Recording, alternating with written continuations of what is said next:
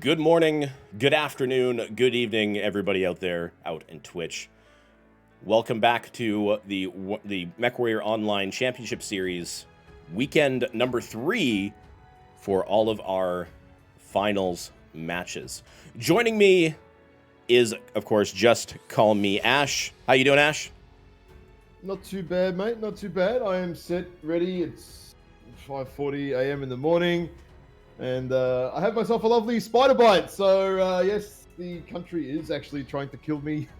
So I'm probably off to the hospital after I finish this, but that's all right. I'm here for the next 5 or 6 hours. My leg ain't going to drop off yet. I'll take some painkillers very soon, I think, in between drops, and then I'll live. If my leg Look at falls that. off, well, there we go.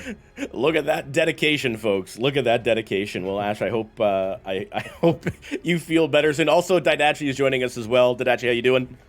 Yeah, not bad, man. 2:45 a.m. here. The country's not trying to kill me, which means that at least in something I'm doing better than Ash. There we go. All right, we've got an action-packed day of MechWarrior action here, folks. We've got some really highly anticipated matches to go through, starting with the very first one, which is JGX versus RJF. We're trying to get things started here as quickly as we can for them, but what are your thoughts on this matchup? This is going to be a big matchup. This is the fight for at least third. Well, RJF have done well so far in that they've played very strongly. Today will be a test of how strong that is. That's what today is. This is going to see where JGX are at and where RJF are at in relation to the comp, the tournament, and everything. Obviously, they're probably two of the strongest, probably out of the 3 or 4 top teams. So yeah, it's make or break day for these guys. No. Oh, I absolutely. think they're not just the strongest teams, they're also probably the most stable in terms of their overall rosters. Yep, definitely. They've been around a while, both teams. So Yeah, and and not that stability is really important, because when you see folks like RJF, JGX, even like Ghost of Nox and some of the other kind of units that have kind of had like the same roster for a long time, you get that really decisive gameplay, like RJF and their 5 mech wolf pack that is just absolutely brutalizing through the finals here, and I'm sure through the through the open qualifiers as well. So I guess we got to get to the map selection, because this first matchup is best of 5. we're at the pointy end. So yeah, it's 5 maps now. It's not best of 3 no more. It is now best of 5. So yeah, I reckon we get these guys banning and Absolutely. see what happens. Yeah. All right, so let's go ahead and release the bans, or release the selection, as they say, because we're not banning this time. And let's see if we can get straight into these matches as quickly as we possibly can for these 2 EU teams that are playing at really odd hours. Odd hours for Europeans. Well, maybe not as odd. I think they were talking about it was like midnight or something like that for them, or I remember the conversation about trying to figure out a time for them to play.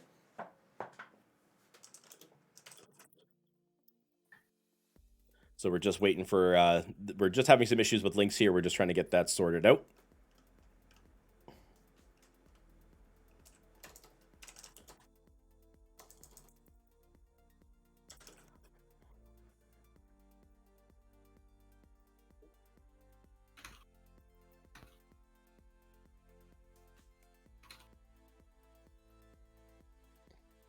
All right, so we're just having some issues with the map banning site. So Yeah, I think the site is having problems here. I'm almost certain of it. Yeah, I think so, because the caster link works. I do have it up on the up on the stream, Okay. and everything looks fine there. But looks like the info is the info one isn't working. So I'll have to. I could tell you what's going on. Of course, you can open that one, though I know it's not as convenient to look at. Okay, so it looks like for the teams it is working. It's just the info link that's not working.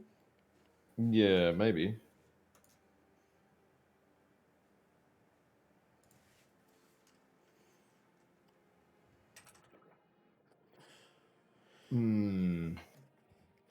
Yeah, even the browser source I'm looking at, I'm looking at what you're looking at, and it's kind of working, but kind of not. I mean, We'll I see, we'll see. see what happens. We'll see. Yeah, I We'll see. mean, I see the teams, I see the maps. Whether or not we're going to see what the responses are, I guess we'll find that one out here I bet. shortly. Yeah, that might be more of a problem. Yeah, if we I can't say actually Moscow, see. Moscow time. Just looking at it now, Moscow time is like 10 p.m. It's like prime Oh, that's time. not bad. That's Yeah, not but so bad. remember, there's some It's people vodka on time. there's some people on their Rostovo are in like Vladivostok, which is on the other side of the country. It's still vodka time. It's all right. It's still Mate, vodka you think time. that you think that 7 a.m. in the morning's vodka time? Yeah, because it is.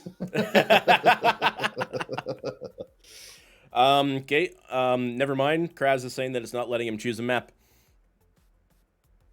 Well, crap. Let's just do this the old-fashioned way. Pull. Do we have to pull?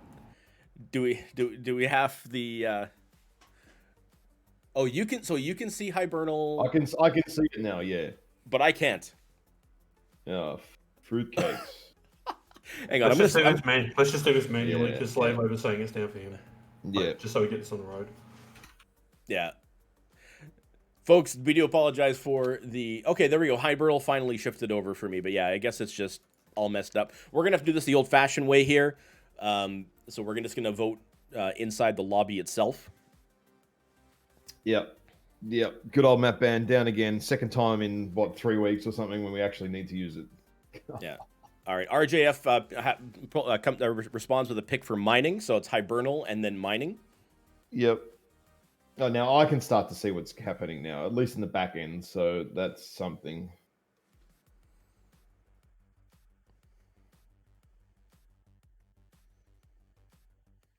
Yeah, I think it's having a very weird moment. Yeah. It'll probably be good in like an hour or something, but yeah, just for now, it's going to be a bit shitty. Okay, so JGX picked Tourmaline. All right, let me open it back up. Let me see if it's going to be working a bit better for me here. It's certainly slow even to open up on OBS. Yeah. I'm just going to keep a notepad file open, like just so we've got something written down. All right, cool. Yeah, the log file thing at least seems to be logging this stuff. Even if you can't see it, it's at least logging it. So I guess that's something. That's Hey, we'll take what we can get. Than nothing. Right now, yeah, that's pretty much it.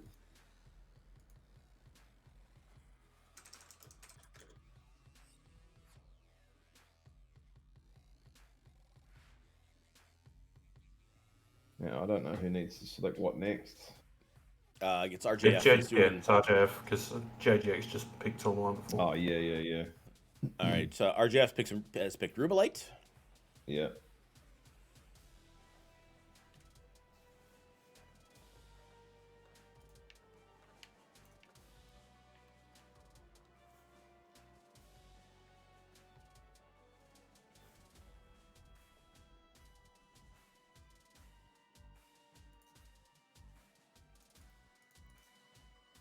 Mining, Hibernal, Rubelite. And then, of course, that puts Frozen City as the decider. No, sorry, Mining, Tourmaline, and then Rubelite. Yeah. Hibernal, Mining, Tourmalite, Rubelite, Frozen City. Yeah.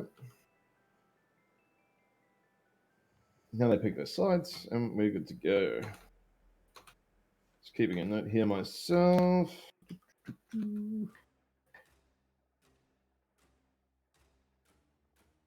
All right, so now we're sorting out who is starting where.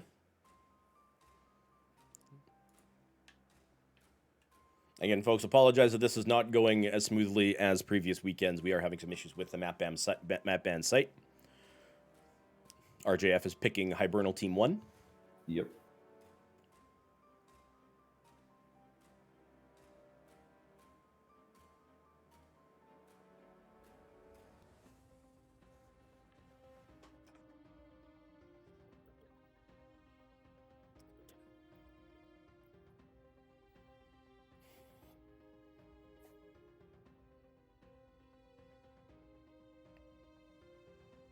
Looks like JGX has chosen Team 1 Mining Collective. Yep.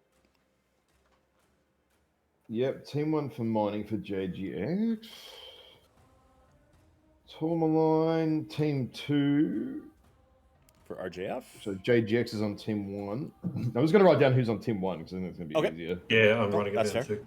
That's yeah, fair. and that's confusing for my brain. Trying not to. I mean, I keep guess at this time, straight I guess time in the morning when your leg's about to fall off, and Yeah. I was feeling all right last night before I went to bed, actually, but now I'm not feeling Look, man, 100%. I've heard of a Russian cure for things is you pour vodka on the wound and then set it on fire and you'll be sweet. Hey, I'm pretty certain I've got some wild turkey, right? That'll do. yeah, just pour it on the wound. Yeah, I might You'll be go and soak my fine. leg in it. In between matches, I'll go get a tub of turkey, right, and just stick my leg in it. I'm sure it'll fix it. Yeah, just ask serial number to send you some Polish vodka. Spirits just cures all. So Ribolite Team 2 for JGX. That puts RJF onto Team 1. And Frozen, I think, is it random at that point for the last map? Ooh, I don't know. That's a good question. No, they don't. So RJF picked Team 1 for the last drop. So JGX Team 2. okay, so Hibernal, just let me double check here. Right, RJF is Team 1 for Hibernal. Yeah, all right, maybe that. Yep.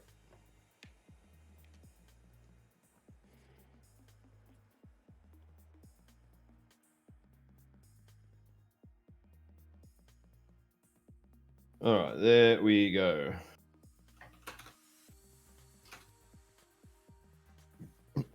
All right, so starting folks, as a timer. Gotta stop what's going already, bro. So, excellent. All right, so very quickly, let's go over the rule set. It is this is a best of 5 match, 8v8 conquest. We just went through the map ban, so you see the maps that we have in the pool. All strikes are allowed. All mechs may be used, be it for MC or C bills. That includes heroes mechs, founders mechs, gold mechs, Sarah's Jenner, etc. All weapons and tech may be used. You can have a maximum of 3 mechs per class with no duplicates. So that's a very quick rundown of the rule set in case you have forgotten what is now week 3 of all of these finals. I'm sure we've been talking about it to the cows come home. So let's go to the map strat and let's talk about the first map, which is Hibernal Rift. So we have Team 1 is JF that down the bottom. Oh, jeez. Just once I'd like to use the map strat and get the first time I touch it, the button right. But it hasn't happened in 2 years. I don't think it's ever going to happen. So JGX being on the red team up to Team 2. I mean, we're going to see JGX move up to sort of here. JF maybe they've been sort of doing this wide flanking sort of thing on a few drops. I don't know if they're going to do it against JGX. I don't know. I mean, if they do, JGX is going to be ready for it. You know, they will run straight to Theta. Pretty predictable there. Most of their tonnage will be on this side of the map, in this department here. And then control Theta. Don't worry about Epsilon too much. Just deny it and then see what happens after Theta. So it's going to be a question of what RJF do here on this map, I think, as Team 2 can be more controlling on what happens. Does RJF sort of do they try and contest Theta? Yeah, I mean you definitely don't go around this side because that's bad news. Especially with all these sort of Overwatch mix from JGX. It'll be in roughly these areas. I mean, give or take a little bit. They might move around, but it's going to be interesting to see what RJF do. I think the early game here will be the very deciding factor. Do they go Theta? Do they leave it? Do they just go for a 2-cap, Kappa, a Gamma, and then try and pressure them? One of the other games, I sort of saw RJF, I think, do something like this. I forget exactly what it was. Cloud will help me right now, right? But basically, the other team sort of moved around here and just sort of shot them the other way. as RJF sort of just kept coming around and coming around the mountain whence you come style. So 2-minute warning. 2 minutes, yeah. So Yeah, absolutely. I think that's roughly what we'll sort of see. I mean, you can't medium pulse if RJF are going to go with their medium pulse plan, which I'd imagine they would be. You can't go that way. There's just it's not possible. You're going to get shredded alive. So it's going to be the action is going to be somewhere in this area of the map as to what RJF do if RJF are going to play the way that we've seen them play all tournament. That's the Well, question. I mean, if you look at their match against Oops, right? Yeah, they played on this exact same map against Oops and basically did what you described. That was based on the fact that Oops had most of their mechs sitting around that Charlie spawn, like right near that volcano, with Bowser playing Overwatch, and they just came out of the gates and rushed, so they had no chance to settle up with Overwatch. They're probably thinking, okay, JGX, their light pack is going to be much more decisive than Oops ones were, but their Overwatch mechs are just going to be just as deadly. I would expect you to see Data and Pasha as Overwatch mechs, along with probably Grolsch. Team 1's locked. Yep.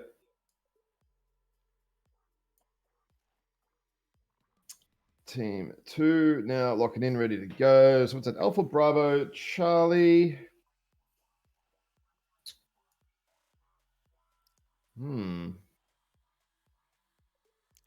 So that's a bit weird. I don't think that's the makeup that they did against in their last matches, because like Tadachi mentioned, RJF was they're going for that like really aggressive wolf pack, like really mobile wolf pack with just 3 Overwatch mechs and just routing out those routing out the enemy team. Now, granted, RJF, like you mentioned, RJF probably can't do that against JGX. They're probably not going to make both teams locked. Oh, nice. We're ready to go here, folks. Here we go. Quick things I noted: Pasha in Alpha Lance. I would expect him in probably a PPC Summoner, overwatching from there and getting eyes on early. Navid Dogmeat and Bravo will be getting the early cap on Sigma because he tends to play his lights or mediums. I was just looking at the Lance for RJF. It could be a little bit of a Lance play here with moving their players around. They can still do this effectively the same thing, even though they're in different lances to what I probably would have put them in. But it's on a map like this, it's actually not that much of a problem. So we'll wait and see. I'll go over to the blue team, have a look. Absolutely. I'm just going to wait for things to start moving here so I can start moving. Yeah, the Lance placement's not going to matter for them. Just I'm looking at the mechs they've got set up here. They're still doing what RJF are going to do. They're just playing a bit of Lance buggery here. So we've got a medium pulse Phoenix Hawk, K9, Vulcan, Wolfhound, all medium pulse as well, and an Assassin 101, which is, I imagine, medium pulse. Yep. So, yeah. And then Fafnir. Oh, dear. Interesting choice. Fafnir. Very interesting. Yeah, they ran the same thing last week. 5 ER large Blood Asp and 5 ER large Annihilator. That rounds out, it's Daka Fafnir, by the way. Rounds out RJF. But yeah, they're playing the same game as the other, every other game. Looking at JGX, a Vapor Eagle, Vulcan, K9, Wolfhound, Phoenix Hawk, Annihilator 1P, Madcat 1, and then the Warhammer 2C Bludgeon. Looking at that Annihilator, of course, this will be a 5 ER large Annihilator. You can see they are trading across Theta at the moment. You've got 2 folks from Russian Clan Jade Falcon making their move all the way out towards Kappa. Pasha doesn't really know that they're there yet, so he's looking towards... Pasha's looking more towards Theta and Epsilon. Drops down into the... No, I think with the movement of Navid there, he would have called out that he's... Yeah, they know. Yeah, I'm just watching this. I think they did definitely catch a glimpse of it. And I mean, if there's only one medium for RJF on Theta, they know. They have to. They can't be anywhere else. Had a strike on Data? Yeah. Oh, to get him down to 80% so quickly? Yeah. Kraz is now already at 74% here. Open torso and taking quite a bit of damage to the CT. There is a strike out on RJF, though. Oh, and it missed somehow. The airstrike missed all of them. That is just... nothing but pure luck RNGs there, because that should have hit 2 or 3 of them, I reckon, but it didn't. But slave JGX labor in have that moved back. Yeah, slave labor in the K9 down at 67%. Looking back at the trading mechs here, you've got Data in the Mad Cat 1 sitting at 77%, sitting behind the Volcano. You got Lermgod and the Bludgeon looking for targets from the Wolf Pack, which the RJF Wolf Pack is moving in on Dogmeat and Kraz and Opesky. Yeah, so Kraz is definitely getting chased down here. Obviously, there is Overwatch from Lermgod here. Elbashek and Cherry. Yeah, Plemashek is down. Kraz is going to get away with that just. And now RJF are caught kind of in this low ground here, and that's going to be a problem. Aviovsky gets down Kraz. Grolsch gets down MK. But Stone Island gets down the Vid, though. He's kind of jump jetting and just kind of caught him. I think it was by the legs. I think White Ice is about to go down, yep. Yeah, White Ice goes down to the K9. You can see Grolsch in the Annihilator is sitting there with his back open, sitting at 71%. Pasha's moving back, looking for some sight lines. Hopefully trying to get slave labor down in the K9. Meanwhile, you got the... Data's super busy here, looking in the wrong direction, actually, at Aviovsky here, while RJF have moved up with 4 mechs on his left. Yeah, and they're going to kill him. They're going to kill him. Yep, he goes down. RJF are up on the kills, but down on the percentages. RJF gets down Dogmeat there. Lermgod finishes off Aviovsky there in the Annie 1P. Dogmeat finishes off that Blood Ash for Stone Island, but yeah, it's now going to go very quickly JGX's way because of percentages overall. Grolsch finishes off Slave Labor. And gets the Vulcan as well. Yeah, finish off the Dubix there. Look at that strike on RJF. Yeah, the Fafnir gets the strike. Someone gets a strike on the Fafnir, and then Grolsch takes the Fafnir down. That calls it for this drop for JGX.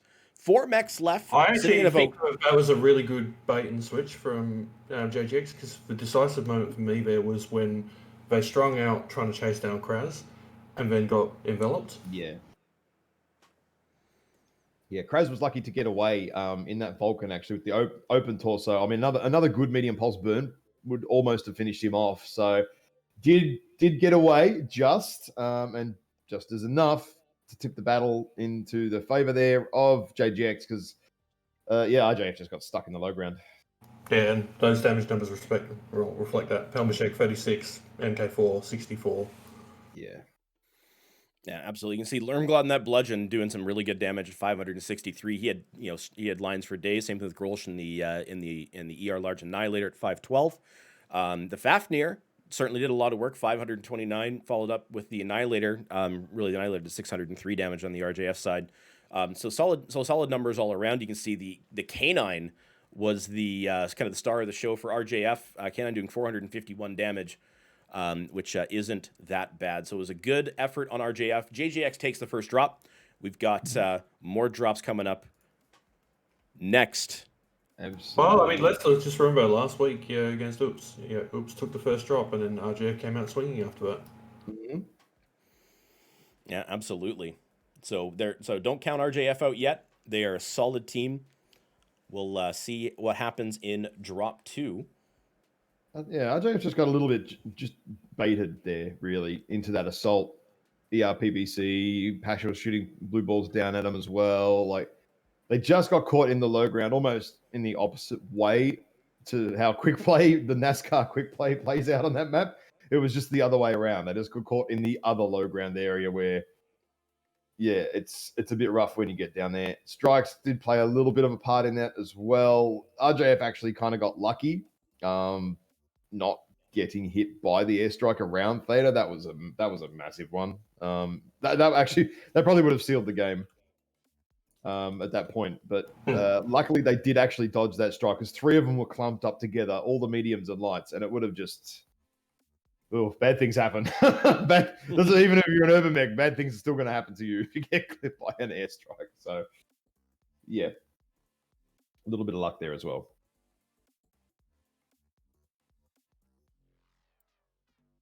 Yes. All right. So map strat is up. Well, folks get ready for for Mining Collective. It did a bit of an oopsie there. It had the titles switched around, but people knew who they were. That's all right. So RJF sort of came around the top side here. I mean, JGX played that pretty standard, I guess, for JGX, and RJF played it pretty standard for RJF. Then RJF sort of kept needling. They were very, very, very, very lucky here. RJF missing the airstrike. There was 3 of them clumped up, basically in a conga line, and slightly left and right of each other. And then the airstrike went down, and it just missed them all. Like I said, if it hit them all, I think the game would have been significantly different because the Wolfhounds, everything just would have been annihilated at that point. RJF started to move up on this side while the Fatties moved up into this sort of area here. And then it was just this low ground fight here where all the RJF medium pulse mechs kind of just got killed with all of the crossfire from JGX, who was sitting up on the high ground mostly. Yeah, no, absolutely. The movement from JGX to basically pull RJF into that killing ground, into that kill box right there. You had mechs being able to shoot down from all angles. But RJF, doing the right thing by pushing their mechs out, they were able to catch I believe it was Data. Out of the out here by Epsilon and take him down. That was before the Fafnir went down. Ash time was it region? Lobby region. 5 minutes. But no, it was a good fight by all. It's certainly a little bit of a different movement that we've seen from other matches, but well received by JGX. Again, RJF is certainly really good with that mobility and that push, but I imagine JGX did their homework and tried to figure out exactly how to receive it and how to use it to their advantage. Well, that's the problem when you bring out your biggest, baddest strat early on. Teams have a chance to scout it and work out, all right, what's the best counter to it possible. And pretty easy to do there on that one. Just basically eat the push and roll it in, and then just keep an eye on the assaults, which JGX did pretty well. They definitely, you could tell they were watching what the assaults were doing. Data wasn't watching all the assaults, I guess. Had he sort of zoned in on the Annihilator, but then the Fafnir and the other guys sort of came rolling over the top and got him dead in the end. But at that point, the game was already won. Even though RJF at that point had the kill lead, the percentages were way, way, way more in favor of JGX and a lot more weaker mechs on the RJF team. All right, so next up is Mining Collective. We have Team 1 locked in. So we have Team 2, RJF. Team 1 is JGX. It's going to be interesting to see how JGX approach this, in that Team 2 is the slightly easier side to cap Theta. Now, do JGX contest Theta, or do they deny it? Probably just going to deny Theta. You do have a few options in sort of these areas, and the high ground areas up here.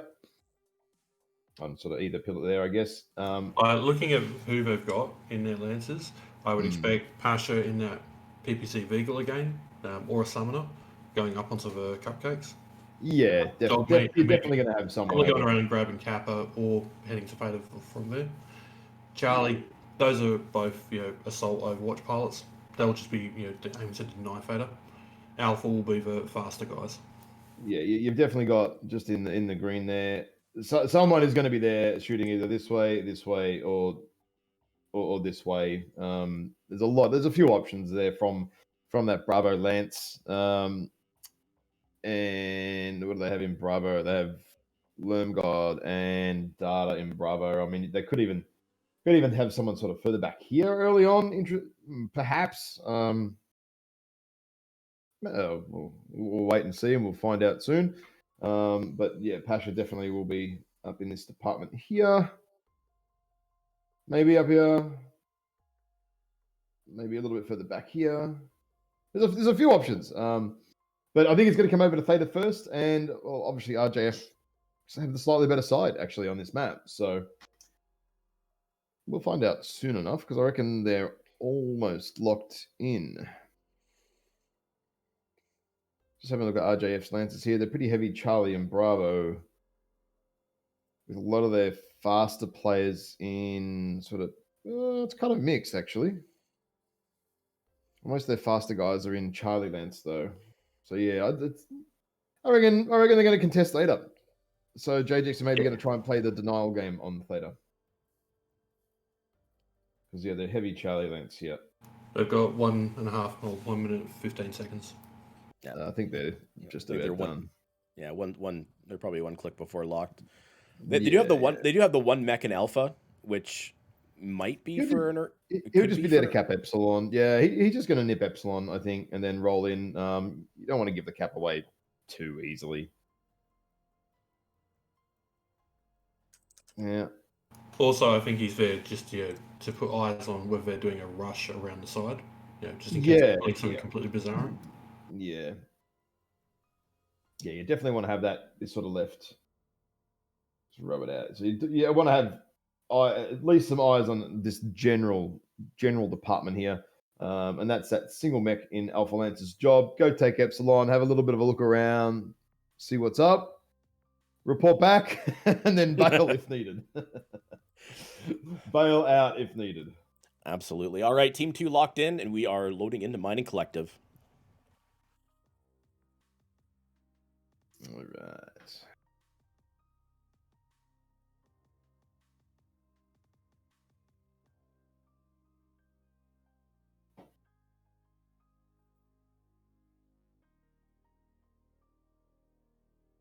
All right, so I'm loading in on the... Forgetting to turn off my damn alarm after I said it. I did that a couple times last weekend. I was like, what the hell is that noise? Oh, crap. I keep forgetting to turn the damn thing off. Man, look at it, and everyone's like, oh, ready. I'm like, oh, let's go, All right, drop ships are coming in. Oh, I'll go down the blue side and have a quick look. So we have a Veagle, Madcat 2, Executioner, Panther, Irby, Vulcan, Warhammer 2C Bludgeon, and a Phoenix Hawk. Actually, most of the mechs pretty easy to see their medium pulse. Executioner, though, is 3 ERPVCs. Oh, excuse me. And Panther is SRM4 and it's 1 SRM4, sorry, and 4 medium pulse. Otherwise, all medium pulse except for JGX, and the Warhammer and Mad Cat are all ERPPCs. So RJF has that thing is tanky as hell. Mm-hmm. Yeah. RJF has their typical Wolfpack: Phoenix Hawk, Vulcan, Urban Mech, and Vapor Eagle, but they put in an Osiris this time. And then sitting up in the trade positions up in the north side of the map, you've got a Mad Cat 2, Highlander 2CA, and an Annihilator 1P playing back towards Sigma. Looking ahead, though, the Wolfpack from RJF is they're sitting here in the they've been stalled. RJF having no interest in going towards Theta at all, and Slovenia has now eaten 2 PVC shots almost to the torso, one to the torso and to the CT now. So that Vulcan is not open all week yet, but not too far off at this point. He did the exposing was actually to try and drop an airstrike, which didn't connect with anything, I don't think, in the end. So, but one thing that JGX did do is they did get a couple of UAVs up to get that early spot on the RJF Wolfpack here, which I think it was partially why they got stalled, because they didn't want to move under complete vision. So now there was a nice airstrike there from RJF, but it just didn't connect enough. It should have connected a little bit better, but just JGX just backing off, just seeing the smoke just in time, I think, to get away from that. That could have been a lot worse, actually. But yeah, look at this. They're heavy on this left corner of the map. And I mean, look at where RJF are. They have their other 3 bigger mechs in the opposite corner. It's interesting. Yeah, interesting. Meanwhile, the Osiris, I was going to look at the Osiris, but it went and took off, and it's now up by Sigma. You can see the one of the trading mechs is working their way down towards Echo 6 to try to get some better sight lines on JGX here in the south. Looking at it from JGX side, you can see JGX has 2 mechs sitting up in cupcakes, and they're just kind of essentially waiting right now. But those trading mechs taking a strike. But I think they dodged it, or it just didn't do a lot of damage. I saw it go out, but I didn't really see it connect with anything. Yeah. But you can see RJF is losing a lot of armor here pretty quickly, though. But Dogmeat in that Panther, 79%. He's starting to go down. He must have an Dario open ate an something. airstrike, but again, I think just kind of clipped from one of the pallets, and it's sitting at 60% in the Irby. Irby has a lot of armor anyway, but it just missed him. Like I did hit him a little bit, but again, this could have been so much worse. But luckily, it wasn't. Yeah, the Panthers They're being got pushed out now. They're being massively sort of manhandled out the way here. Aviovsky here with two Gauss and only 2 ER large on the Mad Cat 2 is trading at range with ER Peeps, and you are not winning your trades ever with Gauss against ER PBCs at 1,500 meters. That's just not happening. So, and now he's getting harassed here. Dario and Navid, RJF have basically had to bail out because they were getting pushed, but Aviovsky now open on the torso. Well, Dario, I think, has got himself out of position here a little bit. Oh, White Eye's taking that strike in the Veagle down to 57%. You can see RJF did the right move of rotating towards the center rather than rotating back so the trade mechs can support them. Labor there finishes off Dario, who kind of dropped down and kind of got himself isolated really, really heavily there. Plemishek finishes off, Kraz finished off Plemishek there. Kraz finished off MK there as well. Oh, I think that was an airstrike, actually. Was that with an airstrike? Well, it might have been partly an airstrike. Whitehouse finishes off Dogmeat there. But again, look at the percentages on RJF here. They've just been getting armor systematically. Yeah, percentage is definitely massively in favor here of JGX. Whitehouse here is big strike on Kraz and Pasha there. Yeah, down to 39 and 44 respectively. Yeah, Pasha's got open torsos, completely open rear. Looking at Kraz here for a second, and the Vulcan is getting at 39%. He has 5 medium pulse. He's very cord CT, very open CT. He's I feel like one airstrike could kill either team here. Basically. Pretty much. Looks like there we go. Big crossfire here now from JGX. You've got guys, Data and Lemgod are up in the center on Theta here. A pretty solid crossfire. Just now manhandling RJF into the corner of the map. Now they will have a 3 cap very, very shortly. Even though the caps are even, the percentages are. This is JGX's game, I would imagine, unless RJF can get maybe a very quick pick here or there. But Navid at 30%, 27%. It's very possible that Navid could go down. Yeah, Navid's legs are both open. His torso is open as well. The Vulcan goes down though. That's a big pick. There. Yeah, this is going to go really quickly in a couple of seconds now. Bang, bang, bang. Slave labor goes down. Aviovsky's about to go down, and there we go. And Stone Island is left, but he won't be left for too long. And there we go. Bang, bang.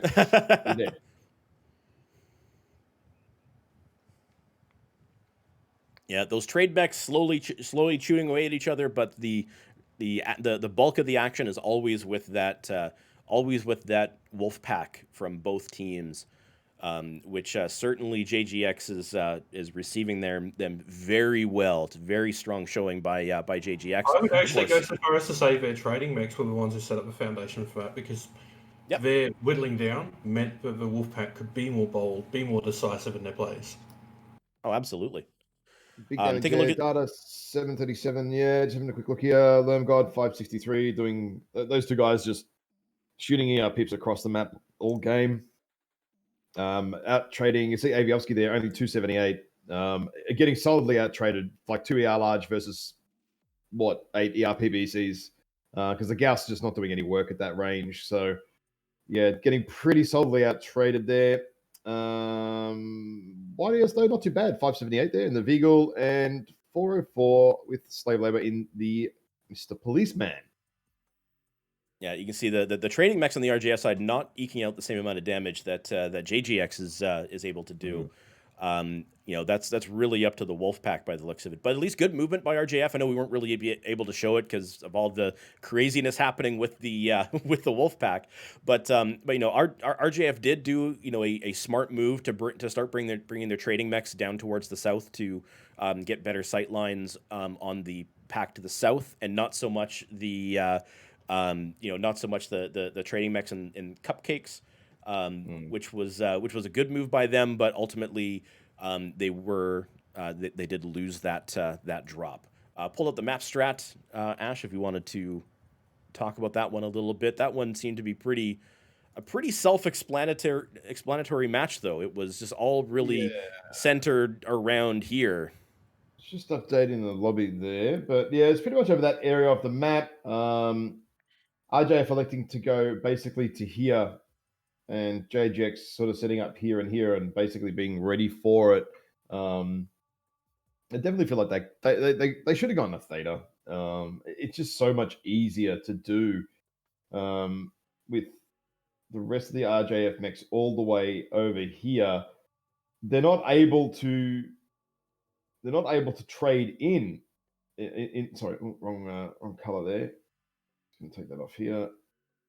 Those mechs there, they're not able really to trade in when all of JGX's army is in this area of the map. You have no angles really unless JGX overextend, which JGX didn't need to, and well, they didn't. So, kind of, yeah, that's a lot of low damage for the RJF traders being in that Delta 6 position.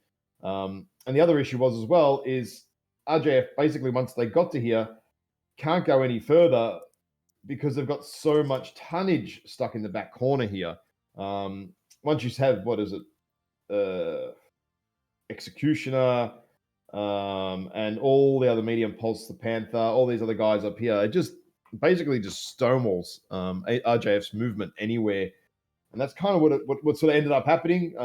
They did send MK, I think, all the way around the back here to Nab Sigma. At that point, sort of JGX has started to move up to here. I think one mech over here, another mech there, and then at that point, then the crossfire is really starting. JGX locked. Yep. Sorry, one sec. Thank you. And then Avovsky and the Mad Cat had slowly moved up to this position over here. But again, you're trading mechs here versus mechs here, trading at each other. Gauss this way, 8 ERPBCs this way. You're going to lose that every time. You'd see him stick his head out every time, 5%, bang, bang, 5%, bang, 5% every time. So you've got to be aware of when you're not winning your trades like that and stop. You can't do that. Oh, absolutely. All right, looking ahead to the next map on Tourmaline Desert. Let's pull that one up. This is a map that, at least in the best of threes, a lot of people dodged. They didn't want to play it. Interestingly, yeah, I know. Comp stalwart for many years, but I don't know. I think it's due to the sides, right? And depending on what team you start on, it's hard to work out counters and strategies for the other team. It's not the easiest map to play, I guess. There's a lot that can happen. Lots of trading. A lot of teams aren't super keen on the super long range stuff. So, but we have JGX up the top, and they're locked into Alpha and Bravo. There's nothing in Charlie whatsoever. And then we have RJF down the bottom here. So we will probably see maybe mix over here, maybe see a couple mix trying to trade here. Might see something here, something here. May even see some movement here from a JGX or even something like this, perhaps, depending on the lances for RJF. That'll be the interesting part as to sort of how I guess JGX move out of the drop zones. Now, do RJF put guys up here? Do they stack Alpha Lance and go at them? Doesn't look like it from the Lance's placement so far. So probably wouldn't happen. I honestly expect JGX to do a big, bold alpha to alpha push. That's part of the reason of putting most of their Overwatch pilots in that, I would say. Yeah, they could, but with only like one or two players, they're light players for RJF. They're gonna, if JGX do this, a push across here and all that sort of stuff, or they're not gonna find anybody there. RJF basically look like they're setting up Bravo and Charlie. So RJF have the easy side here. It's slightly easier, I reckon, to get up here when you've got most of their medium players for JGX here. And RJF should probably be looking at this and go, hey, we might be able to very, very quickly nab Theta, nab Sigma, go take Kappa, and then just in and around this this sort of whole area here, just keep denying Theta. Just keep denying it. Deny. The big thing for RJF here is this is for decider. If they lose this drop, they move down to the losers bracket. Absolutely. Winner. The winner is guaranteed to be at least third place if I'm reading the ladder correctly, and the loser has to drop down to the losers bracket and fight their way back up, which that will be interesting. So we'll see. This could be the final match for these two. If JGX is able to eke out a third win, is his best of 5 after all. RJF is certainly not out of the fight yet. They've got a solid team. If they can get the right strat down against JGX, maybe they'll be able to eke out a win here and do what I don't think any team has really done yet. Because JGX, as strong as they have been, they haven't lost yet. No, at all. Said this early on in the tournament. They're definitely the team to beat. They've been practicing 7 days a week, so there's no surprise there. Wait till the chat catches up on that one. You mean wait till Mago catches up on that one? They've been playing together for years. The other Eon, EMP, stuff like that. There's no one around anymore. So obviously JGX would be the pick of the last sort of team still left playing. And RJF also always JGX always better than RJF. So 20 seconds. There we go. How this is going is not an overall surprise, but the drops haven't necessarily been like steamrolled stomps or anything of that order. Which is what I was kind of expecting. JGX to probably take the series out 3-0. But RJF come pretty close and definitely be killing 3 or 4 mechs, and that's definitely what's happening. I think mining could have gone a little bit better, but I take issue with Dubious's comment about a foregone conclusion, because I remember people thought the same thing about Eon against PHL, and PHL just this was back in MRBC, just outfought them, like not physically outfought them, but outfought them mentally, and pulled out wins that Eon had no idea how to deal with. Yeah. But if you get complacent at these levels, you will be taken advantage of. That said, though, back then the game wasn't as slow as it is now. The game is just so much slower with desync and everything else. But mechs were fast then. They twisted, they moved quick. It was a deal. Well, it definitely was a different game back in MRBC days. These days, Absolutely. it's medium pulse and big fat assaults. At the end of the day, that's all that's really good now. They're just anyway. All right, that's a discussion.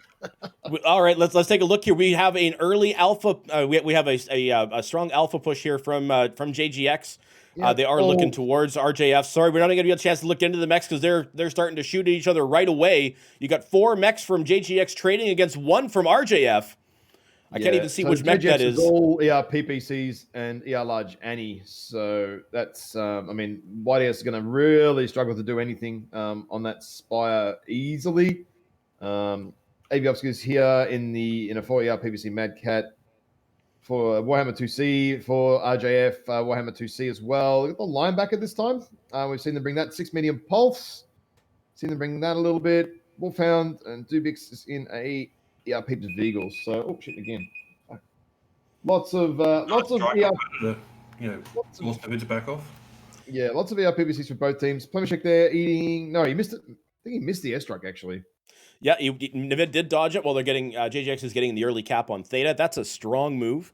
Theta is of course a very exposed cap point, so anybody that goes to Theta later on in the game gets punished. Well, and full capping out to boot.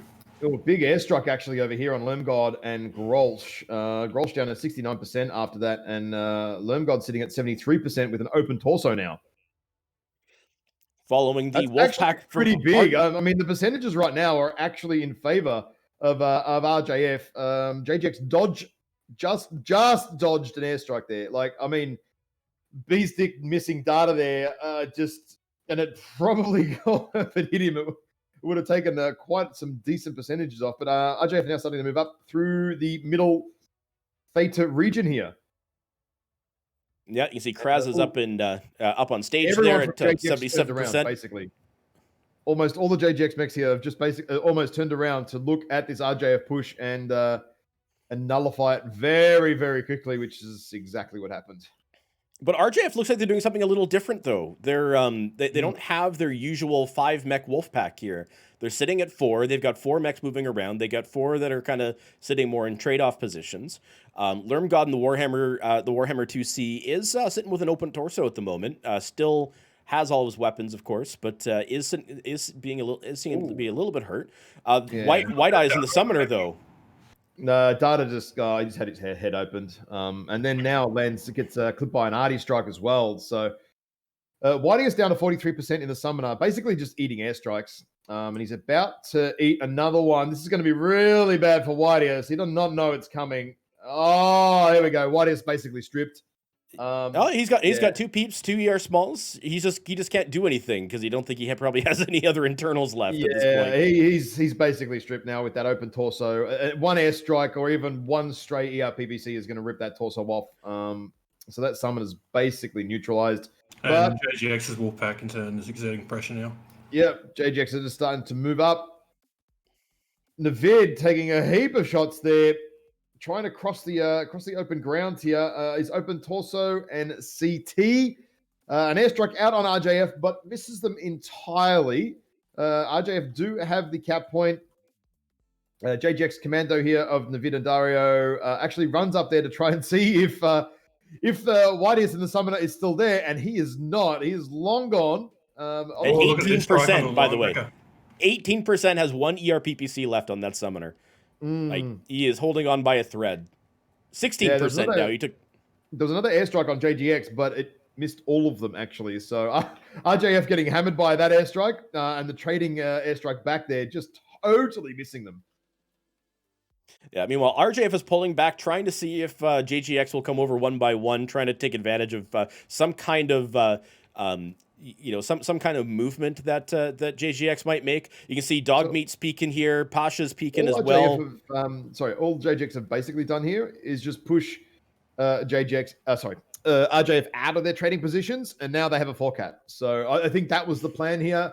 Just get them off the Spire, get them off Stargate, and then just camp. You don't need to move now. You have 4 caps, got all the tickets rolling on in here. RJF at 16%, 39%. The mechs are really, really, really weak here. You can say RJF is they seem to be making a push, a movement towards Pasha. The linebacker peeking and pulling back as he realizes he's by himself. Slave labor in the Vulcan trying to get some at least some pop damage with those MPLs. We've got 3 mechs from the RJF Wolfpack doing a left flank here. Trying to see if they can catch somebody else. Navid in the Vapor Eagle, which was pretty low. Where is his percentage? 56% down in the Bear Pit. Yeah, they know. See, it's a big airstrike actually here on Lermgod. What's going to happen here? Artie 63, 60. Oh, I only lost 3% from an. Are you kidding me? Wow. Okay, that's very, very lucky. But JGX basically just setting up this massive firing line, waiting for RJF to come in. In the meantime, though, JGX's mediums and lights and Summoner have actually gone in and are just picking mechs apart here. Plemishek goes down. Aviovsky goes down here. I think RJF is probably the next target, or Dubix. JGX again, still pretty fresh overall. The video's open. Sorry, in the Vulcan. I thought he was Phoenix Hawk. I think I said that wrong earlier. There we go. 2 more kills. Basically, Paul Keating maneuver, by which I mean I want to do you slowly. Oh, Lermgod! Wow. Lermgod overheats. Lermgod actually cooks himself trying to kill MK there, and that would have actually been an 8-0 wipe if Lermgod didn't go cookie on himself there.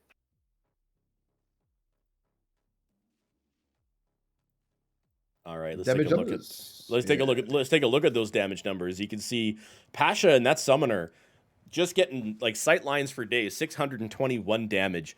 Of course, the rest of the JGX folks weren't that far behind. You got Grolsch at 521, Data at 548. Lermgod at with the Warhammer 2Z at 406, the only death for JGX. Looking over at RJF though, you can see the Vulcan and the Summoner and Warhammer on their side, which were three of the trading mechs, are sitting in the mid to high 400s, and then you've got the Mad Cat 1 sitting at 336, and you got the Wolf Pack, or the 4 mech Wolf Pack, kind of sitting more in the high hundreds and low 200s there. Certainly the Wolf Pack wasn't as effective this time around, but mainly just because of the state of the map. The map's very difficult to be Wolfpacky, especially when you got up against a team like JGX, who is so good at trading. And they're organized too. They were very watchful. I mean, as soon as RJF tried to sort of move around and get an angle, basically all the JGX assaults except for one flipped around straight away and were ready and waiting for them to sort of peek and pop out. As soon as they did, bang, bang, straight away. Those ERPVCs flying out very, very quickly. So, yeah. Yeah, absolutely. Pulled up the map strat quickly, but it was a fairly I wanted again. A lot of these matches are kind of they're what we pretty much what we kind of called at the beginning, right? On the on the JGX side, you had that alpha push, and then you had 4 trading mechs sitting up here in Echo 4. And then you had the rest of their mechs were kind of spread out over here, trying to look for, basically essentially watching for the inevitable RJF push, which did happen, but with fewer mechs when they kind of they kind of started doing this movement here. They, like Ash mentioned, they called it and then immediately kind of was able to look at them, was able to diffuse them. So RJF just really wasn't able to find any kind of in. Really, I think that's what they were looking for, that kind of that death ball momentum there, but they just couldn't get it. Yeah, it was coming up here, sort of in the green, sort of in this. That's where it was sort of heading. But all the JGX assaults here, bar Grolsch, they were facing this way, and immediately Grolsch kept his eyes on what was going on over here. The others all turned around and just started firing straight away. Like, it was almost instantly. See them all spin around. Like, Well, yeah, the thing here is comes that RJF. when RJF pushed up there, I think the slave labor pushed up ahead. The other guys stalled slightly. Like, there's like a 2 or 3 second period before they decided, okay, one of them's going right and the other ones are going to come up and assist. I mean, the rate of knots that JGX span around, I mean, they just wouldn't have been able to push anywhere anyway. I mean, they're going to, once you get to sort of this area, I guess you're stuck. You go around this, you're knackered. You come up here, you're knackered. You pop up here, they're all JGX assaults just looking. They were ready for it. They knew it was coming. It was just a question of when. YDS up here just showing the inexperience with the Spire and airstrikes. I think 4 or 5 airstrikes, and basically that's what killed him. He wasn't losing the trades; he was just dying to airstrikes. Because again, you place the airstrike right underneath the Spire. Unless you have a mech watching it for you, you can't see the airstrike. So, yeah. Yeah, no, absolutely. But All right, so we're ready to move on to Phoenix Legion versus not Dropship 5? Yes. In about 15 minutes, we're actually going to have some a bit of space here. So looking ahead, folks, we do have other matches today. Coming up is you just said it, not Dropship 5 versus Phoenix Legion. The winner of that match goes on to play PP Poo Poo. Following that match, we've got Dog Squad versus Smoke Adders, with the winner of that match going on to play Oops, It's the Wild Ones. So we're going to take a quick break here, folks, while we get things switched around for the next matchup. Thank you again for hanging out with us today for the MechWarrior Online Championships at Series Week 3 of our finals, which we're doing. We had the one winners bracket match today. Now the rest are all going to be positions within the losers bracket. So stick around, folks. We'll be right back.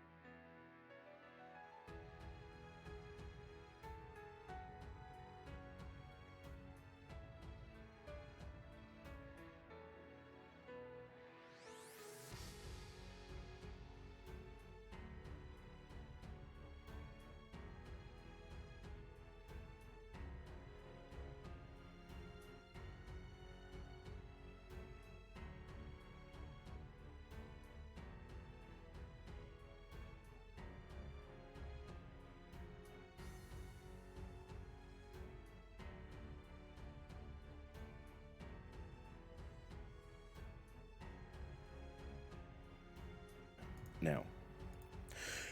All right, ladies and gentlemen, welcome back to the MechWarrior Online Championship Series. We've seen the matchup today already for JGX versus Russian Clan Jade Falcon. For those who missed, JGX did win win that in 3 drops, so they move on to the grand finals. The Russian Clan Jade Falcon will go down to the losers bracket to see about fighting their way back in. Up next, we've got Not Dropship 5 versus Phoenix Legion. We're getting folks into the we have everybody in the in the lobbies, and they are ready to do map banning. I was just going to quickly, wait. Mr. Chris, did you update the stream title? If not, I'm doing it right Yeah, now. already did it. Oh, you did? Hang on a sec. Is this supposed to be best of 5 or best of 3? Best of 3. Because they have a best of 5. Oh no, sorry. This is best of 5. That's Okay. fine. Okay. Yeah. Okay. Just check it. Just check it. I was like, hang on a second. Don't tell me Something we've doesn't. already got dramas. Oh no. Something doesn't look right. But no, it's fine. It's fine. It's fine. It's fine. All right, best Oh, of. Jesus Christ. Axis just went and said, Natred from Not Dropship 5 moved his wedding 2 hours ahead so he could attend this match. Talk about dedication. But he's not in the lobby, so what? How does that work? Oh, he's probably, one of our pilots they're rotating in. Oh, yeah, maybe. All right, let's go. Ben's away. All right, let's see here. Well, actually, not just map selection. What are they going to choose? Yeah, What's going to be first? Hibernal Rift coming up first once again.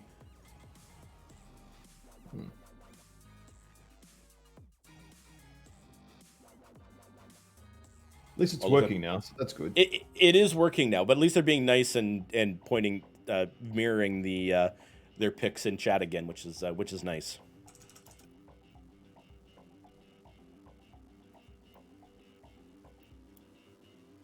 Yeah, it seems to be working. At least the log file's working for me. I think the overlay should. The site actually looks pretty good now, I think. It's definitely not doing what it was doing an hour ago, which was nothing, basically. not a hell of a lot at that point. So Frozen City picked by PHL. Drop 1 is going to Hibernal anyway.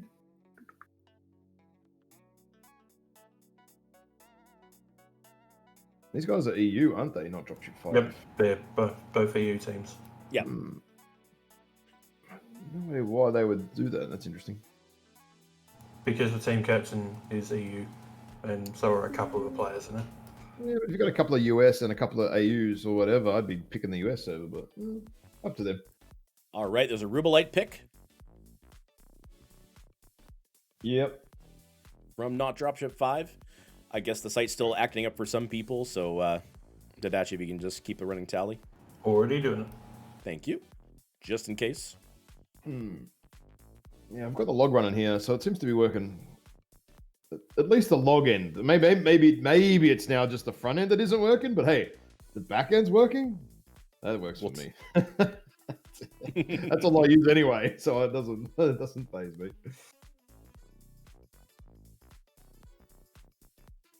All right, Phoenix Legion they're sorting out what their map 4 is going to be. Mining Collective and Tourmaline are left. Mining Collective picks up by Phoenix Legion, which means Tourmaline is the decider. We get to 5 drops. The end there. Okay, right. Okay, cool.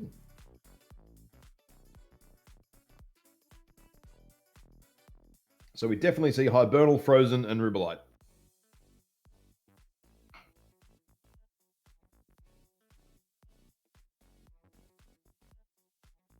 Excellent. All right, so now we're just waiting for teams to pick their sides. Mm-hmm.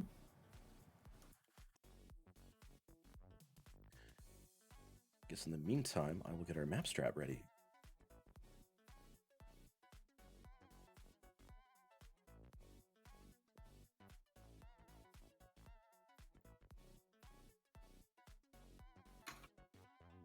He's got to ban like 5 to 6 times. Yeah, as soon as Live wakes up, he's just going to be flooded with pings about this. Sort out this map strat stuff. This isn't working. That's not working. Where are the giveaways? Why are you living in Darwin, which is a shithole? Oh dear.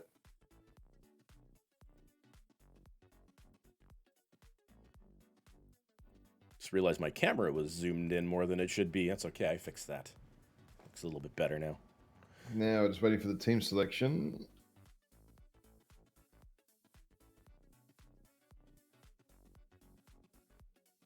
Just waiting for them to start. Hopefully they didn't forget that they needed to do that as well.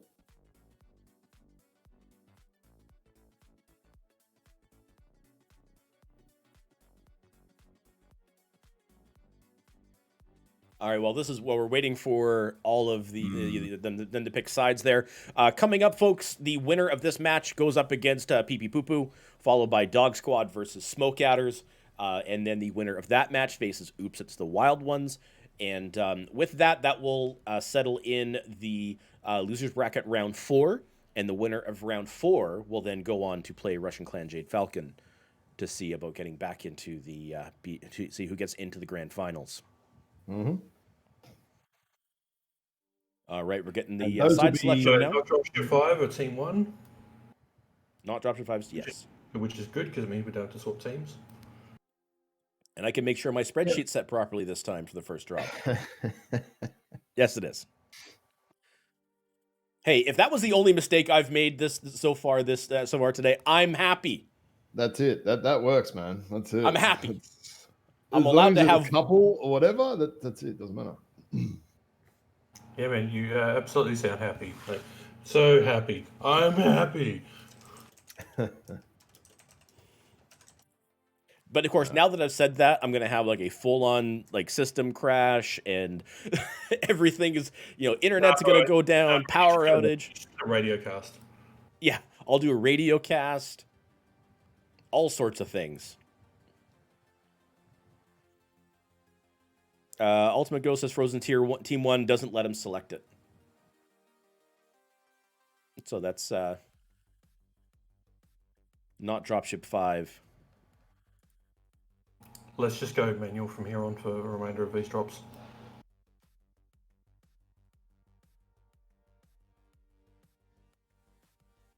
Which is good. That means we get 2 matches where we don't have to switch anybody. I'll take it. Just get them to type out for here on, just so we can keep this flowing. We'll do. Where's Team 1?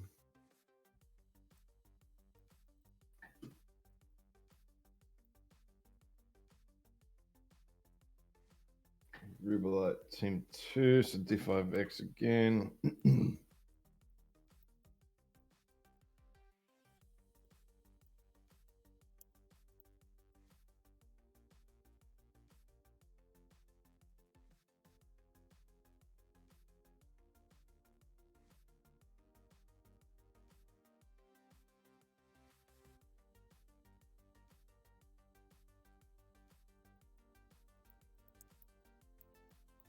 D5X. Yeah, not Dropship 5 on Rubelite. So basically Team 1, Team 1, Team 1 for all of them so far.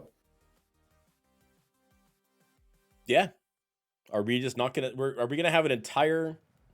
Well, so far, if Maybe, somebody yeah, blanks them, maybe, if somebody maybe. blanks them, then there's the switch right there. There's the switch. So not Dropship 5 goes to Team 2 on mining. I mean, I'm just curious to see how Axis goes on EU servers. Like, he went okay last week, but we saw Jay-Z have a terrible time on EU servers. Well, he was so Jay was playing from a laptop on Wi-Fi. And so he was certainly struggling with technology for their matches last week. But folks, thank you for your patience. We are having some issues with the map ban website. It is working a little bit slow for us, so we do have to do this manually. You will see the selections eventually show up, but just keep in mind that we're trying to do our best to ensure that the show goes on. And great to see 147 viewers at the moment. Might be everyone from Australia. Way too early. Maybe one. Oh, no. We've got Road God, you, me, Axis. If I was those boys, I'd be going back to bed right now. But that's what I'm going to be doing after this. Or maybe they haven't an hour slept yet. siesta. maybe they haven't slept yet. Maybe.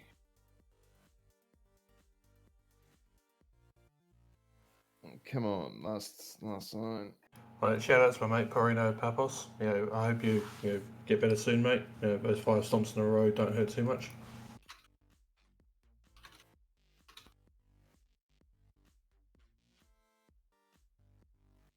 We're just waiting. Team 2 for PHL, so do 5x. All right.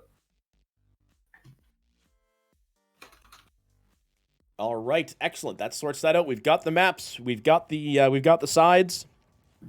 So let's get back into our map strat and talk about what is likely going to happen for Hibernal Rift. Well, I don't think we'll see not Dropship 5 do this movement. I would say they're probably going to be more trying to contest Theta around this area and this area. Maybe have a little look around here, but I would probably not be thinking they're going to go sort of too hard in there. PHL probably going to go for a fairly. They've sort of shown they're not impartial, just sort of doing the sort of pretty traditional sort of trading sort of stuff on this map. In sort of these regions, they may well send someone up to Theta because again, it is Theta on most maps is these days super important. And again, it is just due to the slowing down of the game. You just bring medium pulse Wolfpacks IS, and that's it because there's no other choice anymore. I think that this not Dropship 5 team is one of those teams that because they've got multiple time zones but don't have the coherence and coordination that a more experienced team does. Like they've got some talent in their ranks, but talent can only take you so far. Mm-hmm. So I think we'll see them set up in sort of roughly the blue regions, try and trade it out, but it's a question of, well, how well are they going to trade against a well-rehearsed PHL? While they haven't played a hell of a lot, they've obviously shown this tournament that you can take a break and you can still come back and be pretty damn strong. So I think not Dropship 5 probably have their work cut out for them here. It'll be interesting to see what sort of strats they do pull out, how much homework they have done. RJF obviously gave them a good shaking a few weeks back, not last week, the week before, in their drop. So did that send the not Dropship 5 guys back to the drawing board to have a bit more of a ponder, or not? But then PHL do play quite differently to RJF too. So what they did 2 weeks ago is going to have to change for this week, kind of thing as well. So we just have to wait and see how it kind of plays out. But again, I think Theta is going to be the more focal point. Both teams are going to probably pay attention to Theta, where RJF tend to ignore Theta and sort of try and exert corner pressure, edge pressure, stuff like that. Yeah, we'll see. Like, it's certainly, we do see a lot of dancing at Theta. You usually see like 3 mechs, 4 mechs on either side. They'll try to they'll see if we can eke out that early cap on Theta, which I don't think we've really seen anybody be able to do that yet, of getting that early clutch kind of cap on Theta before the enemy team gets there. It's been close. Tried it, right? It's been close. Yeah, they both try it, and then it's more about making sure the other guy don't get it, and not eating too much damage in the process. Like one good strike can totally shift the entire match around, and that's again why I really hate airstrikes. One of those can just decide a match way too easily. But both are locked and ready to go. Wow, that was quick. So Alpha Bravo Charlie for not Dropship 5, and Heavy Alpha, and then Bravo Charlie for. Yeah, this is gonna be a Theta fight. This is gonna be a Theta fight. Lancers, the players. This is pretty standard. Pretty standard Theta business in 2020, but it's kind of like 2019 as well, because pretty much Theta hasn't changed, really. No, nothing has changed. Hey, so Darren, on the off chance you're listening to us, can we get a tournament supporter pack next time? Oh yeah. To help your company make more money. Yes. Right? Yes. Tournament supporter packs would be awesome. I would buy them. I would buy those like crazy. Yeah, $10. $5 for the company, $5 for the tournament. Yeah. You don't even have to give anything to MWO Comp. Just send the money directly or prize money directly for the players. All right. So interestingly, PHL brought a Virago. They brought the 4 ER large Virago, which is an interesting move. But they also have an Annihilator 1P, a Commando, an Assassin, Vulcan, Summoner, Stalker, and a Vapor Eagle. Yeah, so you see the rush straight to Theta here. Both teams trying to cap it, both teams denying it. The other team trying to get it off the other team, deny it from the other team. Pretty standard sort of stuff, really. At this early stage of the game. Yeah, absolutely. Looking at D5X, you've got Annihilator, Warhammer Bludgeon, Urban Mech, Commando, Phoenix Hawk, Stalker, Summoner, and Vulcan. So pretty kind of standard stuff. Though it's weird to see the Hellbringer in this drop, which is a bit of an odd duck. It's not one that you normally see here. Hellbringer It certainly be fits, pretty strong. It can be quite good just because of the really high amounts. Really nice. Kieran taking a massive strike and losing an arm. Of course, the arm doesn't really have much in it, but dropped him down to 77%. You've got two PHL mechs here over by Kappa, one of them being the Vapor Eagle, getting shots in on shots up against Kieran, trying to keep him under control and keep him looking more towards the center. Look at that strike on Case Block. Yeah, Case Block and Dementhos. Dementhos is Deathmanos, pardon me, is down to 75%. Case Block at 84%. I don't know that not Dropship 5 realizes that there's only 2 mechs on the other side because they're being very careful with how they're pushing up. The temporary access getting and Zeo's trying to get some cap points on Theta, and there we go. They flipped Theta. Yeah, they were just after that denial, but I mean, if you're just going to deny the cap and you have a opportunity to cap it, well, you do, right? And that's exactly what not Dropship 5 have been able to do here. While the PHL's Commando and stuff is kind of backed off to go and do the capping. Yeah, taking a look at the other mechs here, we've got the Warhammer Bludgeon with Ultimate Ghost is kind of pushing out the Epsilon side here, looking for sidelines on El Rizzo and the Summoner. You can see that the Stalker, Annihilator, and Summoner for on the Stalker here. Ooh, Diego's just caught it. Just caught it. It just missed him. I mean, 122%. Could have been 10, but it was only 2. So that's what you want. Yeah, absolutely. You can see the firing line back here, trying to get some. Oh, it's an arty strike on Zeos here, in the middle. Oh, down to 70% in that Urban Mech straight away. Oh, yeah. You can see PHL is trying to do a work around the left side here of Theta, trying to see if they're able to catch anybody out, try to use the numbers game to their advantage, because if they peek this side, they've got 4 mechs to bear. Taking a strike, though, Jeff Meadows. Yeah, big airstrike there on Johnny Black. Yep. And in the meantime, what happened there, Tarragato actually popped up very quickly just to have a look, and did dive onto Kappa very briefly. He's trying to slowly take Kappa back here, slowly, to actually put a 4 cap for not Drop Your 5. Yeah, not Drop Your 5. Percentages here on the PHL side, like they're not Drop Your 5 are basically playing the slow patient game of just keep drawing them, just keep whittling them away bit by bit, bit by bit. So they are pushing it aggressively into El Rizzo, but they're actually they're not looking at El Rizzo.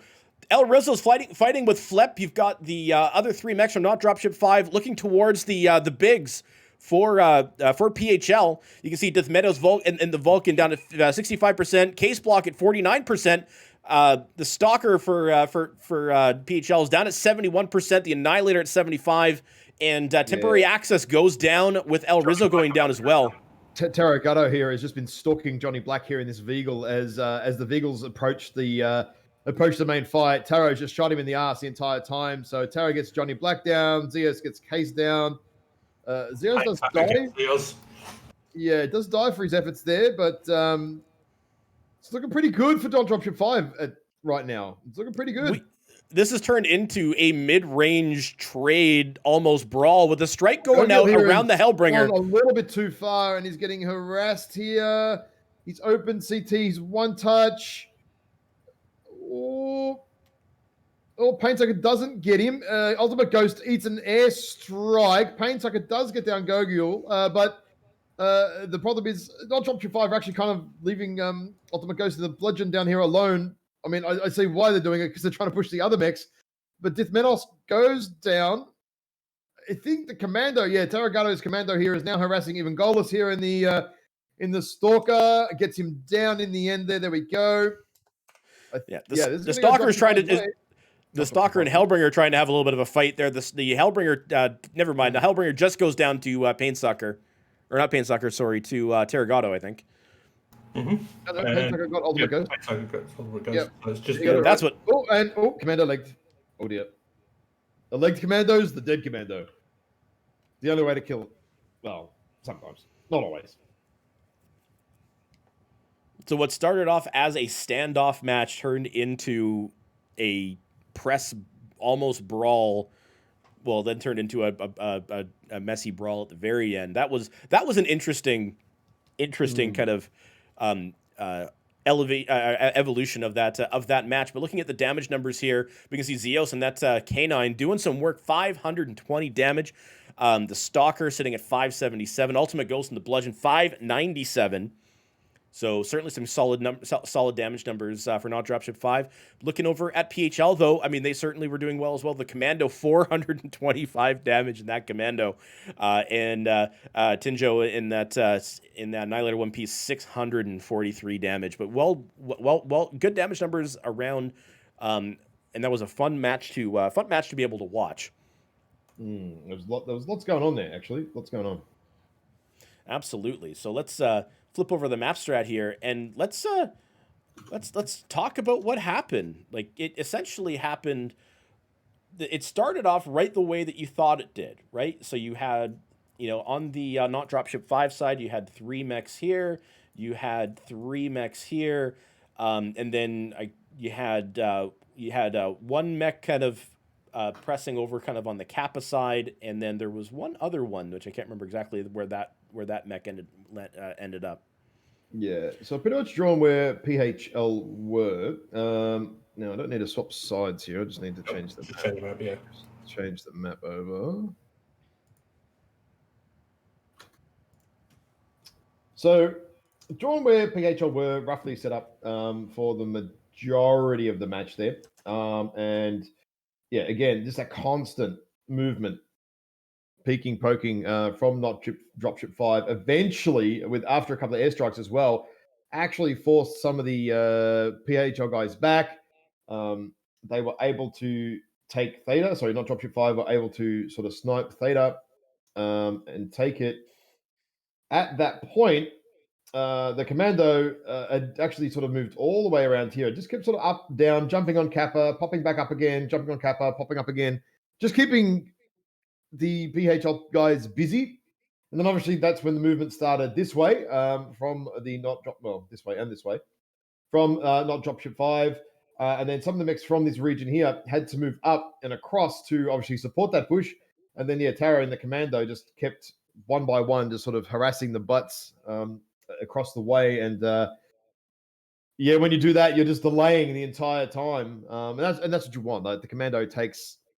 That's almost the job of the Commando. Either one, dive in and cause havoc, or two, find an edge dude somewhere and just keep harassing the shit out of him so he's not shooting anyone else because he ain't going to be hitting you.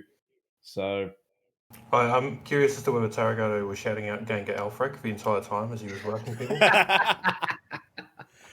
Quite possibly, but then when you see like the evolution of the late game, right? You end up essentially stupid thing. There we go. You essentially have 2 firing lines, right? You had a firing line here, and you had a firing line more or less there, and it went from this like map wide trading to this kind of mid range trade with little kind of peaks kind of in this side and kind of stabbing from this side. It wasn't a long range game that entire that entire time. Like, it was certainly going in, lots of kind of fast action there, some really good kind of really good picks, and of course Tarragato in that Commando always kind of sitting there off on the flank of PHL, and certainly causing some headaches. Yeah, when you know there's commando in you in your butt, there's a problem because he got case block, you're harassing even goalless. It's what 100, 130, 140 sort of tons. Like easy, Mm-hmm. easy locked up. Keep it busy. That's the job. That is the job of the commando. Just be a pain in everyone's ass. That's it. If you ask, if you ask Ultimate Ghost to please refer to the Discord channel, because he's wrong. The actual section on time between drops clearly states, e.g., Team 1 has 5 minutes to lock their allowance, then Team 2 has 5 minutes to be ready.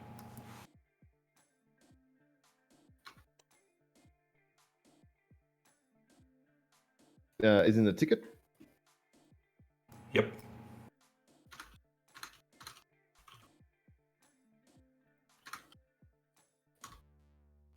Tell them to have a look at the ticket there for you.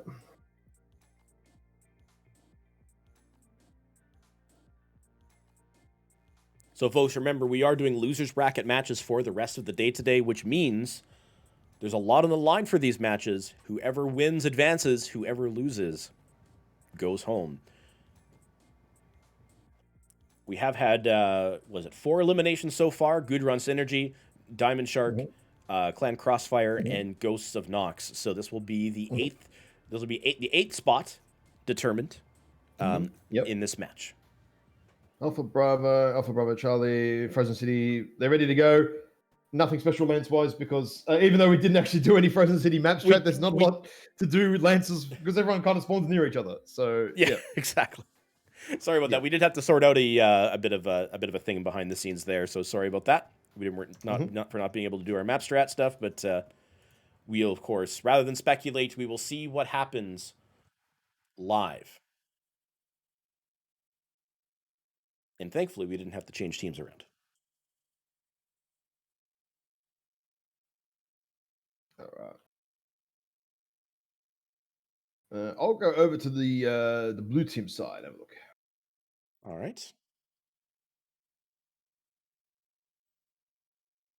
Well, when they arrive, because they're not here yet. Yes, and I don't want to have a spectator bug. Oh, sorry, no, I'm on the red team side. Sorry, my bad. I'll do the. Well, you could do. Okay, you do the blue team first, then I'll do the red team because I'm over here. All right, so on the blue team, we've got an executioner, a Battlemaster Stalker, Vulcan, Wolfhound, Summoner, Phoenix Hawk, and Commando. I imagine that executioner is going to be the PPC executioner. Take a quick peek of there. Yeah, 3 ER peeps, six micros. You've got the ER large stalker. Of course, you got a dual peep summoner instead of a triple peep summoner. And, Matt, to do that. So Mr. Threat there, the linebacker for PHL is actually medium pulse, so fitting in with the other fast-moving mechs. Even Golos here is UAC 10s, ER peeps. Rizzo is UAC 5s, and Zinjo is AC 2s and an ER PVC. With AMS as well. So PHL kind of running a 5-man, a little bit RJF style, I guess, in that way, but with some different mechs. Woozle Doozle here though is off running around in flea bags doing capping duties, and not Dropship 5 have actually paid no attention to Epsilon at all. Strike on Kieran, strike right on Kieran, and it's an arty strike. Let's take a look. Does he dodge it? Nope. He's down to 94%. I'd call that a dodge, right? 94%, only eating 6% from an arty strike. I'm calling that as you've dodged a pretty nasty bullet there. Oh, that's a dodge. Zio's in the Wolfhound trying to get a cap on Theta. Was denied by the PHL Wolfpack, who's now moving up into the 7-line city there, the upper city. So not Dropship 5 need to be aware that this PHL, a fairly aggressive movement is rolling in here, and they need to sort of start positioning and setting up because they are ER large, ER PPCs. There's a strike here on Diagus. Oh, no. Oh, basically misses them all. Okay, cool. Meantime, Diffman is shedding up. Dismantle is just flying through the sky there and eating about 40%. I'm gonna go with 40%.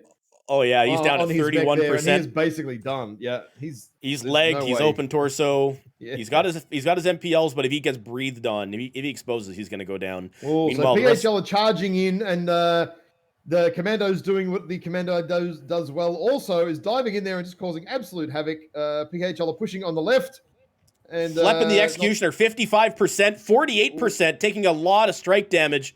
Following the Kieran wolf and back there. Diagas have dropped off the back there, while PHL have pushed in, and they are not able to return any fire. Flip and Zeos both go down, and two not dropship 5 mechs are totally out of the fight here still. Totally out of the fight. Temporary access is up, going up against 5 mechs here as he goes down. Terragato and the Commandos pulling back here and has re-exposed himself down at 73%, 69, but of course now he's facing so much weapon fire here, down at 57, 53%. Johnny Black and the Wolfhound is there at 44%. Now, all over his CT.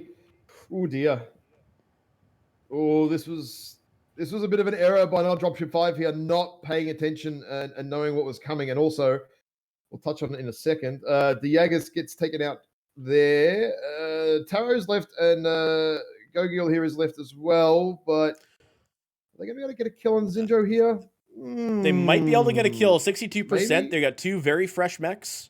Well, the Commando is doing pretty good right now, even though it's 64%. Here he should be dead. Oh, there he goes. He dies. There he goes. He gets taken out now. Yep. So it's not an 8-0 wipe in the end. Gogil trying to work out what he can kill here, but I don't think there's anything that can be killed. Mr. Toke finishes him off. Now it's just left to Ghost and Terragato. Terragato doing his best gingerbread man impression.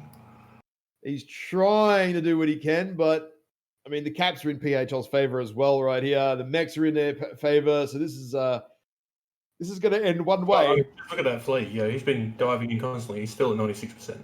Mm-hmm. Oh, there we go. And dead. There we go. They're all dead now. Pretty decisive response to going down in that first drop. Yeah, absolutely. Well done by PHL, eking out a win. So we are now tied up 1-1 here in this best of 5 match. Take a look at some damage numbers here on the PHL side. You can see that flea, 432 damage in that flea. Well played. Zinjo in the Annihilator at 587 damage, certainly getting a lot of firing lines up. Same thing with the Death Strike at 497, the Linebacker at 428, looking over at Not Dropship 5, Ultimate Ghost and that Summoner, looks like he had shots for days, 577 damage. Kieran essentially kind of getting a little bit shut out here with the Stalker, and that's when he dropped off the side at 276. You got Gogil and the Vulcan at 449, so certainly doing a solid performance there. But yeah, it was that aggressive push from PHL, that movement of 7 line. The one I wanted to touch on there was airstrikes going out on Kieran and Diagas and stuff there.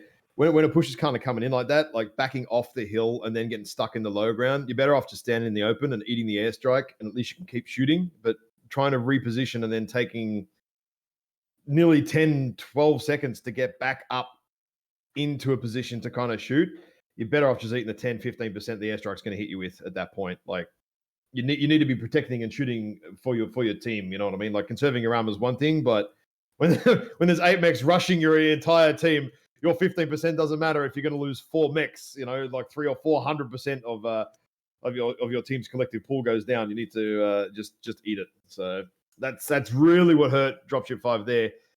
I think they didn't eat the push that well anyway. But yeah, definitely those 2 longer range mechs there just got, oh shit, there's an airstrike. I mean, I hate airstrikes as well, but I was going to say you love them. So much. Yeah, love the airstrike, man. On to Rubelite. Massive fan there. Yes, off to Rubelites. And the teams remain the same, so 5 minutes. Absolutely. I'm gonna quickly reload my game here. I think I'm having a bit of an audio bug. Okay. So just be ready to invite me back in. I'm just gonna That's all right. Out of here. So in the meantime, what I'll do is a map strat for Frozen City. So basically, we had the movement up here and up here. Now, not drop 5 were sort of setting up into here. They had a mix down here, having a little bit of a brawl, sort of fight at theta, all that business. And oh, hang on a minute, stream was ended. Let me reset that. And then as they sort of moved in, not drop your 5 guys, just dropped down off the ridges there, and they sort of just kind of got accosted in this area around here by the PHL. Aggressive movement, very very strong, and they're just catching them alone there. A couple of the assaults not laying down quite enough fire. That's right. It happens. It does happen sometimes. But now that one was a very fast one. So we're up to Rubelite. Is Conquest. Now, what do we have? Not drop your 5 on team. Where are team 1? Team 2. We have PHL. I believe Team 2's the one side that has to go over the hill to get the feather. Team 2 is the underside. Team 2 has the Yeah. So PHL actually, if we have like Woozle Doozle running around in the. Oh, hang on, no, he's not. You can re-invite when I'm ready. When you're ready. He's not actually in this drop. Okay. So yeah, PHL do that fast, super fast early theta, which I think they've done before. They're going to have a pretty good advantage on this map. Yeah, I'm sending you the invite. Thank you. And yeah, I don't have the lobby up, so they can't see. Okay, good, perfect. Thank you. Yeah. Oh yeah, that's all right. That's okay. So PHL can definitely take theta a little bit earlier. Probably move some mechs into various trading areas. You can actually trade okay around this spot here too if you want. Not dropship 5. We're going to have guys in sort of this area. Early on, I would say they're going to have someone high a Echo 5 to shoot down on theta and try and deny it. The edge caps are so far away. Epsilon and Kappa on this map. It actually takes quite a while to get there too. So PHL could also do a sort of a low ground aggressive sort of roll in. Perhaps go around this way. Perhaps there are definitely some aggressive options here for PHL if they want it, but they might not. If they get theta early, which they kind of can, from the team 2 side, they could probably just dictate the fight as long as they don't get it denied. Now, yeah, the trick here is that you can get a mech up here, up on the ramp here in Echo 5 and actually shoot down. It's not about capping for Team 1. It's more about denying the cap of Team 2. So, all right, Team 1 is locked in. Team 2 is about a minute 20. Ready to go as well. Charlie, Bravo, nothing special there. Bravo, Charlie. All standard drop points. There's no side flanking business that might be happening here with the Lancers. So, oh wait, Nutty, can you share your screen again? Oh yeah. I guess that's all set now. I was just looking for that. 1 second. So I can see what you're looking at while I'm looking at. Yeah. So in case for those wondering, I actually stream MechWarrior to MWO leagues and to Discord, so that way they can actually see what I'm looking at to help make the cast just a little bit better. So you guys should be able to see it now. Yep, all good. Have 3 people talking about the same match at the same time, rather than me going 5 minutes later with comments. I mean, that would be funny. Peanut gallery style, you know? It's like, hey. Well, I mean, I could sit here and collect comments from chat and throw them all at you 5 minutes later. I'll go down to the red team because you're on that side. All right, we've got K9 Summoner, Phoenix Hawk, Wolfhound, Sleipnir, Warhammer 2C, Death Strike, and a Vulcan. Let's take a look at the Death Strike build. Death Strike is Ultra 10s and ER Peeps. The Sleipnir is Ultra 5s. ER Large, ER Peeps, all of them here. PHL only have a Commando, Vulcan, and Phoenix Hawk as their fast movers here. Everything else is ER PVCs. Painsucker in that commando is going to be able to get that early cap Look at on that, Theta. dude. That is early, Right, straight in. Straight Not in. Dropship 5 had no intention whatsoever of cancelling this with the Vulcan and a Wolfhound. And man, Painsucker's going to get this half capped. That is huge. No dramas at all. Wow, that's huge massive. for PHL. 3/4 capped. Oh, jeez. Oh, that's going to be a full cap Wow. Theta on Rubelite. But you can see that not Dropship 5 is aggressively moving in. They got 4 mechs in the low ground, Wow. 2 in the high ground here, and then 2 others that are still working their way into their positions. Full cap on Theta on Rubelite. Pretty rare to happen there. Pretty rare. Ultimate Ghost there eating a lot of PPC shots and an airstrike early, straight down to 86%. Straight away, very, very early. All right, taking a look, we got 4 mechs from PHL working their way to the north side of the map, trying to cover Kappa, taking advantage.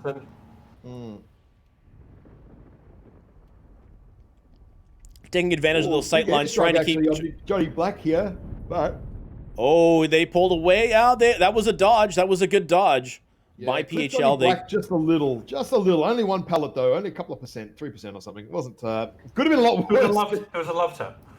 Yeah, that's it. Could have been a lot worse. Was not.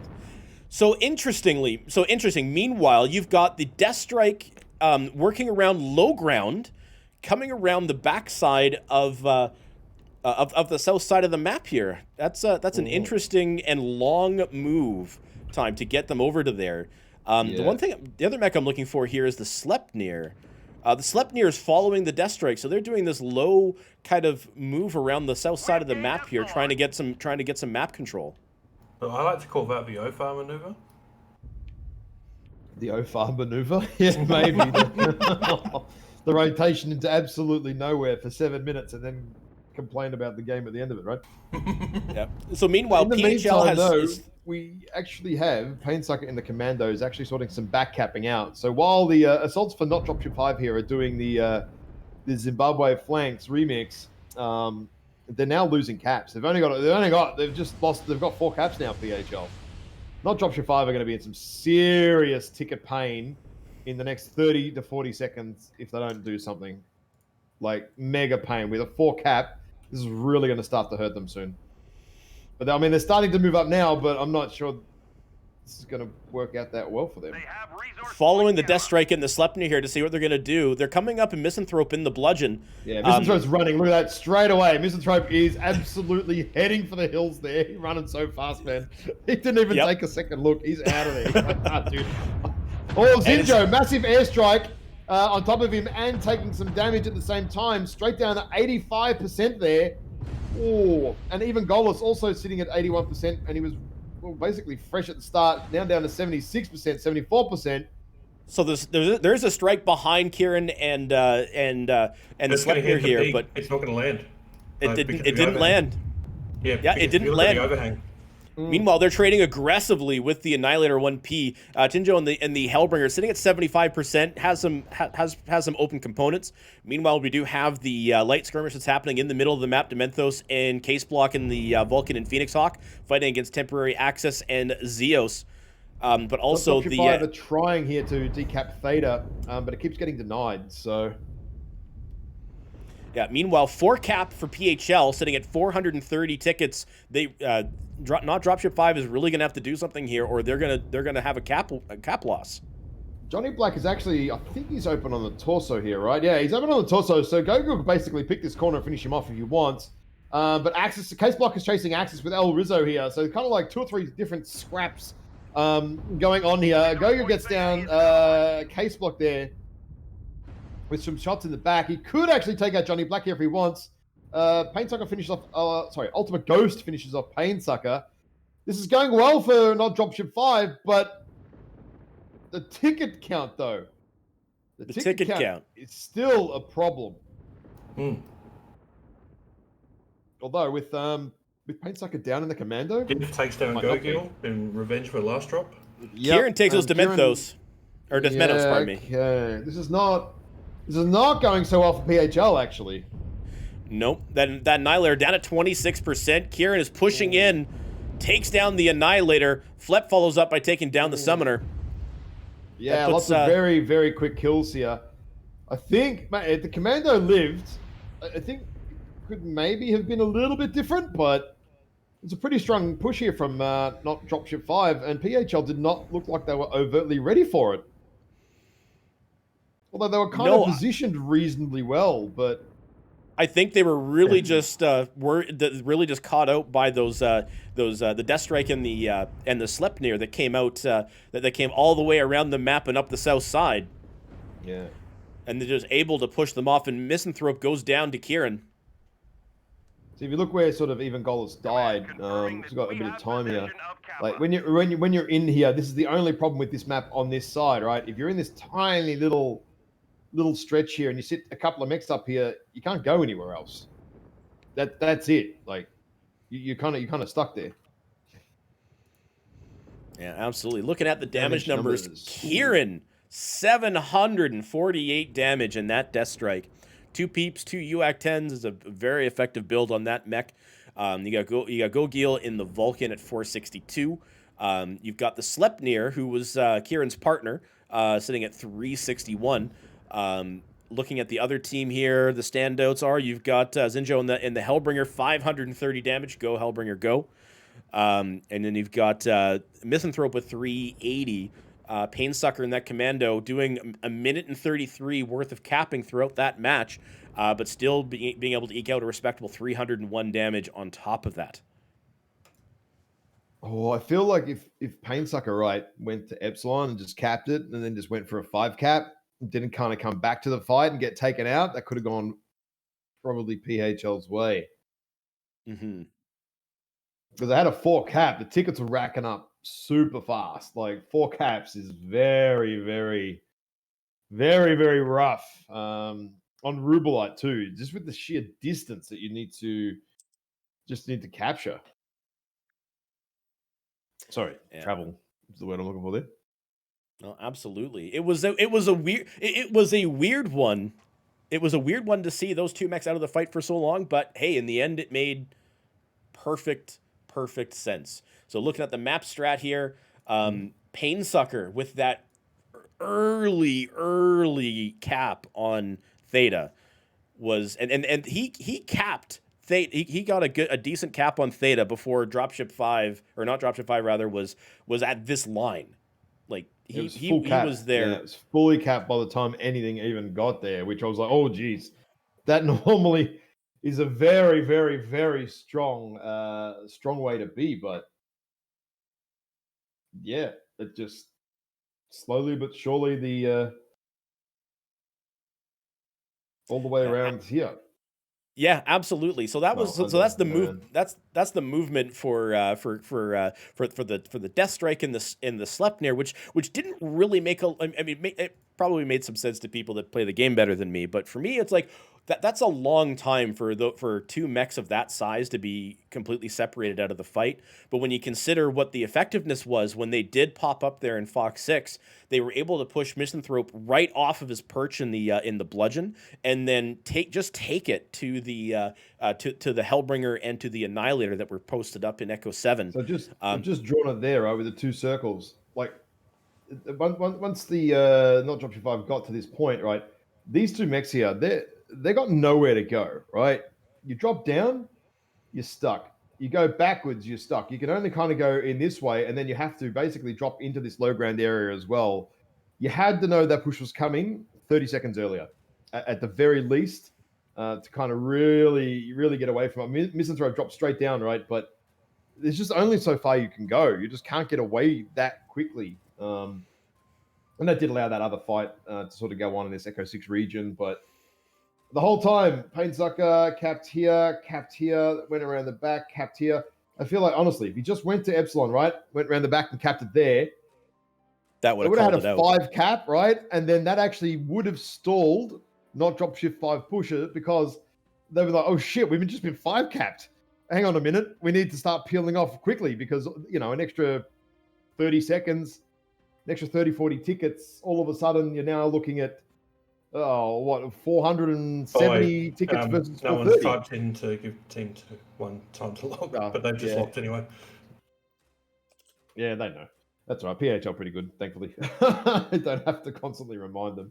I mean, yeah, I it would actually have think we been. should put them forward for the award from live for this round because every drop they've just been ready like that. Yeah, it's been super fast. It's been really good. No mucking around. They know what they want. They know how they're going to do it. So Yeah, absolutely. Now, if Painsucker only went the other way, if only they didn't have what was essentially a scouting black hole, they Yeah. had no idea what was going on down in this area. Even if Painsucker did go Epsilon, right, and didn't come back to the fight, I mean, by the point though Gamma was being capped, right, the other guys had already started to move up. I feel like it should have been on the mechs over here.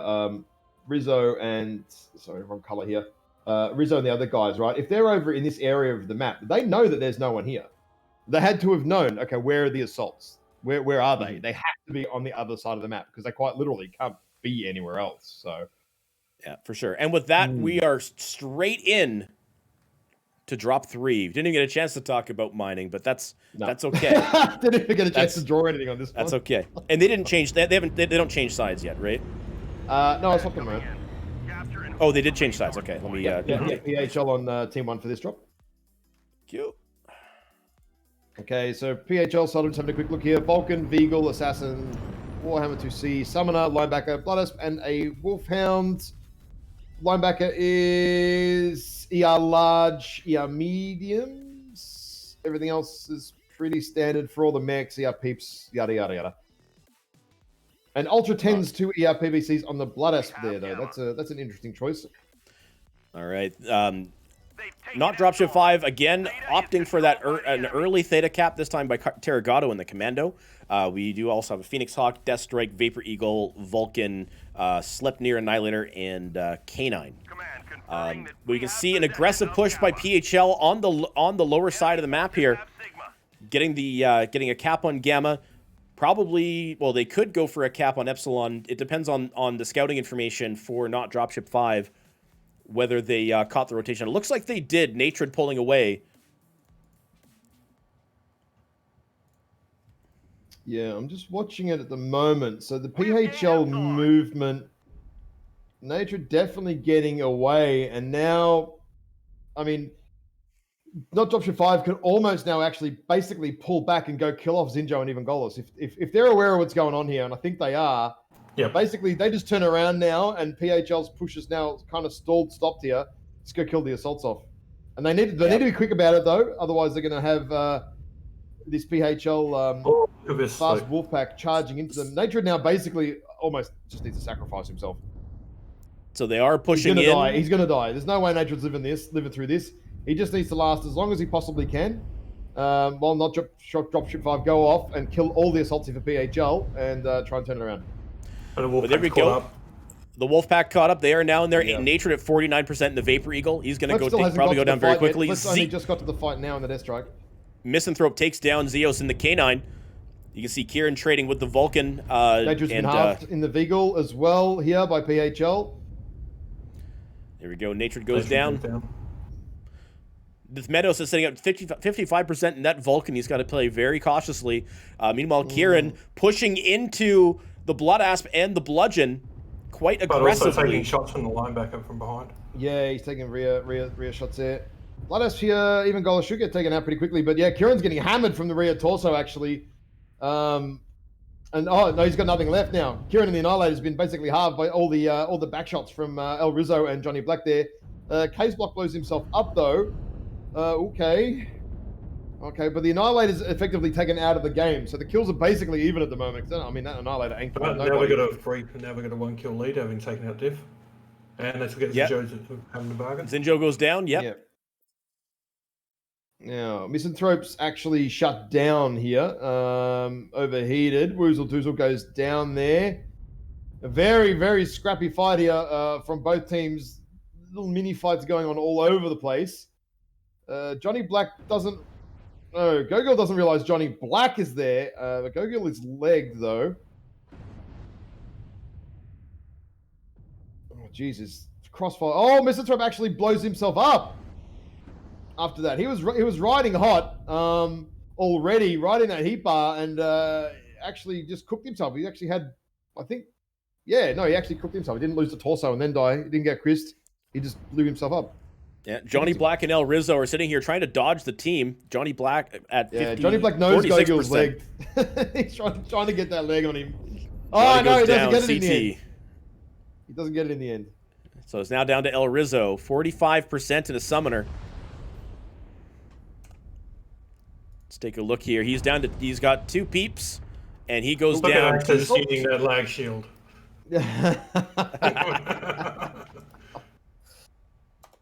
Filthy Australian hackers. So that's PHL eliminated. Yep.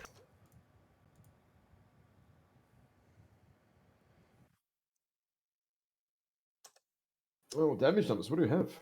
All right. As soon as I can see them. I'm actually surprised Dropship 5 kind of pulled that off in the end, because with that PHL medium sort of charge pack coming in, getting a couple of decent kills early, just didn't quite convert it. I think that's more than anything a couple of experienced guys who recognised early, they're all over here. That means there's no one on the other side. Push now. All right, let's take a look at the damage numbers here. We've got temporary access in the Phoenix Hawk, 542 damage on the winning team. You've got Gogil and the Vulcan at 440.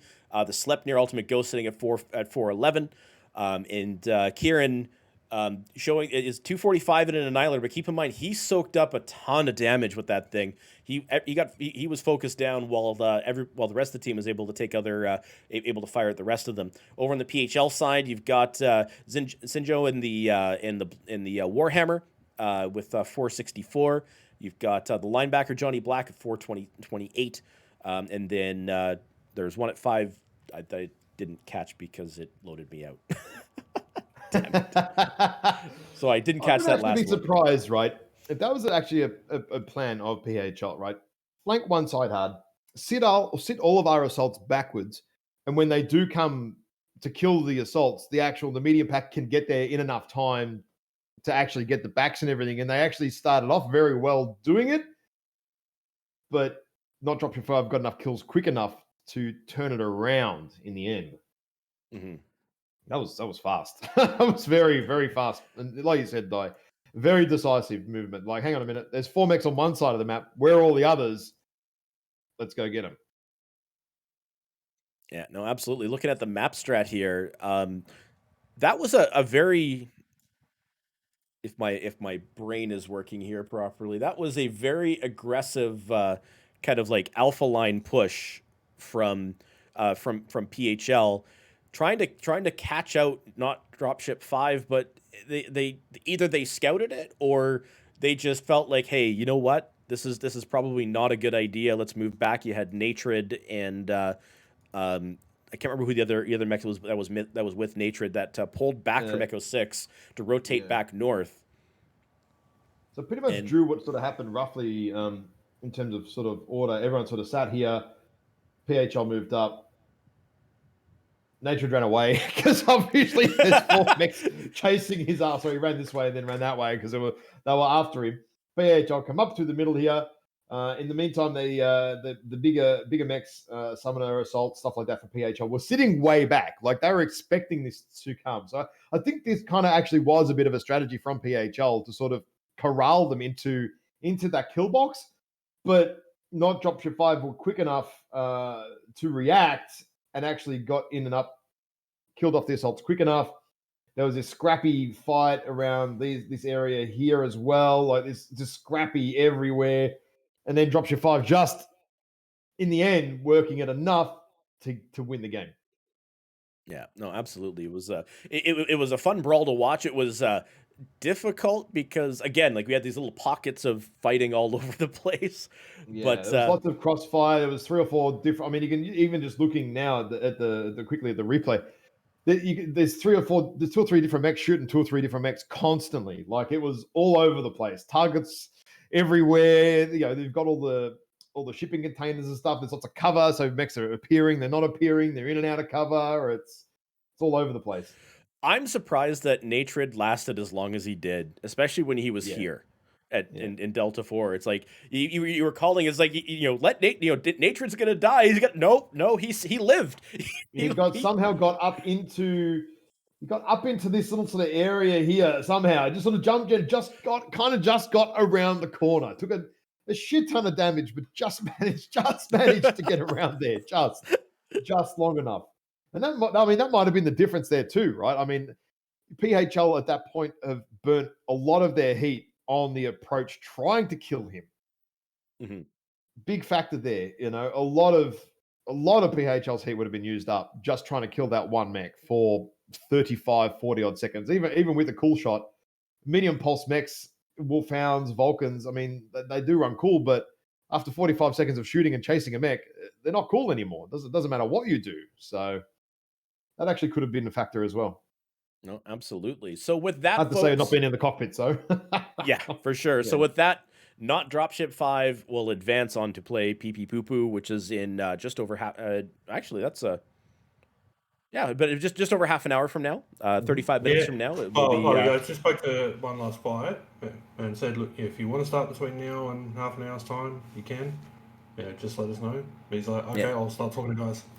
Yeah, or if he wants to start in like 15 minutes or something, just so we can get a quick break here, just to reset things and so on. But let's take a look at the leaderboard. So with that, Phoenix Legion gets eliminated. Again, we have PP Poo Poo versus Not Dropship 5 coming up next, followed by Dog Squad versus Smoke Adders at. Keep on. When I'm spouting out times, I'm saying Pacific time, so I do apologize. I gotta get used to saying UTC, but. So that's in 30 minutes time at 1:30 p.m. Pacific time for PP Poo Poo versus Not Dropship 5. Dog Squad versus Smoke Adders at it says 2 p.m., but that's going to be a tough one because we're not going to the Not Dropship 5 and PP Poo Poo match isn't going to finish in 30 minutes. Yeah, so the other one will probably be a couple of drops down. I think the plan was if we could start the next lot a little bit early, then we can. And just get ahead on everything, but whether it happens or not, Like, if you can't, then I'll jump out of here and I'll forward the lobby with the guys and record it. Perfect. Yeah. And then when you guys are done, just ping me and you can jump out at that point. Cool. Important folks, don't go away just because we are gonna take a quick break here. If we are able to get both teams in the lobby early, then we'll get the matches started early. But I'd say at least 15-minute break. I reckon. Just looking at it, they're still forming up. Blah blah blah. Not Dropship 5 probably going to want a 10-15-minute break as well. So yeah, I reckon at least 15 minutes, and then we'll probably see where we're at. I reckon. I'll keep an eye on the chat and just see what happens with the Discord. Absolutely. So, folks, stick around. We will be right back here on what is the third weekend of the MechWarrior Online Championship Series Finals. We have already seen two matches today. First, Jaguar Guards, JGX versus Russian Clan Jade Falcon. JGX won that drop, which takes them into the grand finals. RJF will drop down to the losers bracket and get one final chance to kind of get up into the grand finals. We just saw Not Dropship 5 versus Phoenix Legion, with Phoenix Legion being eliminated. Not Dropship 5 moving on to play PP Poo Poo coming up next. So stick around, folks. We will be right back.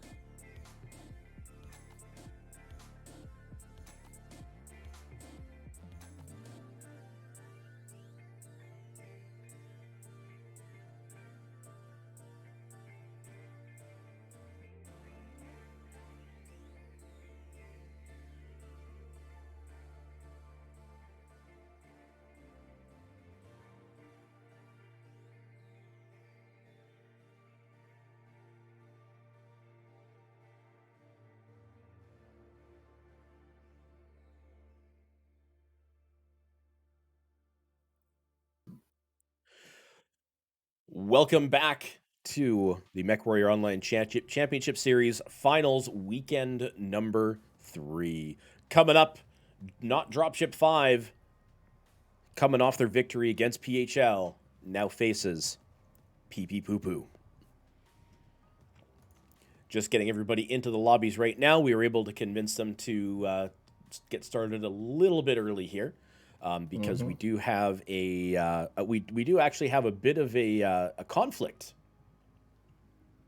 In that we have like 2 matches. We have the following match. The following matchup is actually starting up like pretty soon after this one, and that's the Dog Squad versus Smoke Adders is getting started at like 2 p.m.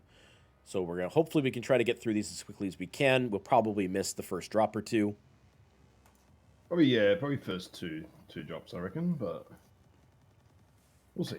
We will see. We will see.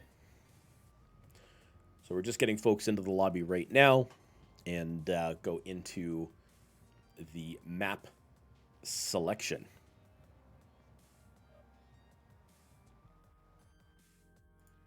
All right, told them to start their bands, so let's. Oh yeah, let's hope it's working. Basically, let's hope it's working. But thankfully, I mean, they know that they have to type in it manually if things go wrong. It seems to be loading up a lot better now. Yeah, like mine instantly loaded like straight away. Yeah, live pinged them because he asked me, "Hey, what's going on with map bans?" I said it's been shit. Okay. So he pinged them, and they've already been on it. Apparently, it's being used 1,000 times more than normal. So Sweet. All right. Pee Pee Poo Poo picks up 1,000 mining. times more than normal. The fuck. It's almost like we're popularizing the site for them. Not Dropship 5 comes up with a pick for Hibernal Rift. Pee Pee Poo Poo picks Frozen City in response, which leaves us Tourmaline and Rubelite. Yeah, it's working fast as now. So they're typing it in the chat. I can instantly see it here already now. So that's good. This is working. Yeah, this is very good.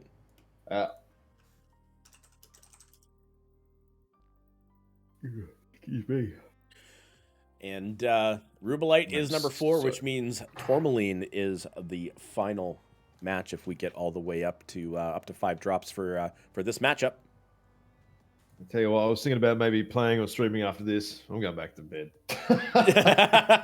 I don't blame you. You've got going back to bed. No sleep. You're on painkillers. You I wouldn't be going back to bed, man. I'd be going to get a fucking. Oh, babe, I'm just looking at it now. It's not. I mean, it's not looking too bad, but it's not looking that fucking good. Let's be honest. I probably will just go down the ER quickly and say, "Hey, am I going to lose my leg today or what, boys?" Yeah, for those that missed the start of the stream, Ash mentioned he was bit by a spider, and of course, being in Australia, on my leg, they're about the size of my thumb, each of them now, so they're getting bigger. That's a sign. Yeah, you're probably gonna want to go get that looked at. Yeah, mate, it's all right. Australians, it's like, oh, it's all right, it's all right. Until your leg falls off, it's not a problem, you know. For sure. Where are we with the maps? Mining. Oh, okay, right. We don't have to change anything. Oh, mining, Hibernal. Yeah, not Dropship 5 picks Team 2. Pee Pee Poo Poo picked Team 1 for Hibernal, not Dropship. So we won't have to swatch teams until drop number 3. Yep. Easy. All right. Time to set. Let's go. Let me switch over to map strat, and I will make sure I have things set right in my spreadsheet while you talk map stuff. So as we've been over a few times, the Team 2 easier side to take the Theta cap point. Now, whether the teams do that or not is an entirely different question, as we've seen tonight. Some have elected not to do that at all, which is kind of strange. I guess some of the EU teams are sort of playing more sort of flanky, aggressive sort of games and try and corral and control the map that way, in a way.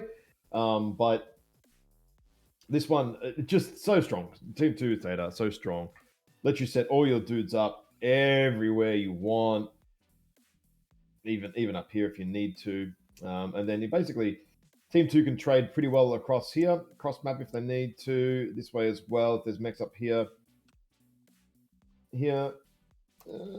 maybe here. We'll sort of see. I mean, this whole wide flank business is generally a bit slow. You're going to see any sort of, it's normally this area, the Delta 4 area, if there's sort of some sort of aggressive push, because you've got 3 avenues to move, 4 actually. Although that top one's a little bit far away. You've kind of got 4 avenues to move across, and you don't necessarily need big jump jets, all that sort of stuff. Whereas this F4 region, you need the jump jets to get up here easily. Otherwise, you're walking all the way sort of, around here or vice versa, depending on which way you want to go.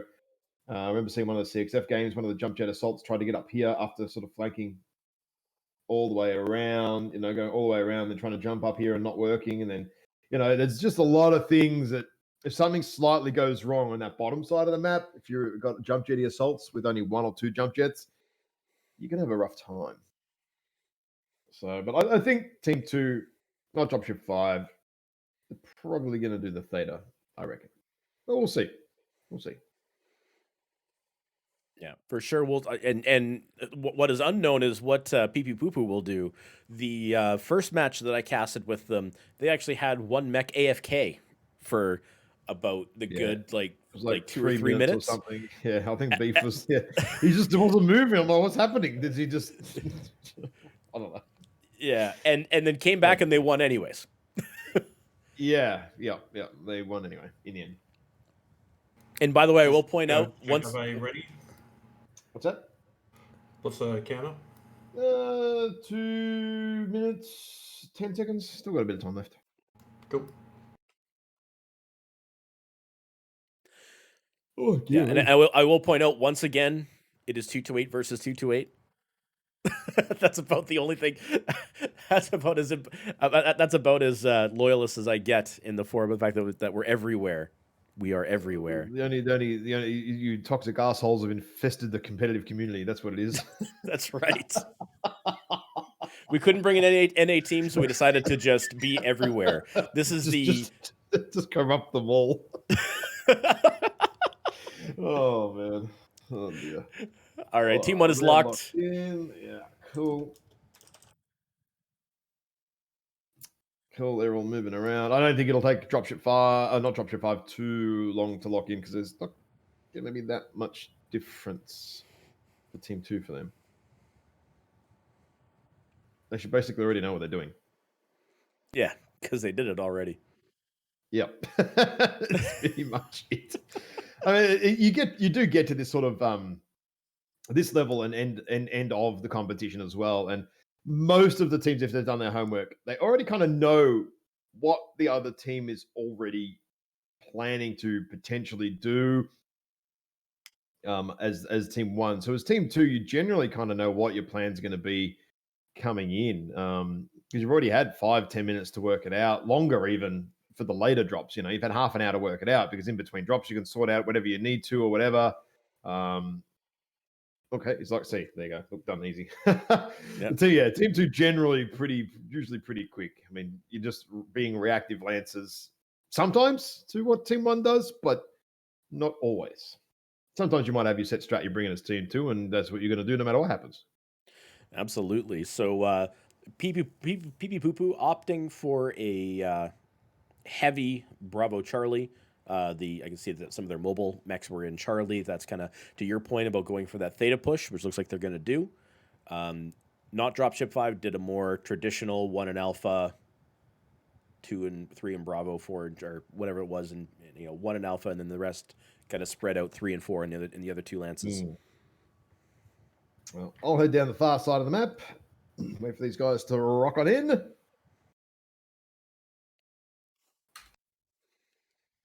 So, what do we have? A linebacker, Wolfhound, Direwolf. Okay. Mistlinks, Vulcan, Thanatos, Wolverine, and a Warhammer 2C. Have a look at loadouts. All right, here. Looking at not Dropship 5, Phoenix Hawk, Annihilator Commando, Sleipnir, Urban Mech, Vapor Eagle, Death Strike, and Vulcan. So Direwolf is... Hang on, where's the Direwolf? I totally missed it. Terragato uncontested, getting up into Theta very quickly before they even get out of Echo 3. Yeah, we've got Heavy Gas Thanatos here, Medium Pulse Linebacker, MRM Wolverine, interesting choice. Warhammer 2C is Peeps, and Beef is AFK again. Oh, I gotta switch I thought in the drop zone. The right way. Apparently didn't have that the right way. I'm gonna flip that around. So yeah, very early cap here, not drop your 5. No real surprise there, honestly. There we go. But yeah, wow, like PB Poo very slow. I have to say that. Yeah. Very, very slow. Yep, very slow drawing. That's what happens when your Vulcan is AFK in the back corner of the map, I suppose. I guess, yeah, drawing its line down the center of the map with Theta as the decider. We can see the not Dropship 5 folks are all set up on the right side. You've got Pee Pee Poo Poo set up on the left side with a heavy grouping here in the on the the lower left side of the map by Pee Pee Poo Poo. I guess they're looking for a movement of some sort. Terragato trying to get that scouting information. There's no UAV up, but Terragato scouting out Docalistic. Massive heavy Gauss, actually. He popped up, and then MPG put that heavy Gauss straight into the torso, and it's already open. That Vulcan, one more, he's dead instantly already taken out of the game. Now we have, actually interesting here, Sean Solo, right? Hiding in this back corner with the Mistlings. I'm not kind of, I guess he's scouting there, waiting to see if there's any sort of push coming in there. And looks like Mr. Beef is back. He's starting to do some movement at the back corner of the map there. In the meantime, we do have Taro countering the cap point here. So we do have actually a 4 cap sorry, 3 cap now for not dropship 5 because the 4 Ps are actually somehow being allowed to flip Theta back, I think. Oh, there's a big airstrike here on Margin on the middle Theta. Oh, 12%. Yeah, we can. 10%. Yeah, Okay, not too bad. aggressive presence by PP Poo Poo on that south side ramp. Terragato running straight through him and only losing about 2%. That was live or die right there. That was. But look what he did though. Look what he did. He got a UAV right above him. He knows they know exactly where they are now. Well, Yeah, and Chris- more to the point, the UAV going up there meant they could put a strike on the UAV. Yep.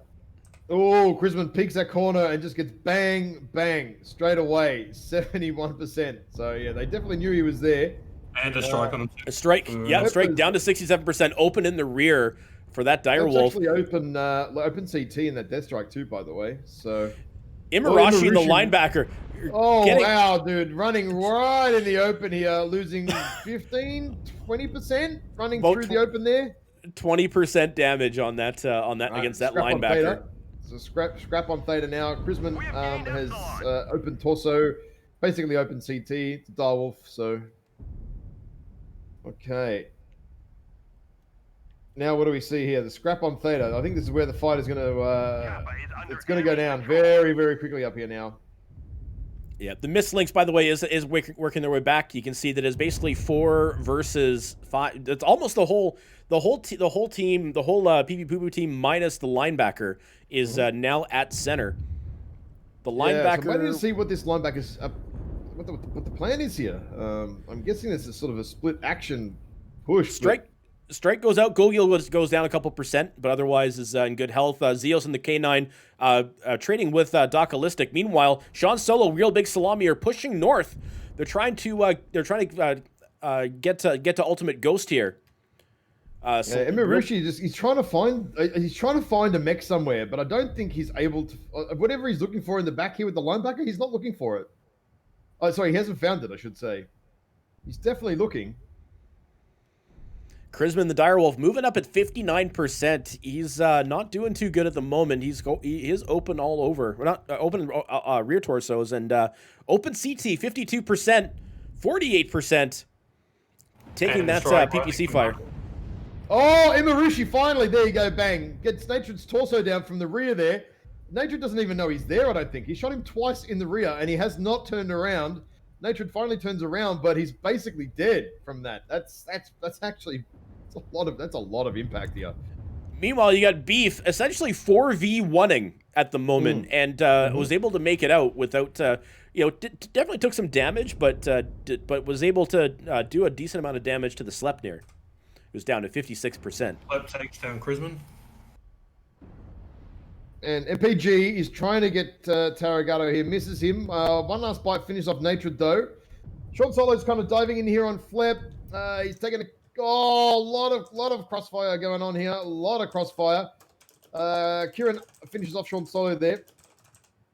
Now Imarushi has now come all the way back around the other way this time, but he's now just YOLOing into 5 mechs here from not Dropship 5. And this is falling apart really quickly for PP Poo Poo, who weren't doing overtly badly this game. But it's definitely falling apart very quickly now. Kieran's rolling in here. Axis rolling in here. The blood in the water. There we go. Bang, bang. Oh, MPG gets Gogol down. Finish the job from earlier. Ghost takes down Margin. That aggressive push from not Dropship 5 as they push straight over Theta, going after MPG and Beef, who are the last two for PP Poo Poo. Magic Pain Gloves goes down. Beef at 34% and loses a side torso and goes down. Some pretty low mechs actually on not Dropship 5. Some pretty weak mechs indeed.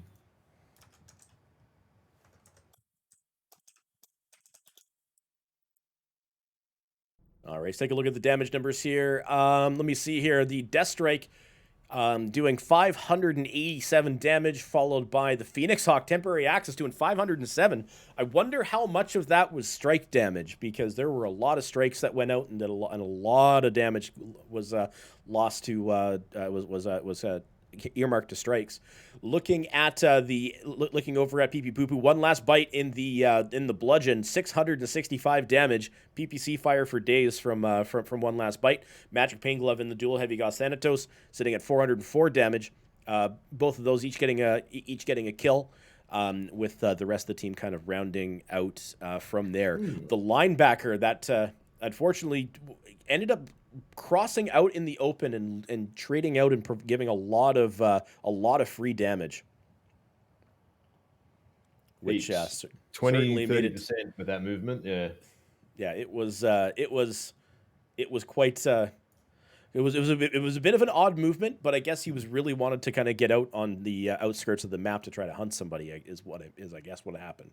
Oh, look, definitely got some good back shots in the end, but losing 30 or 40% to get one back shot here or there, debatable return on investment. Mm-hmm. All right, now let's. Off the Hibernal. I don't think we have to change anybody. Nope.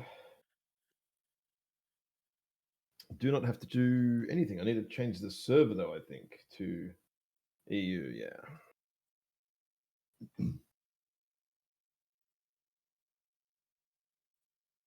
Moving that around.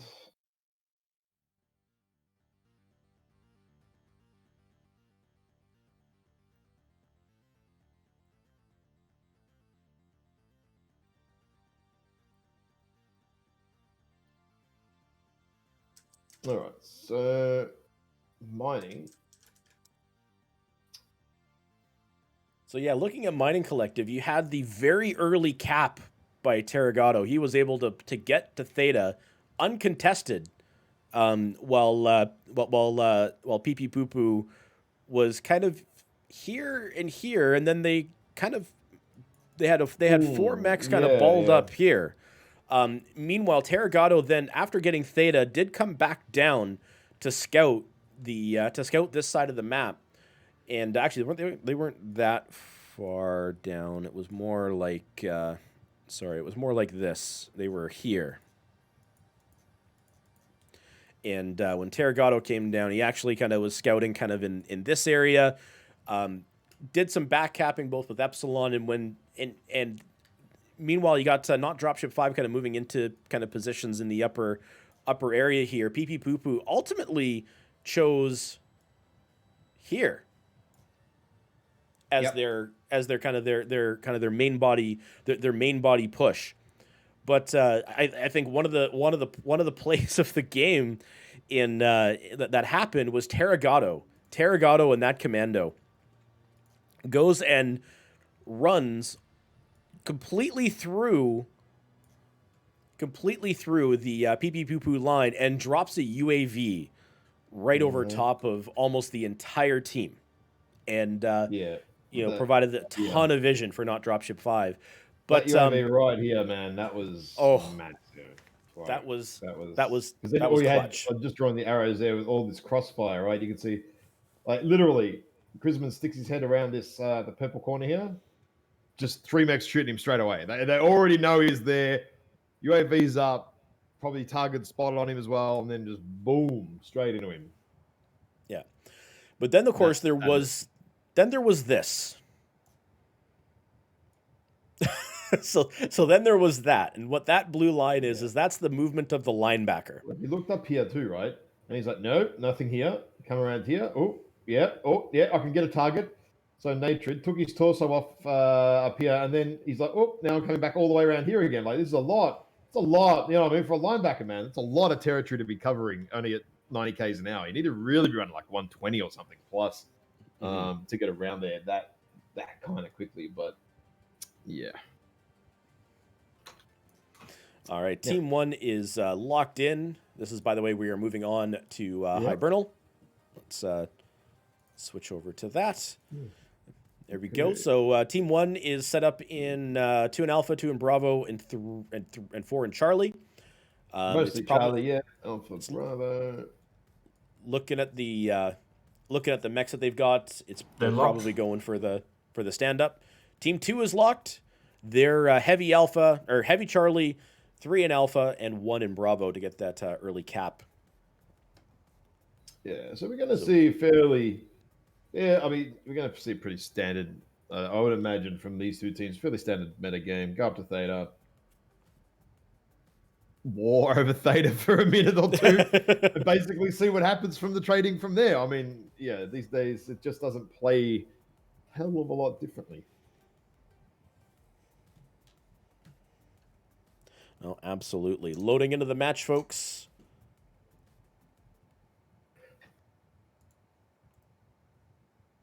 I'll go to the blue team. Have a look over there.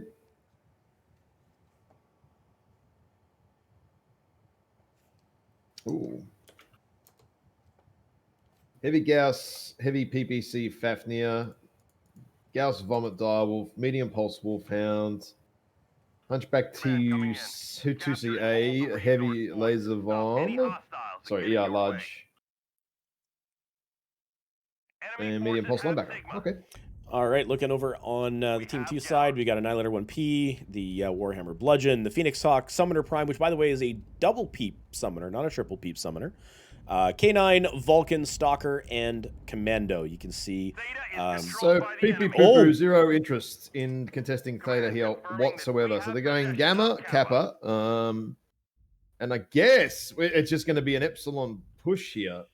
That's looking like it. For the first time, we see an uncontested Theta here on Hibernal Rift.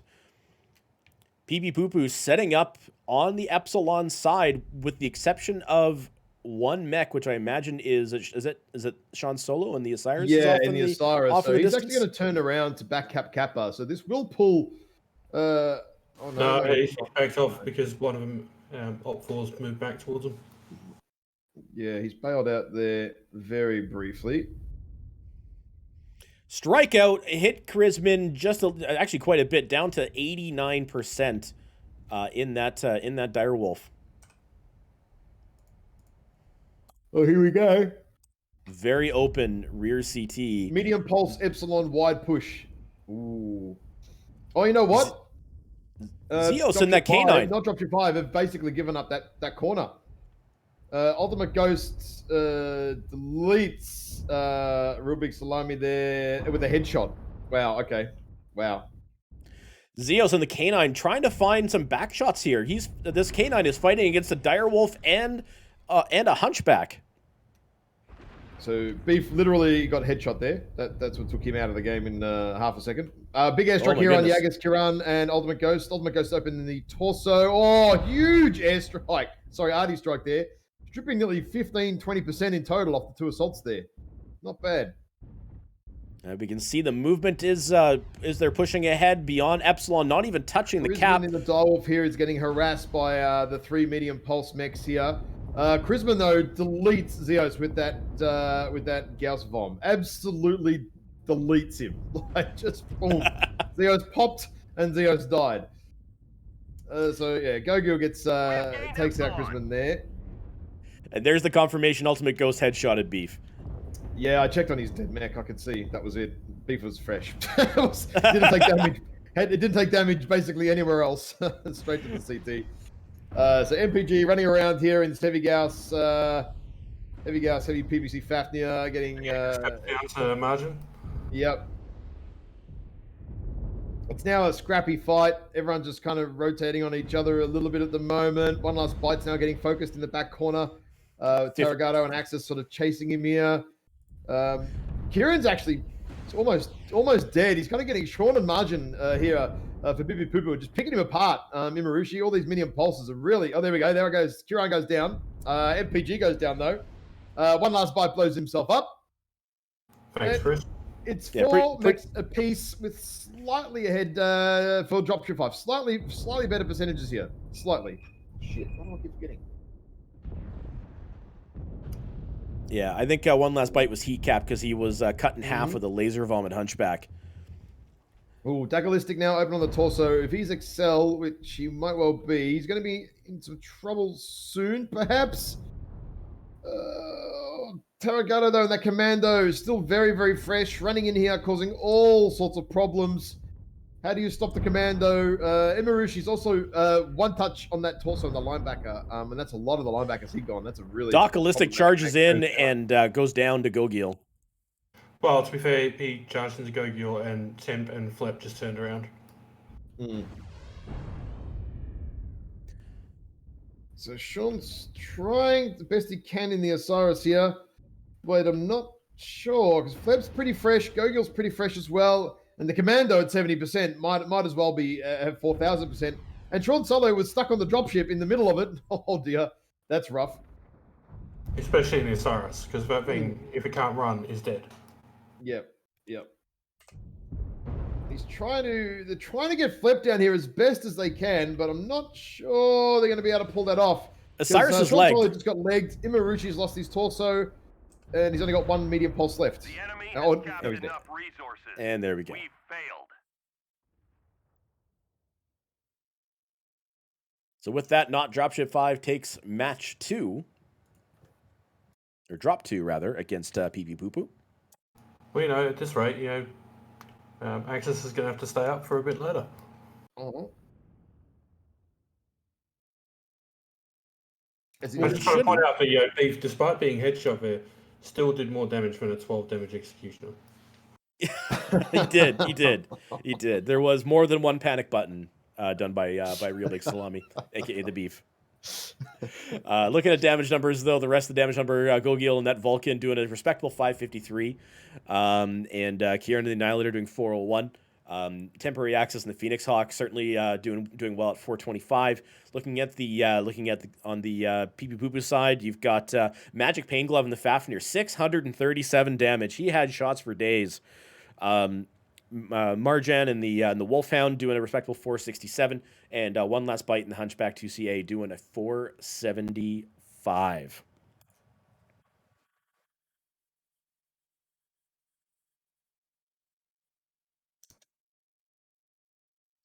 Okay. All right, so not Dropship 5 is Team 1 the next drop, right? Pretty sure? Yes, that is correct. Thank you. Just so I don't have a oopsie moment. Drop 3, yeah, not Dropship 5. I'm just waiting for chat to catch up because we're about to see the headshot happen. Yeah, I didn't actually fully see it because I was who would have expected that to happen, right? I think I might have caught it. Rated a target. I mean, it might happen. Yeah, but looking at the map strat, PP Poo Poo opting to just do the Epsilon push, whereas not Dropship 5 certainly did the kind of the standard post up at Theta, move people kind of all over in these areas of the map. You had Tarragato from PP Poo Poo doing a tour of the map to go and get other cap points and to cause some harassment and headache, but it was really that Epsilon push that where PP Poo Poo went, and then of course you had what was right. Hang on, right here, roughly, which that was the headshot against. Yeah, that's pretty much it. Yeah, which was where the headshot was against Beef by Ultimate Ghost. And then it just turned it kind of like, even with the same thing with RJ.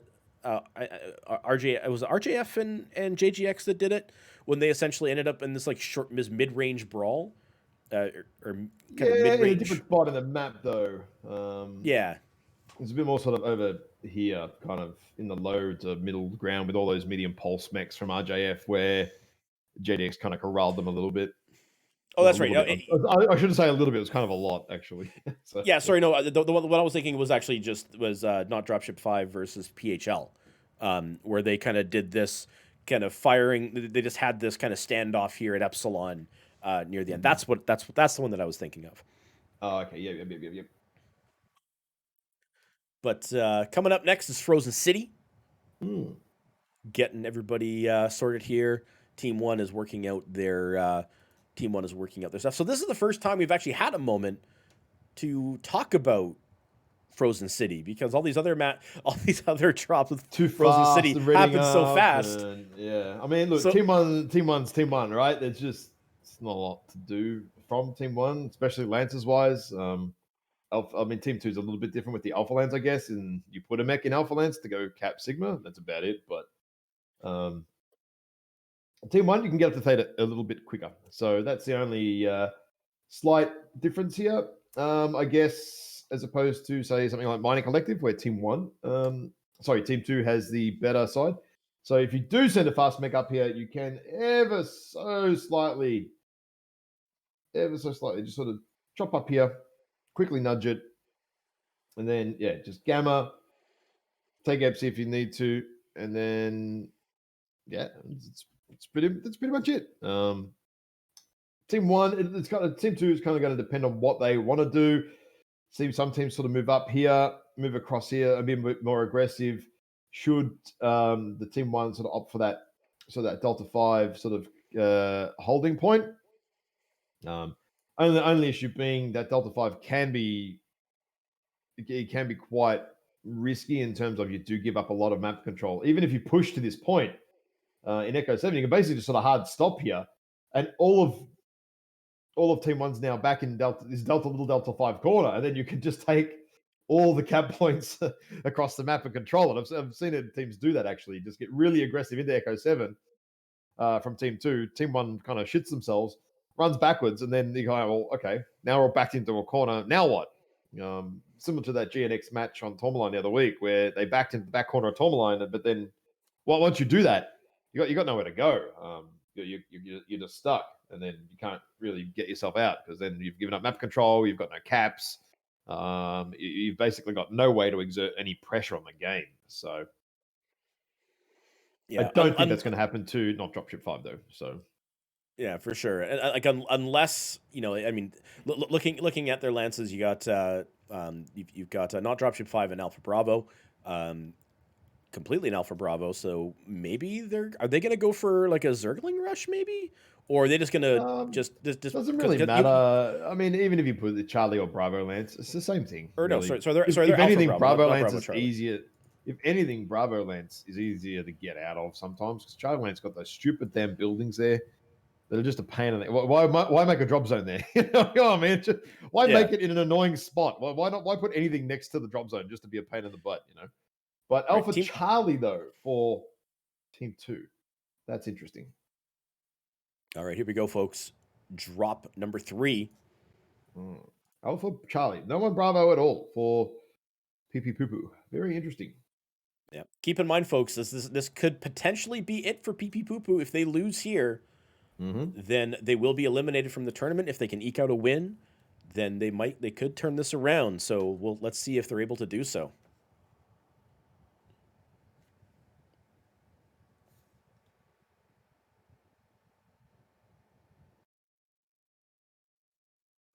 Okay, where do I start? Okay, I'll go down to the 4Ps side of the map. We'll see what they're bringing as to maybe what are they up to here, perhaps. I don't know. Warhawk, Wolfhound, Cyrus, Awesome, Rockman 2C, Executioner. Okay. Man coming in. I'll have a look at the builds in a sec. All right, looking at Team 1, we got a Stalker, Phoenix Hawk, Wolfhound, Madcat Mark II Deathstrike, Vulcan, Summoner, Commando, and Battlemaster. We have Gamma. This is a similar setup to what we saw the last time not Dropship 5 played. With except for, I think, was Kieran in the Battlemaster? I thought, or was he in a Stalker? I thought he was in a Stalker on the last time. No, I can't remember. Chrisman here overheating himself a couple of times at the start of the match to try and work out weapon groups. Oh no! going the full shutdown there. I mean, it didn't do any much damage, but yeah, there was a full shutdown there. Terragato getting that early cap on Theta, very important to be able to maintain that cap control. You can see the PP Poo Poo folks are staying on the left side of the map. looking for firing lines to work out here. We got Magic Pain Glove and the Executioner. Again, Not that's drop to 5, spreading out pretty well at this Kappa is point. under enemy control. I've definitely taken that really early, We have as you gained can see, Epsilon. early Theta, like super early. So yeah, and a decent amount of ticks on the Theta cap, enough that committing any mech to Theta will be a bit of a challenge. yeah, definitely enough of the bar there that it's not going to be too easily taken back. Looking at Chrisman, 94% with those cooked internals from figuring out the weapon groups. The 5 ER Yeah, large yeah. Rifleman 2C. Oh no. Looking over here, we have the Warhawk is at 89%. Looks like there's been some strikes going out. Strike went out right now. Seemed to be an air ball. Didn't seem to hit anybody. You got one last bite and an awesome 8Q. Quad peep. And I guess he was hit by a strike at some point because his back is open. Yeah, I think it might have been that most recent one. It just clipped him a little bit. I mean, he hasn't lost too much armor though, so I mean, it's not too bad, I guess. Gotcha. Meanwhile, strike went out for not dropship 5. Kieran is down at 89%. Ultimate Ghost is at 85. So certainly they are trading strike damage here. With So Terragato is just watching this far edge. I think he's just keeping an eye on the Osiris here, watching what's happening. And yeah, Commando's just sitting on watch. He's just having a watch here. yeah, meanwhile you got Sean Solo and the Osiris. Is he trying to hit the Battle Master, or is that the Stalker that's over there? So I got my blue Doritos in the way. Was that the Osiris? I think he's just kind of trying to find a way to get to the end that he's not getting too badly shot at. I mean, it's far enough away that he's only really taking scratch damage at this point, but yeah, that's 1700 meters. The lasers are doing 1 damage to him at all. He's not even losing almost a full % on any of the burns here. But the Commando and the Cyrus are kind of stalking each other, you know what I mean? There's a bit of cat and mouse going on here at the moment. Ooh, there's a movement. There's actually a starting to move movement. up on this right side, actually. Starting to move up slowly. All 4 of them. And not Dropship 5 is responding. We're going to have a nice little light fight over here. Mm-hmm.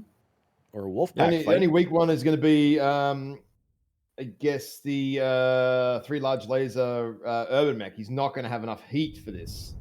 And not enough speed. Oh, no, Dactylistic moving up really, really close here with the 3 large laser, and he's going to get accosted really, really fast.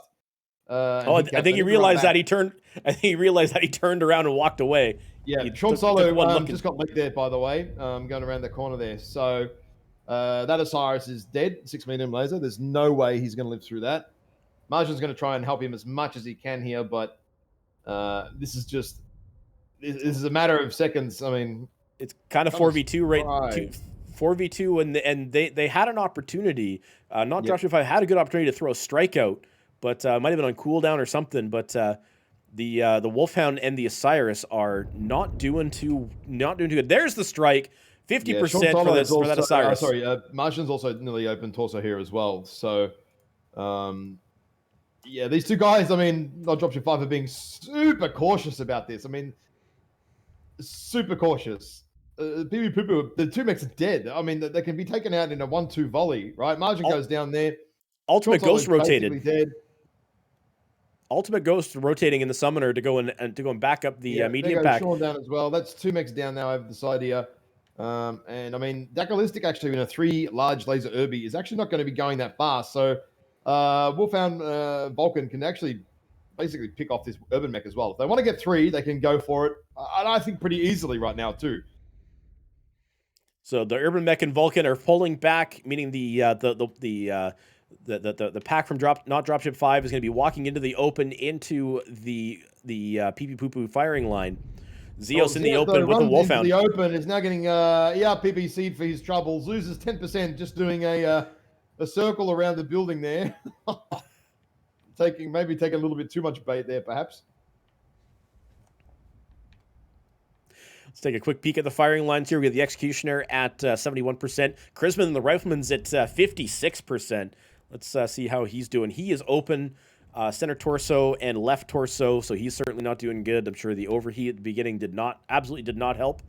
We got Imarushi in the Ghost open Warhawk. on the CT as well. And after that airstrike, down pretty orange armor actually. That airstrike actually just clipped Ultimate Ghost in, I think. So not massively, but enough.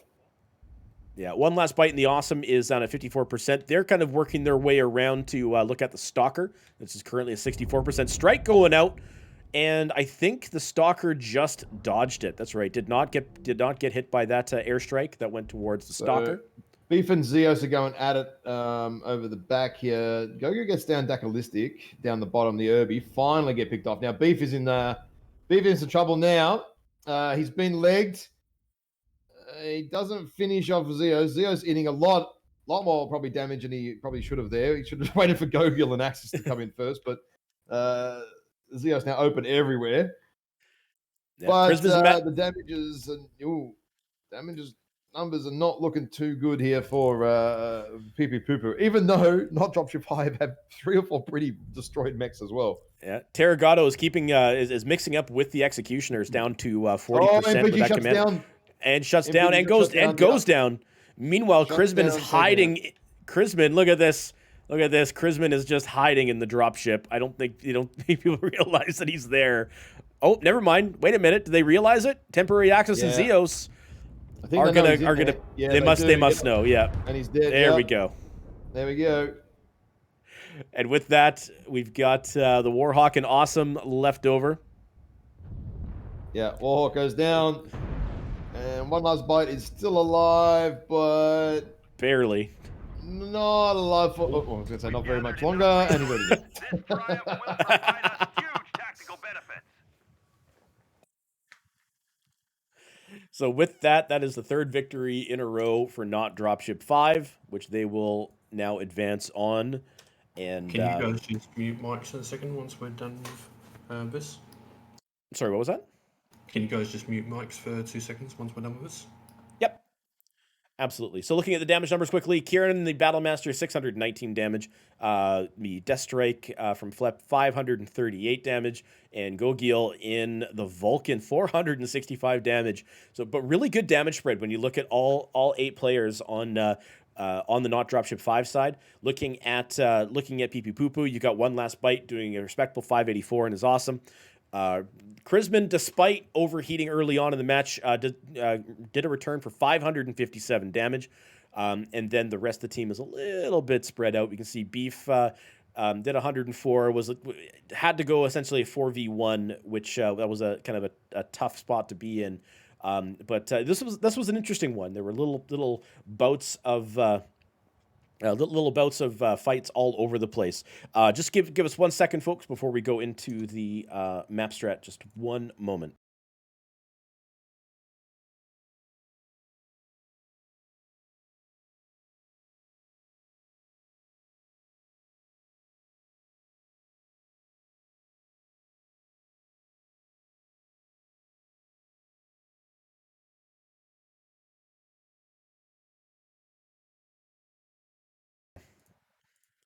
All right, sorry about that.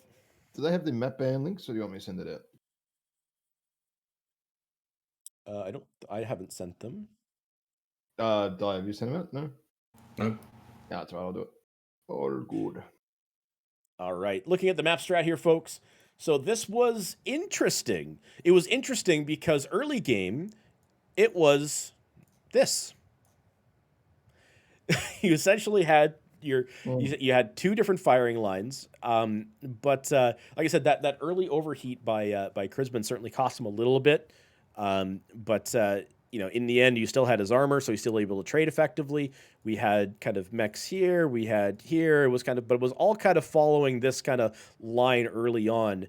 And then what happened is we had the kind of this light pack kind of move off for PP Poo Poo, or PP Poo Poo. Who's team 2 again? Crap, I lost my. Who was team 2? Yeah. Can you send the map bans to Unfairing, please? Yeah, I'm just doing them all now. Yeah. So it was an interesting one to. Yeah, that's right. That's right. It was, for people because they moved this way. We had Not Dropship 5 essentially responding by doing the same thing.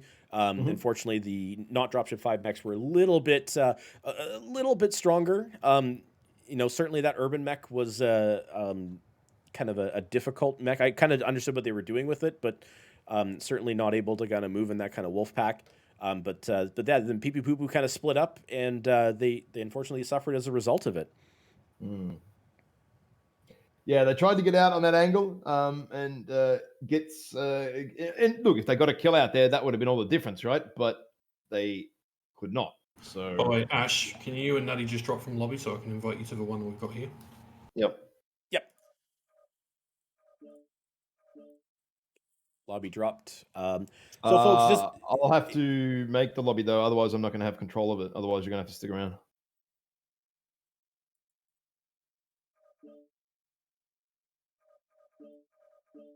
Yeah. Once they've done the voting, I'll get them back. If I don't have the lobby, I won't be able to fucking control it. It won't work. Right. Yeah, it's probably best to do that instead. Yeah. All right, folks, just give us one moment. We're just going to spend here like 1 or 2 minutes to get ready for this next drop. So stick around, folks. We'll be right back.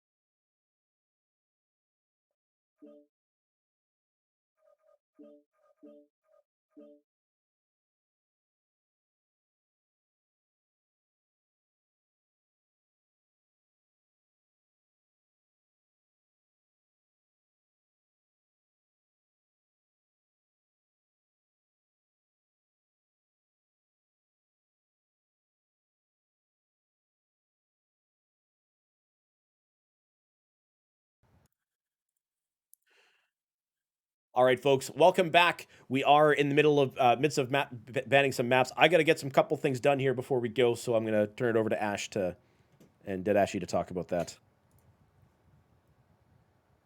So we've got Hibernal, Frozen, and Mining Collective picked so far. Just seeing what the 4th and 5th maps picked up.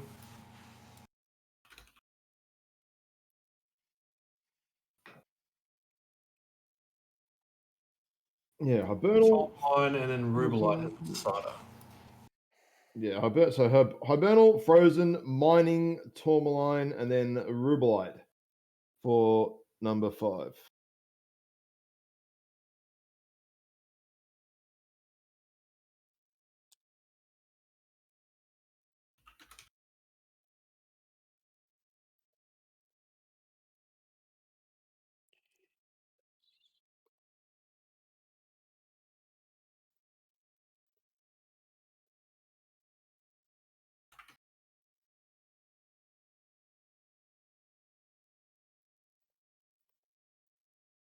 Okay, so the teams are picking their sides now. We've got Smoke Gutters are going to be Team 1 for Hibernal.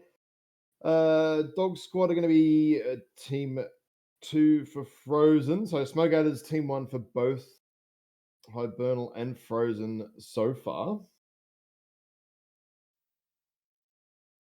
Smoke Gutters are going to be Team 1 for Drop 3.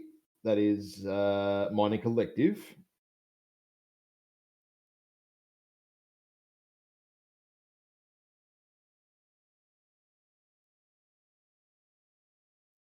Just waiting for the next one.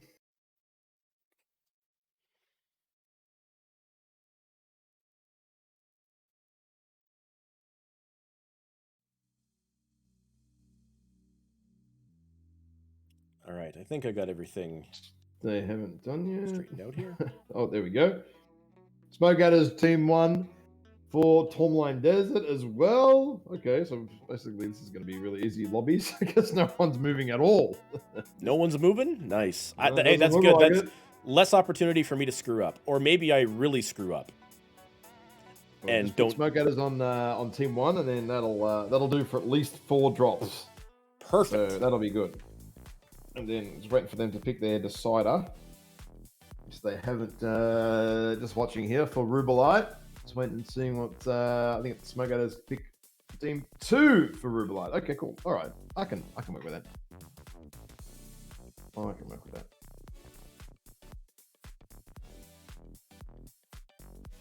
All right, folks. Well, we get everybody into the lobby here. All right, you want to kick him out of that one, Di? Oh, oh yeah. I think they're we're in 2 different lobbies now, I think. Yeah, no, they've got to be kicked out because I can't control the lobby even if Di leaves. Like, there's no guarantee that I'm going to get the lead. Yep, they're all out. Yeah. That's the only problem with the lobbies. You can't transfer control. Look, sometimes it works, sometimes it doesn't, and I can't be bothered doing it twice. All right. While you're I'd rather while do you're it getting once now than twice in 5 minutes. It's just easier.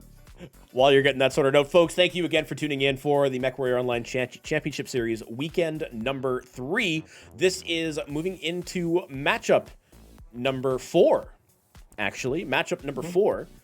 Dog Squad versus Smoke Gators. We did see JGX versus Russian Clan Jade Falcon earlier today, which they won 3-0. That moves JGX onto the grand finals and drops RJF down into the losers bracket. We then went into Not Dropship 5 versus Phoenix Legion. Not Dropship 5 took that 3 drops to 1, and then followed up with playing PP Poo going up against Not Dropship 5, Phoenix Legion being eliminated.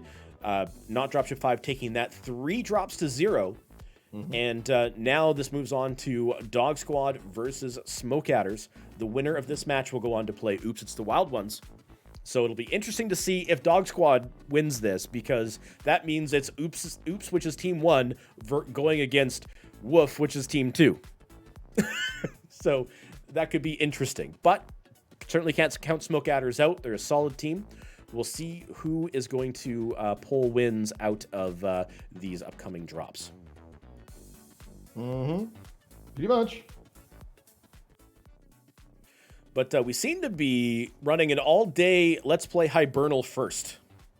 Yeah, it's funny how that's actually worked out, isn't it? Like, I would not be thinking that it'd be Hibernal first every match, actually, but here we Everyone are. wants to get rid of lens flare out of the way early. What's that? Everyone wants to get rid of lens flare early. Yeah, exactly. Just burn the retinas first. That is true. That is true.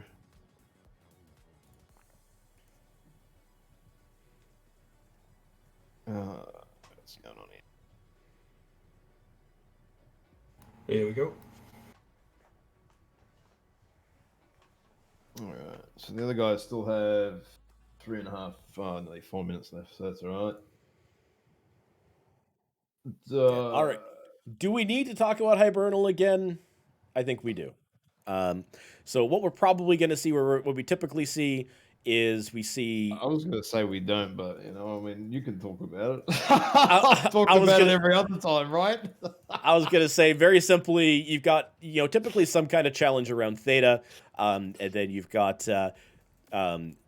wrong Actually, color. while you do that, I'm going to go quickly get some, rescue my water from the kitchen. This is a good timing, actually. So you can talk about Hibernal Rift for once, and I'm going to get water. All right, we'll do that. So typically what we see is some kind of, if we're looking at from a Team 2 side, from the north side of the map, we usually see either 3 or 4 mechs here contesting Theta, and then we see other mechs, we see more tradey mechs propping up in some different positions. We might see kind of more over in here, or we could see them spread out a little bit more. And really, it's that Theta contest is the one that we see most often. Over from the Team 1 side, we will typically kind of see the same kind of idea, the same similar kind of trading positions. We might see some mechs kind of lined up back in here. And one of the things that we have seen quite a bit is somebody in a commando, and it always seems to be somebody in a commando kind of, you know, doing these kind of, you know, random kind of wide pushes to back cap, to get scouting information, all those sorts of things. And then, of course, we had what happened just this last match, where we had what was more or less an Epsilon push by Team 1, which is kind of a strat you would see in certainly in Canyon Network, which of course Hibernal is just a smaller version of Canyon. That Epsilon push can be a lot of fun. But most of the time we see that trade-off. We can also sometimes see aggressive movements, especially from Team One side, like this. Trying to do more kind of pushes that way. And we have seen that a couple of times throughout the series. How are we doing on the teams there? It kind of ties in with a push around that side or some sort of try and force the other team back a bit kind of maneuver. Yeah. How long have I got left, Ash? Still got a minute and a bit. So Probably want to skip it one. yeah, I'll let them know at 1 minute.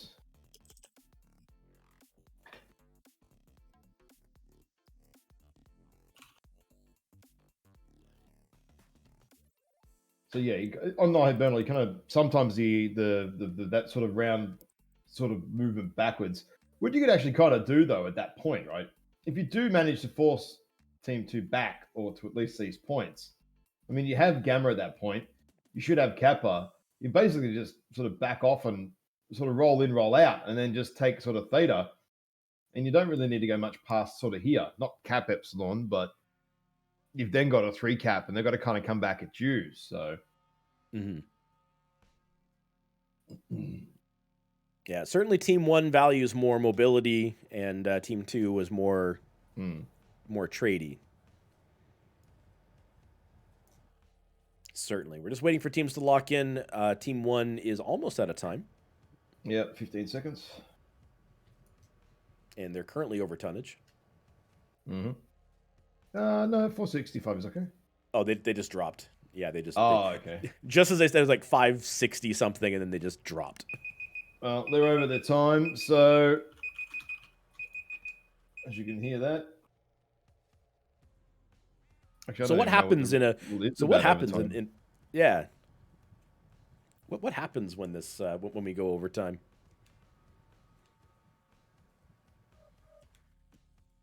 If teams are not ready, then they forfeit that drop. Okay, they did come up and say ready. So.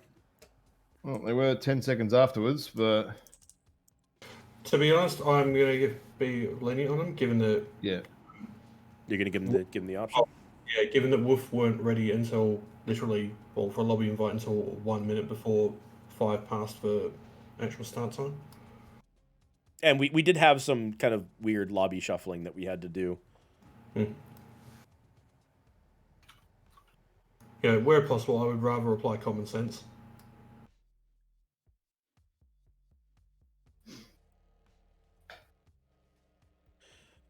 All right, so with that, Team 1 is set up Alpha Bravo.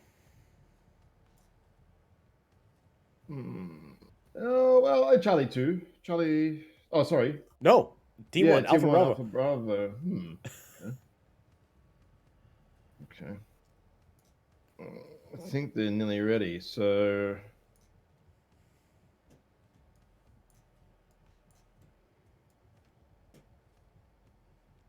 Are they going for an aggressive left side push? Are they going to go straight up Canyon? I don't know. I've never. It could be just something like this, right? Like just a. Well, that's what I'm wondering. Merge. I've seen it done a few times, and it can work. If Team 2, right, and you go sort of that, if you go mid-range, that 300 to 400 meters, right, this can work if your team is the Team 2 is in these spots. Team 2 is ready to go. This will be interesting, actually. Heavy Alpha 1 Bravo 2 3 Charlie. This is going to be this is going to be a weird match. I have zero prediction as to what's, not that I ever have a prediction, but absolutely zero idea. I mean, in my head, I typically have an idea of how matches are going to go. I don't say it in case I'm wrong, but in this case, it's what are they going to do? Yeah.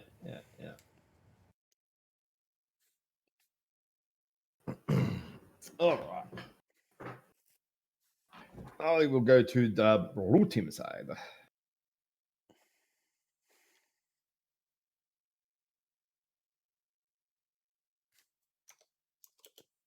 Okay, so that's. No, they're going for a left side hold here. All their assaults. So we're going to make Cat2C, Veagle, Executioner, and a Blood Asp. So, and that's going to be PPCs, DACA, forces have Look at the been- Alpha Lance from Dog Squad aggressively moving into Theta as quickly as they possibly can. By the way, Dog Squad with a Vulcan, Cyclops, Panther, Phoenix Hawk, Commando, Annihilator, Mad Cat, Theta and is a controlled Veagle. by the enemy. So pretty standard here for SA. It's all ERPVCs on the big assaults, except for Bloodass, which is Dakar, and Veagle, ER Peeps, everything else medium pulse. So here we go. Hard left push by Smoke Adders. Moving up the low ground. And So leaving Smoke- one lone assault mech by itself. Yeah, so Smoke is going for that that hard left RJF push, but with basically their entire team, and leaving Brian Unfearing, Ferry and the in Vapor Eagle. execution alone here. Brian Ferry and the Vapor Eagle might be getting caught out here. I don't think he realizes how many of them are there. He did pull back when he saw a couple he of would them. have to know. I mean, he's running. He has to know, right? Yeah. You can't. Well, he I stopped. think that's what I mean. At this point, you can't not know these things. Well, This he level of stopped. play. He just moved Yeah. back and then stopped. It's like, no, why are you stopping? Yeah, you get to a point But where you got to know, right? You haven't seen any assaults in like 2 minutes. Yeah. Something fishy's going on, right? Yeah, for sure. SA continuing their tour of the map, only taking Gamma. They're not even touching any cap points at the moment, though they do have a mech out by Kappa. So the commander here for Hacks, should probably start heading to Gamma. He was having a little bit of a look. He did stop for a little bit, but he definitely does not want to stop for too long here. We've actually got who is it? Rick here is actually coming back to where Unfearing is, which is an interesting move because he was with the team for the majority of that, but now he's sort of come back a bit. Strike went out on Theta. Stone Falcon in the Annihilator down to 76%. That was a strike or that was a trade gone wrong. No, that's a bit of lost both. arm. I think it was a. Oh no, I think that was mostly him trading actually against Unfearing and Rick actually. Aza eats an airstrike there. Oh yeah. Yeah, down to 71%. Open in the rear torsos. Rick Dog is Squad getting pushing hammered. in. Rick's getting hammered there. I think did he? 56%. Oh, really open torso now. Yeah, really open torso there. So the another airstrike. executioner Unfearing was standing out in the open, taking fire from the whole team, while he's finally jumping around. Sepp is poking at him in the Vulcan. The Mad Cat and the Osiris is backing him up. So SA have kind of taken the middle in the meantime here. They're trying to get Theta back. Aza's going to pick into the middle here, and he's just realized that there's three of them. Helios goes down to a strike? Yep. That was Was that an airstrike? Set I takes did out Unfearing. Aza goes down to Black Belt Jones.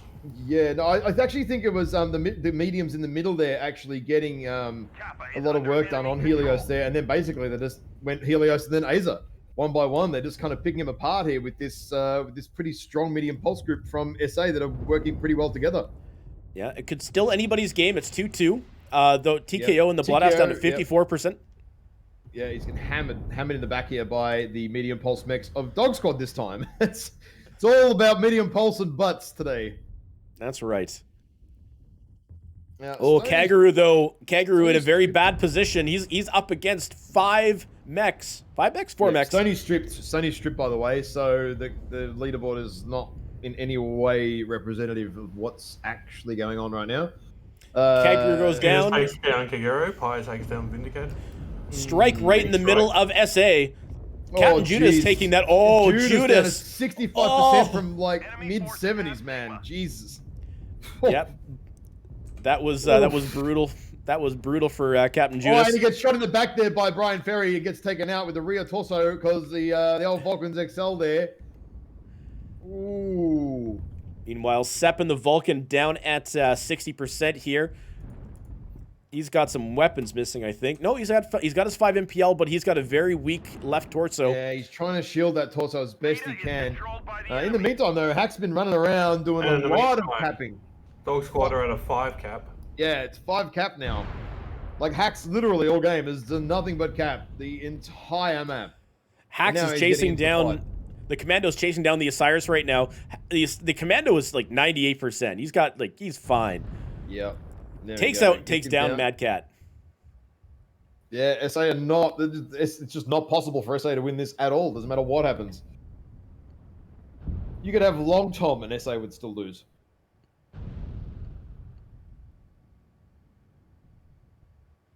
Keeping an eye on this fight here, Hax versus Therax, the Commando versus the Urban Mech. Urban Mech goes down to Sep. Sep kind of ekes out some damage from the Volcano side.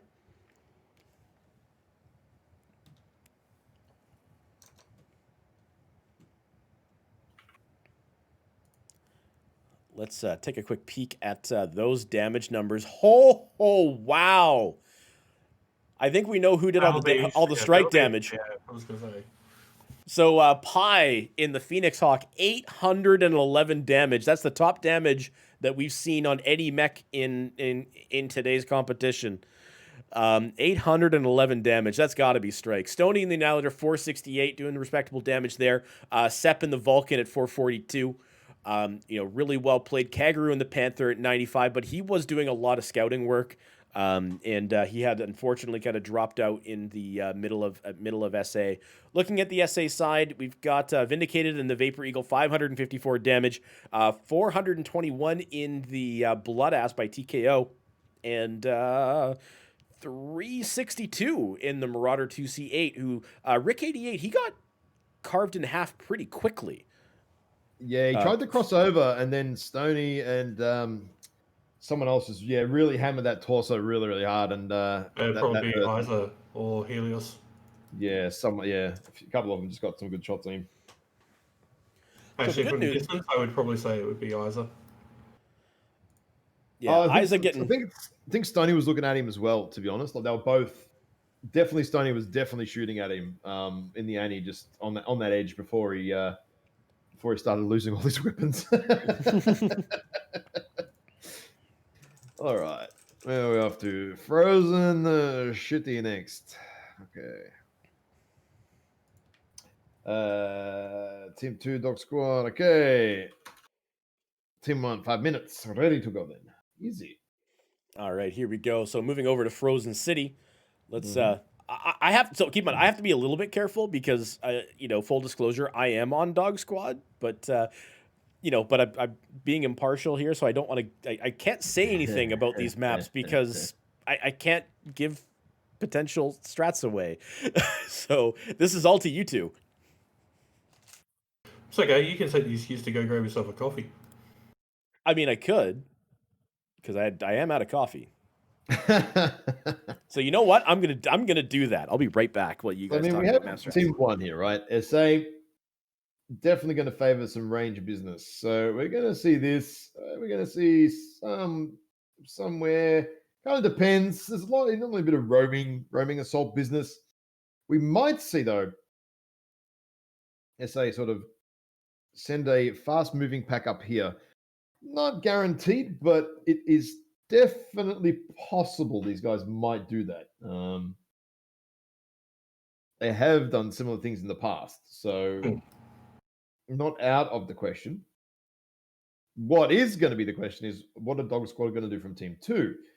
Are they going to go that sort of aggressive and maybe assume that the SA guys are going to sort of set up back in that Delta 5, Delta 6 region and get aggressive and then just try and map control them? Or do they go like F5? So this whole region in here and trade it across and backwards. Probably won't know till they actually get their lancers and players. It'll depend if Dog Squad are pretty heavy Charlie with their assault more pilots, then that's probably not going to happen. Almost certain it probably won't. You never know. It always makes sense to take one pilot from Charlie and put him to the right, because if you put 3 separate Overwatch mechs on the left-hand side, unless one goes down into Velocity, you're all just competing for the same spots for sight lines. Yeah, I mean, if they put say you see like Stony or AZ there, right, both in Charlie Lance, they're more likely, I would say, going to Fox 7, but we'll wait like at least that right side of the map rather than the left, because Team 1 does have that just inherent advantage of getting to Theta early, which I'd probably imagine they're going to do. So I mean, it does depend on what light they use. Like Smoke Addicts are using an Osiris. It's not going to get there as quickly as, say, a Flea or a Commando. Yep. And we haven't really seen, I think we've seen Smoke Addicts in previous tournaments use a Flea occasionally, but we've never really seen them employ a Commando. Yeah. All right, how much time does Team 1 have? Oh, I've still got plenty of time. Still like 3 minutes. So that was a very quick coffee, mate. You didn't, grind the beans, do the whole espresso machine thing, did you? You did the T1's locked. It's the joys of Nescafe. joys of a Keurig. I'm lazy. What can I say? Dirty instant coffee, mate. I can. That's right. I can't do that shit. I just can't. All right. I mean, now that being said, I have a hard time drinking tea after going to India a couple times and drinking chai, and have it actually made in front of you. Like that was an experience all on its own. So I get it. I understand. I don't drink coffee for the flavor. I drink it for the effect. So Alpha Lance, Alpha Lance, a lot of more of some of the heavier players here. So yeah, we're not going to see any antics from Delta 5 antics. I don't think here from SA. We're going to see a more spread out approach just going by the players, the Lancers. See what Team 2 do.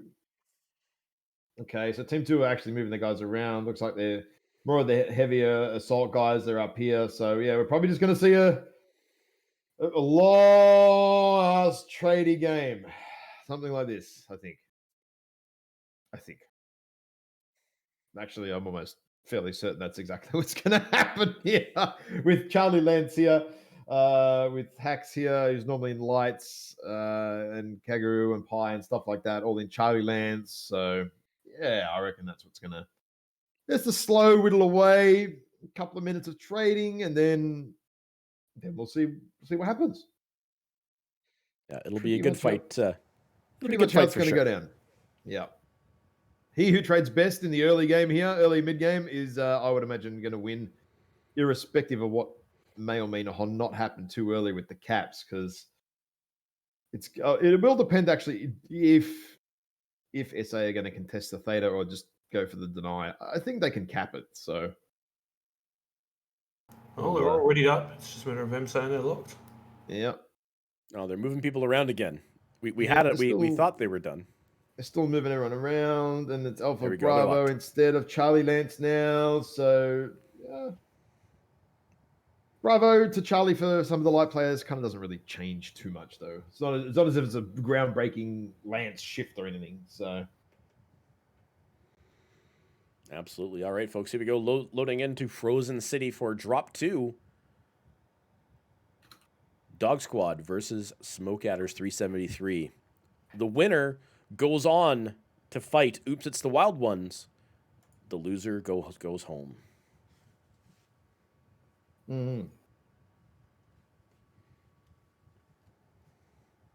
Well, they go home if they win. They lose 3, of course.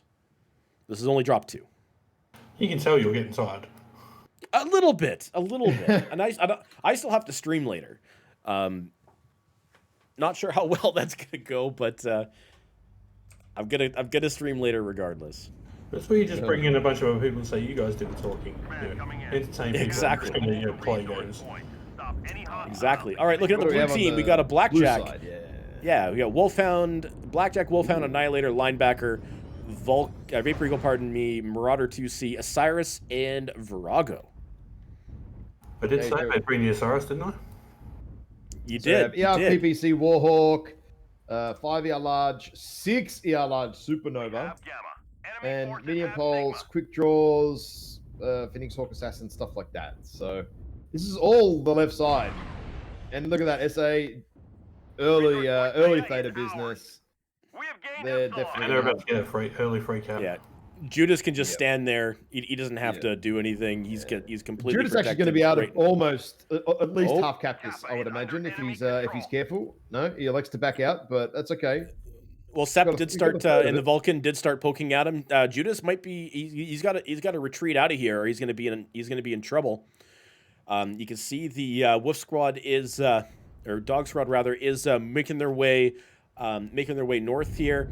Maybe looking for maybe that less side push. Whether or not they're going to get some firing lines up here, let's take a look. We got Stone Falcon and the Supernova posting up by the dropship. Helios and the Stalker 5S with those really high ER large mounts.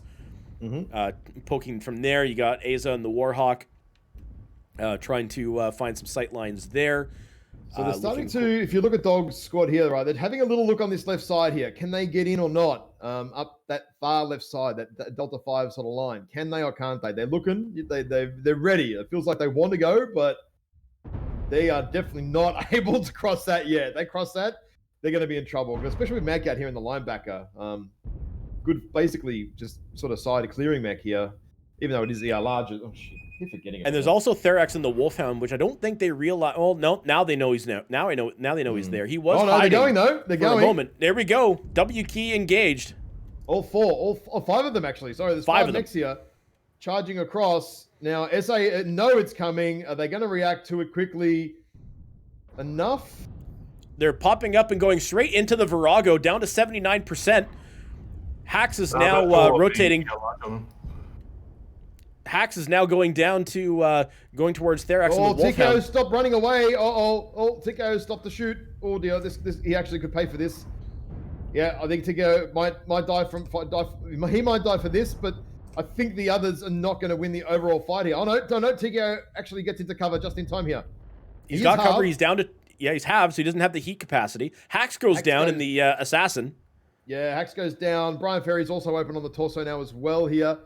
TKO just getting into cover there. Airstrike on him though, drops him down to 38% after the RD strike and being halved.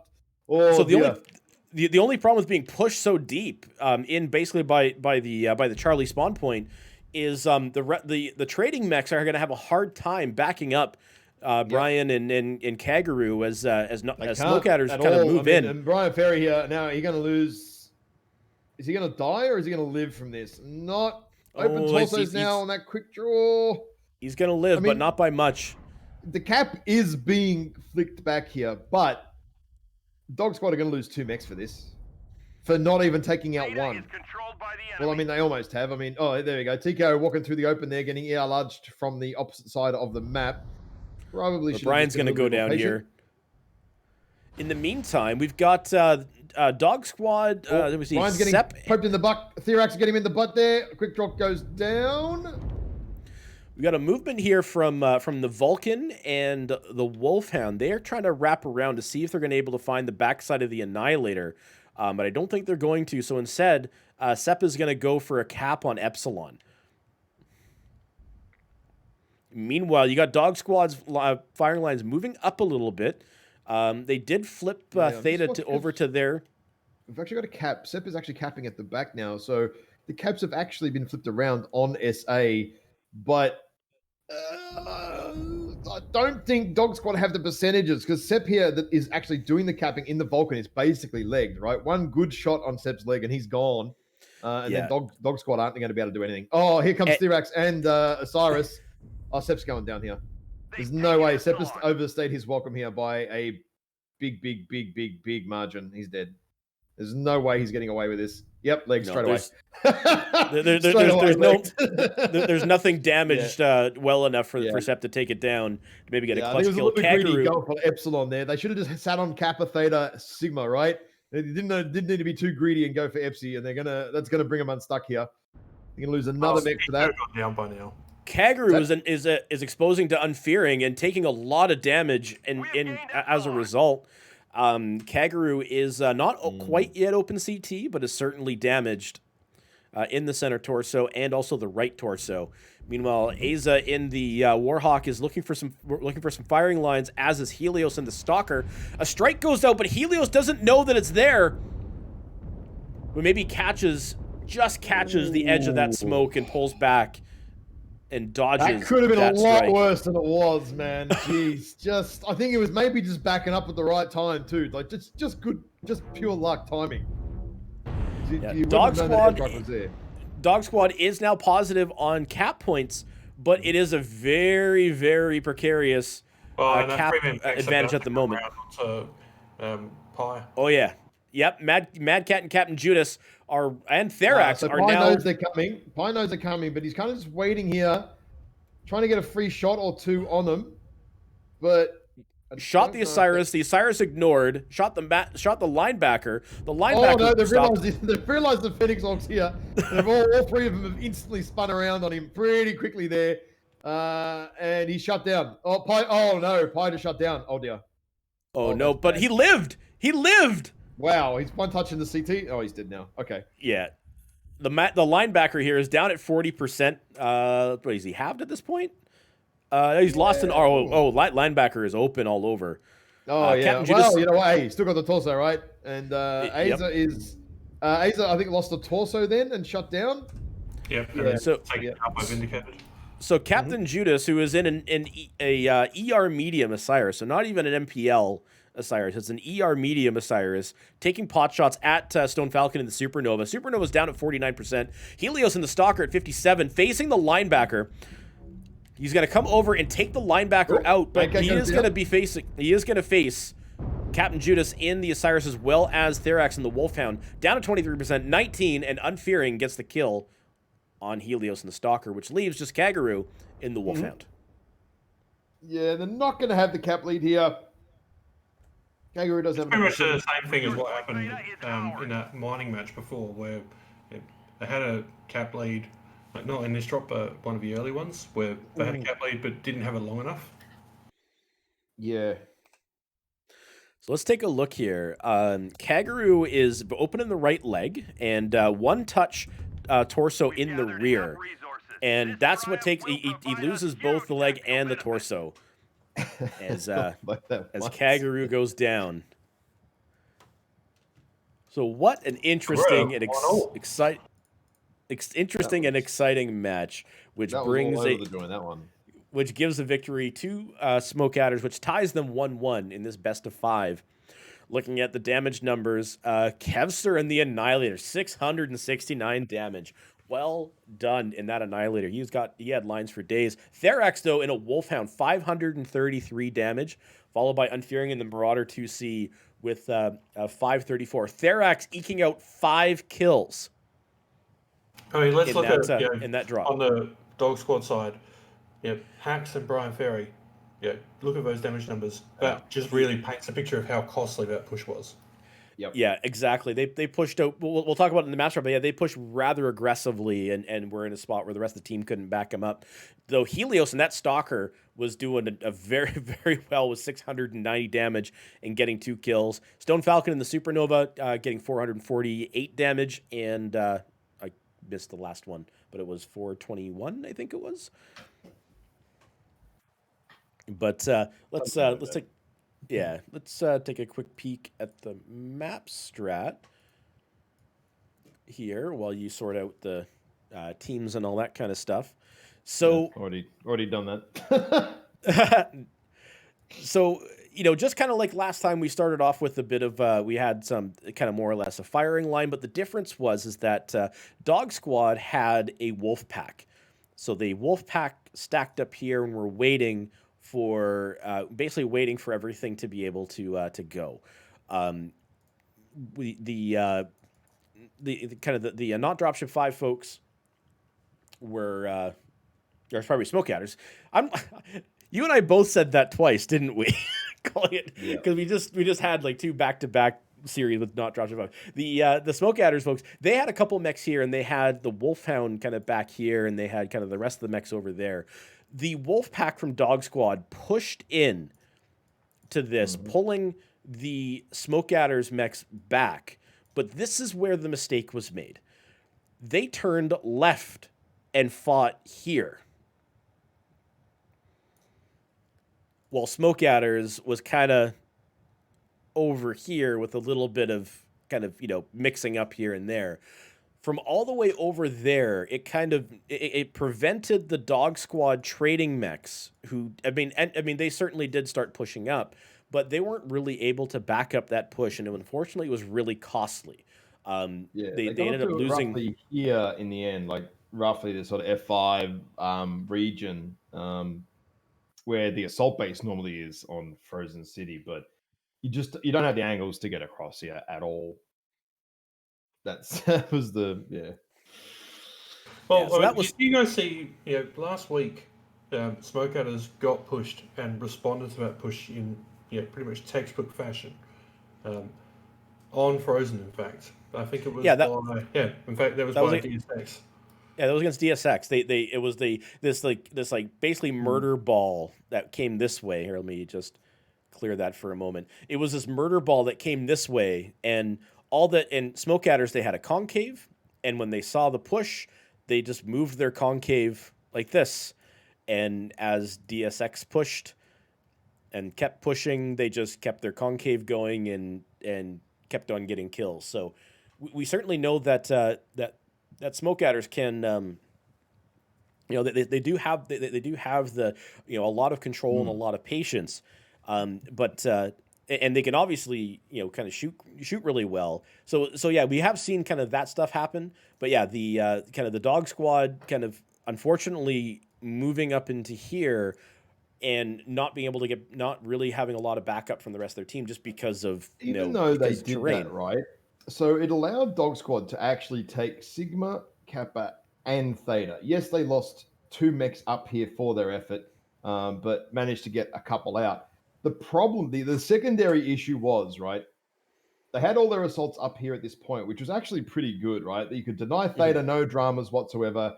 You had plenty of Overwatch from here, across here, basically to stop it all, right? From these sort of areas. The problem was they just got mega greedy and Sep going up here to try and take a 4 cap with an open leg already. Losing that third mech, that was the ringing of the ding dong bell. You can't come back from that. I feel if they had have had that light, with the Vulcan a little bit longer. I mean, if you're open leg like that, you shouldn't be going 1,500 meters away from your team, right? That's a rough choice. Team 130. Yep.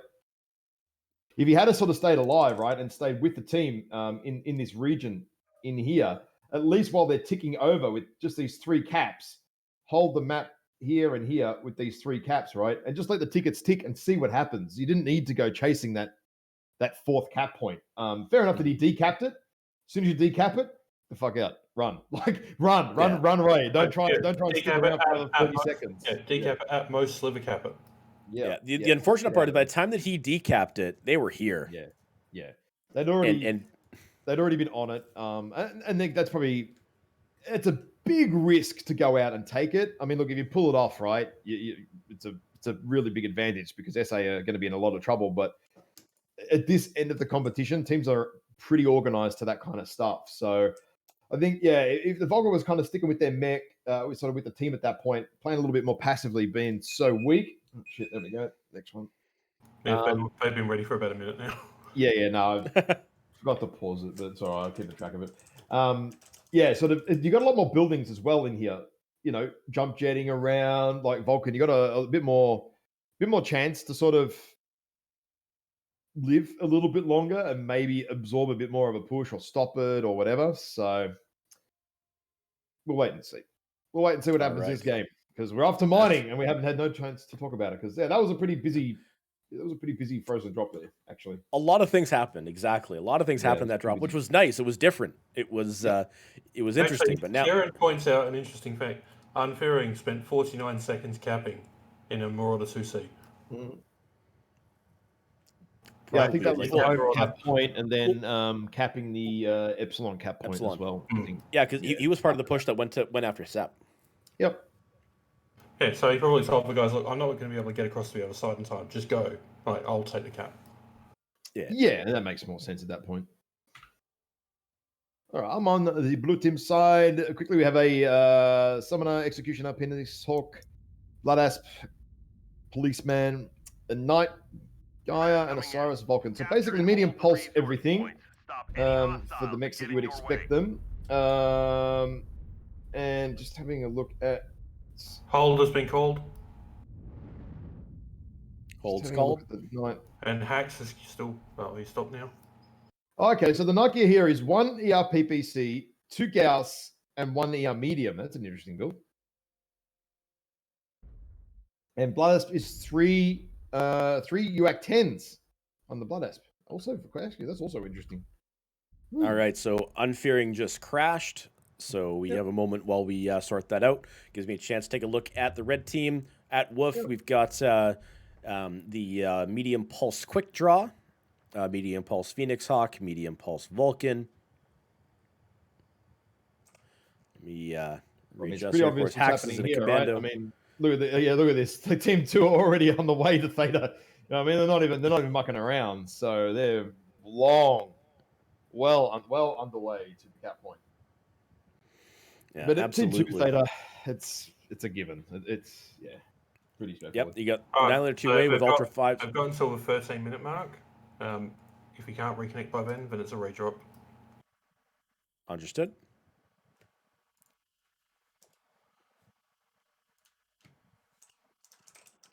By 13 min or redrop. Want me to type that in chat? Yep. Okay.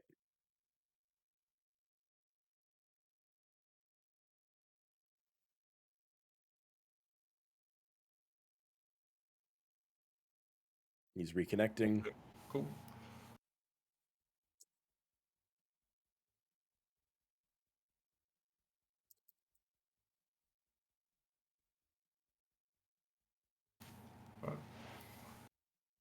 Okay, he's reconnected, so Go 12:45. They're 12:45. going. Cool.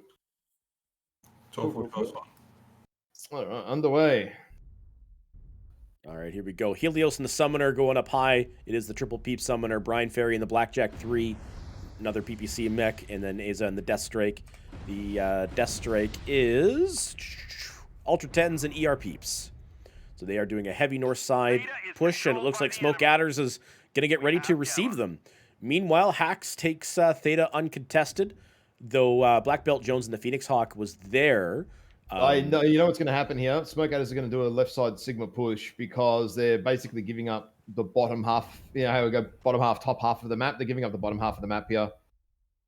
Either that or they're expecting a push to come in because they're not even worrying about Epsilon. They're not going the bottom right side of the map. That position is extremely strong to receive a push because they've got to push for a choke point Command to get there. confirming that we have possession of Kappa. But they're giving up. Smoke Adders have given up 3/4 of the map here. So they were either expecting a push or they were going to and stopped. Meanwhile, But Wolf is I think they're going to push. Dog Squad is getting the two gonna have bottom to, cap right? They points, have to Epsilon push. and Gamma. They're I going mean, to be 4 Smoke capped Adders here, just a now, moment. right? They know that there's a mech on Epsilon and a mech on Gamma. If Smoke Adders don't go now, they're going to lose their chance. And they're going to lose all map. They're going to lose everything. No, I don't think Smoke Adders are paying attention enough. They're not. These two back mechs here, TKO and Vindicator, they need to be going right now. So 4 cap with 3 of those caps are. He's just sitting there patiently waiting. There we go. Black Belt Jones coming in with Therax and the K9 following. There we go. Smoke Adders is making their push. Stone Falcon is sitting here in the Annihilator by himself, facing up against the medium and a light. Judas comes around the corner and gets double tapped and instantly drops down to 72%. Like, instantly is open. Yeah, all back damage and then the protected right that torso front. With Ferox meantime down to 49%. Yep. Mad Cat is down to 70% as well already. Open rear torso, basically lost the side torso already here. Mad Cat as well. Oh, this is not SA taking a good 45 seconds too long here to start maneuvering, and I think they're going to be in some deep shit. Oh, Helios missed his jump, and he's down where he doesn't want to be. This is a tough spot for Helios to be in the Summoner, facing against the Blood Asp. It's 49% for each of them. But, again, Helios most of his weapons already, though, so it doesn't really hurt him too much. He was getting crossfire from Stony. Yeah. Oh, big strike Helios on anti-mech. Who was that? Oh, 81, step down to 81. Oh, geez, that's a lucky. That arty struck missed just about everything for some reason as well. Black Belt Jones here getting in trouble. Oh, gets taken out. Yeah, this is a slaughter for Dog Squad, having a bit of a slaughter here. Oh dear. Rick at 38%. Like, oh dear, we waited way too long to take advantage of that. Rick's in serious trouble here as well. Lots of vision. Unfearing in the Executioner, down to 66% and backing up. Vindicated in the Summoner, sitting at 82%, trading handily with the Blackjack. Rick gets hit by a light breeze here. He's going to die. He is cherry red just about everywhere that is important. AZ in the Death Strike here is alive. How is Rick still alive? Rick I took don't know how fire Rick is still from. alive. Well, I mean, even grazing with the medium laser, he's dead, right? Oh, AZ that eats an airstrike there, strike. gets halved, and gets killed by the airstrike. Oh, Jesus. Watching Rick, he's just not going down. Like he's 2v1 right now. Oh, there he goes. Sep You takes him jinxed it. out. You had to jinx it. Meanwhile, TKO and the Night Guy is standing tall at 83%. He's gonna be trading against Brian Ferry here in a moment. Never mind, Stone Falcon drilling into TKO and just wow, straight through the center torso in the back. Actually, no, it wasn't even Stony. Somebody else went from the rear of that Night Guy and took him out from the rear. I think it was the Phoenix Hawk, I think. I would actually go so far as to say that disconnect just completely messed with Smoke Headers, and they were probably spending so much time focusing on getting Unfearing back into match that they didn't plan out what they were going to do when he was there. Yeah, absolutely. Meanwhile, they're already in those lances, though. I think I don't know. Stony 792 damage in that Annihilator, followed up with Aza and the Deathstrike with 538. Certainly well played for the two for the two big mechs on the Dog Squad. You can see that Brian Ferry was he was getting some trades, but 295 damage in a dual peat Blackjack 3. That probably means that he wasn't able to get the lines that he was hoping for. Over on the SA side, Unfearing the Executioner, 496 damage, and then the rest are all in the kind of 2s and 100s there. Like you mentioned, there was a missed opportunity there on SA's part. So let's talk about that. Actually, we have to swap people around, but let's talk about that. Nah, Dog Squad's still on team 2 for Tourmaline. So yeah, okay. That's all right. I just need to swap the map over when I load out because for some reason my game is taking an exceptionally long time after that drop. I don't know why. I left halfway through the damage numbers and I only just got out now. Oh goodness! I don't know what's going on. That was a long load time. That time. Holy shit. So if we ignore the hold for a moment. SA essentially ended up with their mechs here, though they had kind of one mech here and one mech there. No, they were all there basically, dude. In the end, like if you look after the hold, right? Basically, what happened was cap here, and then dogs were over here, capping here, and capping here as well, right? So they had two mechs, I think a third mech here, totally out of the fight. But the entire army for SA was here, and dogs just had a couple of 3 mechs here, and here. And then they basically full cap the cap points, right? And SA still standing still. And after they'd capped the cap points, then SA start to move forward. But by that point, the mechs are already basically up to roughly here, and the push was over. And you had the longer range mechs, the Night Ire and stuff like that. They can't really shoot the mechs that are down here behind these canisters. You got no angles. They needed to have been on the W key for nearly, I'm going to say 30 seconds. At least 30 seconds. They needed to already be moving. And that push would have actually annihilated Dog Squad, I think. But it just took way too long to happen. Way too long. Yeah, absolutely. And by the time that they did push in, the rest of the Dog Squad was able to kind of be up there to support the to support the fight. And then it just came down to focus fire and what became amazing strike positions, and not to mention, you had Rick 88 in that Vulcan that just wouldn't die, like just took fire from everywhere.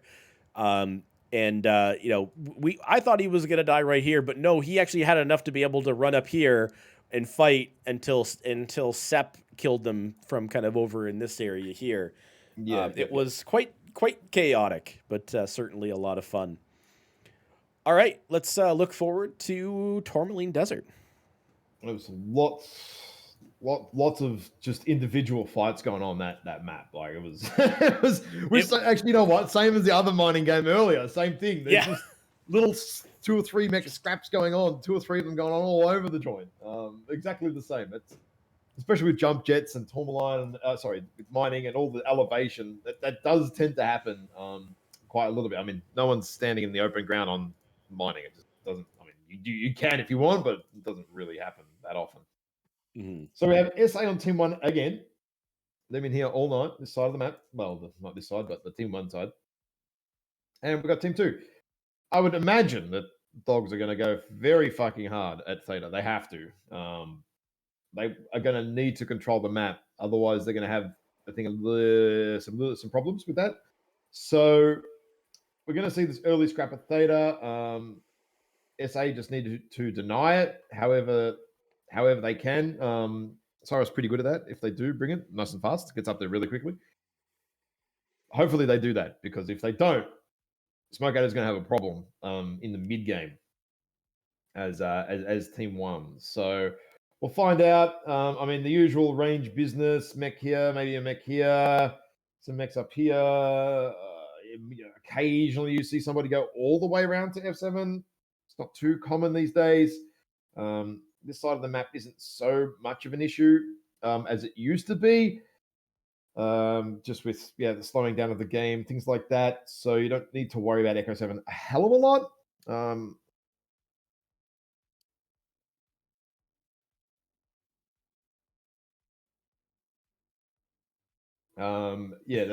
Sorry, just letting them know that they're not ready yet. Yeah. Okay. Team 2, 5 minutes. So just letting them know. Okay, so starting the timer there. So yeah, that Echo 7 side is not too much of a worry, generally speaking. And if there is a mech sort of high or anywhere in this, wrong color. In this region, anywhere, generally you can spot if the light mech sort of running to their back gamma cap. So it used to be a little bit more of a thing, sort of back capping the enemy's cap, but it doesn't seem to happen too much in the last couple of years.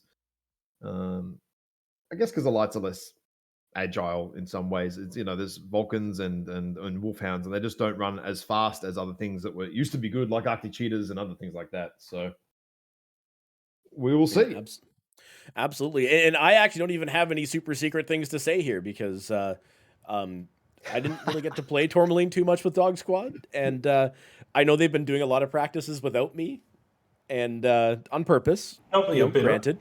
So you didn't spill the beans, mate. That's what it is, isn't it? Hey! I've been good. I've been good this whole time. I've been good this whole time. I haven't given out any information. But no, it's this one's certainly gonna be a mystery to me. So we'll see how this is gonna go. We're waiting for the teams to load in now. Just a reminder, we have to be very careful with this map, because this is the one where you can easily get the spectator bug and then be stuck in one spot. So if it looks like I'm not moving for a little while, there we go. Now I can move. Really, really don't want to have to do a radio cast. Command coming in. Capture and All right, looking at SA, linebacker, Marauder 2C, Rifleman. Rifleman 2, it's the Daka Mushroom. Mad Cat B, Osiris, Wolfhound 1A, Blackjack, and Vapor Eagle. So they are expecting a Dog Squad hard push here. I mean, pretty obvious when they stacked the Lancers. I probably should have been a bit more attentive to Team 2's Lance selection. But SA, and that's what they're doing. SA pulling right back. This is a Dog Squad hard aggro push here. And SA rolling straight back. They obviously do the Lancers. I've seen it before. Know what's coming. We have gained Epsilon. And they're pretty well ready to receive this SA. The thing is, right, Dog Squad have pushed them so far back so quickly that Dog Squad don't actually need to keep pushing. Yeah, they're not going to take any damage from the approach. Yeah, they can just take the rest of the map and get Sigma Kappa and Yep. Dog Squad now just hold edges and corners and go cap the map, and they win. This is the only problem with Team 1 and having basically that Team 2 that hard Lance assault counter in Alpha and getting aggro on them. I think we actually saw this in 2016 Worlds with 9STS in the EU matches, doing the fallback to a stage, and they just got completely outplayed because... Oh, what's this? The linebacker! The linebacker! Absolutely hammered on that left corner on that peak from Stoney and Aiza at once. Just getting Ultra 5, Ultra UAC 2s and ER peeps and everything all at once on that one peak. Yeah, Dropped looks like him lost 30-something, 40%. lost a Huge. large laser and a very open torso. Huge. Strike beside Stoney. Let's see if he's going to do anything about it. This is exactly what happened to GNX and got them knocked out as well, where they ran fast, back hard, and then the problem is you give up the entire map now. This is going to be hard work now for SA. Absolutely. They're in the hard-working position now. So taking a it's an look airstrike here, on Laser. look at this. Pi and Sep is they're Under the kind pillow, of they're wrapping around. Not sure if they're going to go for a gamma cap or if they want to try to They'll go just try to gamma. corral them. The smart play is to go gamma. I wouldn't be fighting right now. I just you want to get 4 caps and tick as many caps now as you can. Because at that point, smokers have to come to you. Like, there's nothing else they can do. Yep. Black Belt Jones and the Blackjack 3 standing up tall here, looking for sight lines. Let's take another peek here and see what's going on. We got Judas and the Osiris. TKO has another TKO. look. Yeah. Has another look, and he's now open CT. 3 more %. Now he's open CT as well. He can't. No more looky-loo for TKO. He cannot afford to do that again. And he's lost one of his ER larges now for that actually as well. Has been crit out. He lost that on this first peak when Aza when he faced Aza and Stoney. Yeah. Dogs basically almost honestly right now, they need to be careful, right? They don't want to lose any more percentages because they are not. Their range isn't actually going to be as good with a lot of these UAC 10s and stuff like that. But, as ERPPCs at the 800, 900 meter mark, which is where a lot of this fire is coming from. So they have the map control. They just need to be smart about it and stand under the spires. The airstrikes then don't hit you. You know, as we just saw there, like Brian Ferry standing under the spire, strike on TKO appearing beside Hacks. What is and Hacks doesn't challenge TKO, instead backs up. No, there's no need to right now. That's the smart play from Hacks, I think, right now. Because I mean, you got Unfearing over the side here. I mean, he might. What's he going to do? Maybe strip off a torso or CT off TKO, but you're going to lose the commando. You don't really want to lose your commando at this point. You might need it later. Strike goes out there. A lot of crossfire now, right? See, Dog Squad are now eating a lot of shit, right? Because they're not being patient. Like Stoney is in the open here on the left. Now he's open on the right. Now he's walking up the middle, and he's just getting hammered from everywhere now, right? Like Dog Squad needed to back off further behind Theta, not forward of Theta. Yeah, we have Unfearing making a movement to the south of Epsilon here to try to scout out the rest of the Dog Squad and to get some really good sight lines on him. With TKO backing up, Hacks and the Commando is now coming up to the side of Unfearing, or is he going to try to run around him? Nope. Hacks just turned around and walked away and said, no, thank you. No, he dropped an airstrike on him, I think. Oh, yep. There is a Unfearing's strike. got a massive airstrike on him. 77% down to 71%, down to 65%. 65. Oh, gee. Dirty Commando. Dirty Commando business right Dog there. Squad has to be very careful. They've got 2 mechs at 30%. Yeah, Helio's got a big airstrike on him as well. Sorry, Artie struck there, that one. But missed him. Brian Ferry now has just been picked apart. Therax just slowly picking these mechs apart here. Brian Ferry's actually lost a torso. He's open a leg. Stoney's lost half of his weapons here as well because he's lost a torso and he's open CT. Pie's down to 78%. They're slowly picking them apart, right? Because they only have so long to cap do. points, though. Yeah, the problem is they're running out of time. They're really, really, really running out of time here. Yeah, Dog Squad has and to here play we got the patiently. Commando as well for Hacks, right? So Judas is about to come in and try and do some caps, but Hacks again just holding that left side, just holding as long as he can, delaying as long as he can. TKO and the linebacker making a push for Theta. That poor linebacker, 48% standing on Theta. That's unless they move to take it. Looks like Helios is turning around. Mm-hmm. So Stoney's shooting into a wall there. He's just shot about 16,000 rounds into the wall. I'm not sure he realized what was going on there. TKO's in trouble though, because Helios is actually a stick. But now TKO can no longer finish off the cap point. TKO goes down to Sep. Stoney gets down Kevster there. TKO finally goes down.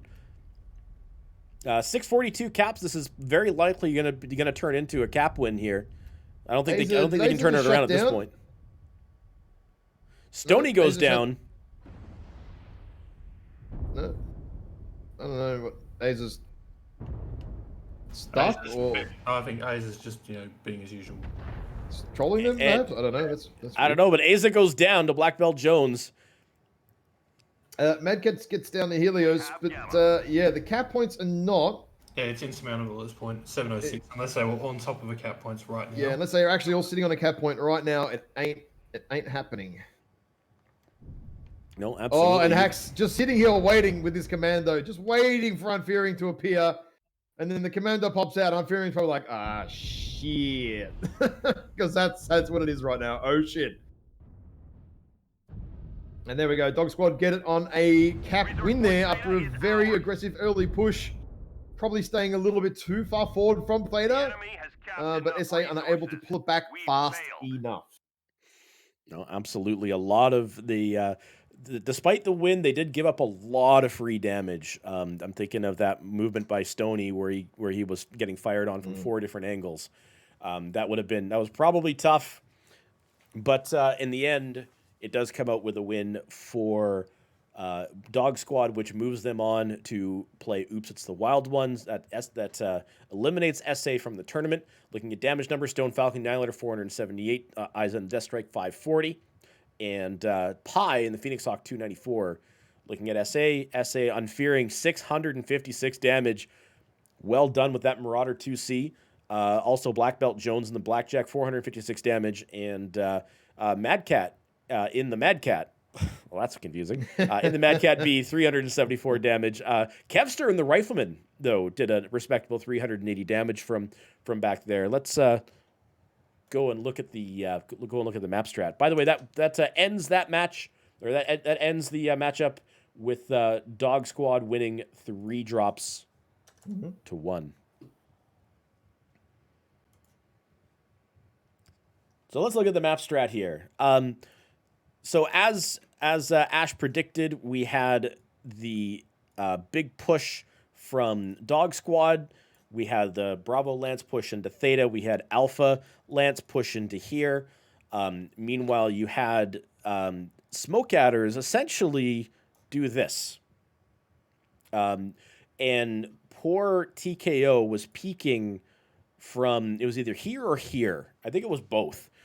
And just eating up a lot of damage. Dog Squad eventually ending up kind of in this area with a couple mechs damage there, and we had a couple mechs out capping.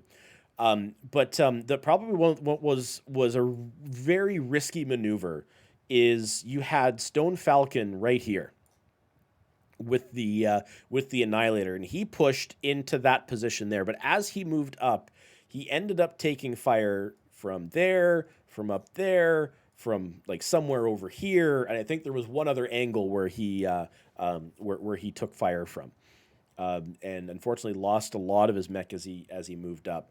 Unfearing, quite smartly moved this way to try to get a good crossfire on Dog Squad, backed up by TKO and the linebacker. And of course, Hax was trying. I think Hax was going for maybe an epsilon cap, but came here, dropped a strike, turned around, and just got the heck out of there. But it was an interesting match. And when you think of it, if you draw a line right here, this was Dog Squad, and that was SA. When you look at the control map, the overall control of the map. I've just been setting up the lobbies and stuff, so maybe more like that. Forgive me for my silence there, very briefly. Nope. But no worries. I think if Dog Squad kind of they didn't need to keep going this far, right? They could have backed off to here, to here, right, and just held the corners. They didn't need to go that. Once they'd gone that far, they could have backed off long before it allowed SA basically to slowly move up and around kind of thing and get more of those angles. They lost a lot of armor playing that strat. It could have been a bit tighter, basically. I mean, not that their strat was bad or anything. It worked well, got them the win. But yeah, they lost a lot of armor unnecessarily at various points in that fight. SA just went fast enough. If SA kind of got on top of it a little quicker, losing all that armor could have been a little bit more of a problem for them. Maybe 45 seconds or so, right? Because they'd already basically decapped all of the cap points. And then it was just Unfearing who was having commando issues getting to, what is it, Sigma? Yeah, He got all the way. Yeah, he was like all the way to here. Yeah, so another 45 seconds, right? If SA were 45 seconds quicker, that could have been very, very different. And Dogs would not have actually been able to hold the caps at that point. So, interesting game. Interesting. Absolutely. So with that, Smoke Adders is eliminated from the tournament. Good game to the Smoke Adders. And the Dog Squad moves on to fight their compatriots, to fight Team 1, to fight Oops, It's the Wild Ones. We're going to need just a few quick moments here to get things sorted out. I've sent Jay-Z a message. He's currently deployed in game. I told him to hurry up and get in the lobby because their game is already 2 minutes overdue. So hopefully they hurry up. But yeah. Yeah, we need a moment anyways to reset. I need to do a very quick bio here. So give us about 2 minutes here, folks, and we're going to get things sorted out. And we'll see you in a couple minutes. Excellent.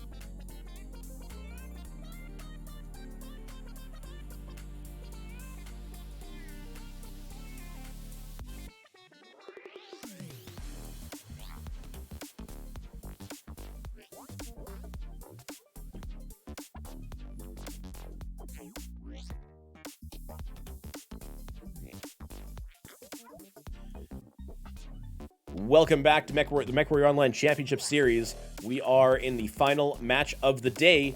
Oops, it's the Wild Ones versus Dog Squad. This is going to be a fun matchup because it's a bunch of 228 players fighting each other. No, man. They've got one EMP tag on one of the teams, so it's clearly an EMP team. Yeah. Absolutely. So this will be a fun matchup. We're going to go ahead and get the map selection out right away. We can go ahead and release the votes. Yep. Let's see what they pick, right? So this is, by the way, the fourth team that has appeared that has at least one 228 member in it today. And yet, no wholly 228 teams could form up. No whole. We tried. We did try. It wasn't without effort, but we just weren't able to collect people in time to be able to do a good showing. But our 228 brethren went off into the comp scene and propped up a bunch of other players. And you've got one in the casting booth. Right, propped up. Your players went out and spread themselves so wide, you think they're an STD.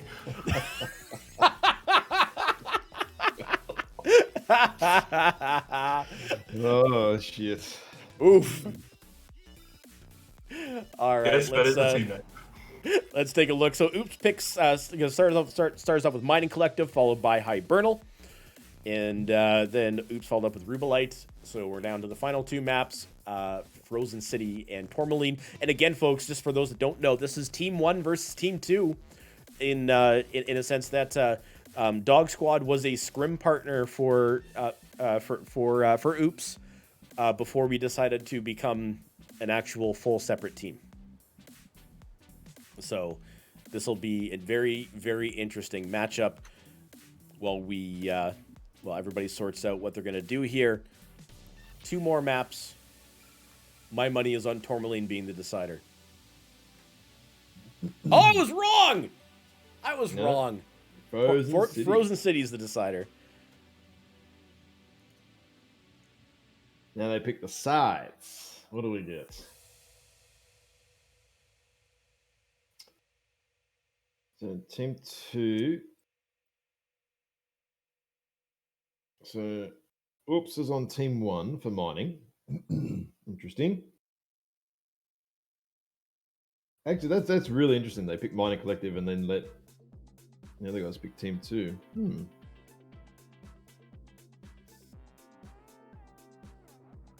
Brian Ferry, hashtag let Nutty play. Now, Oops takes team 1 for Hibernal as well. Okay. It's going to be another repeat of team 1 constantly staying on team 1. Maybe. I mean, hey, if it makes our life easier. Yeah, well, that's true.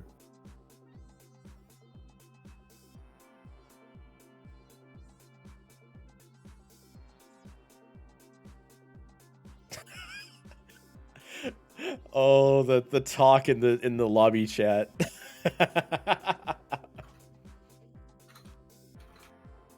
Oh, Hacks. He's like, they want to bring me in.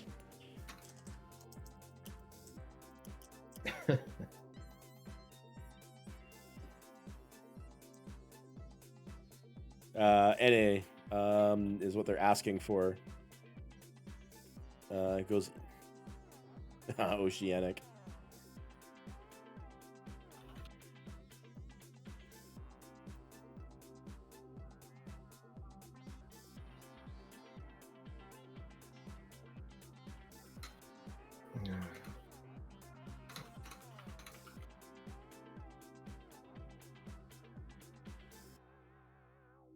I need to hurry up with the maps. Who's the?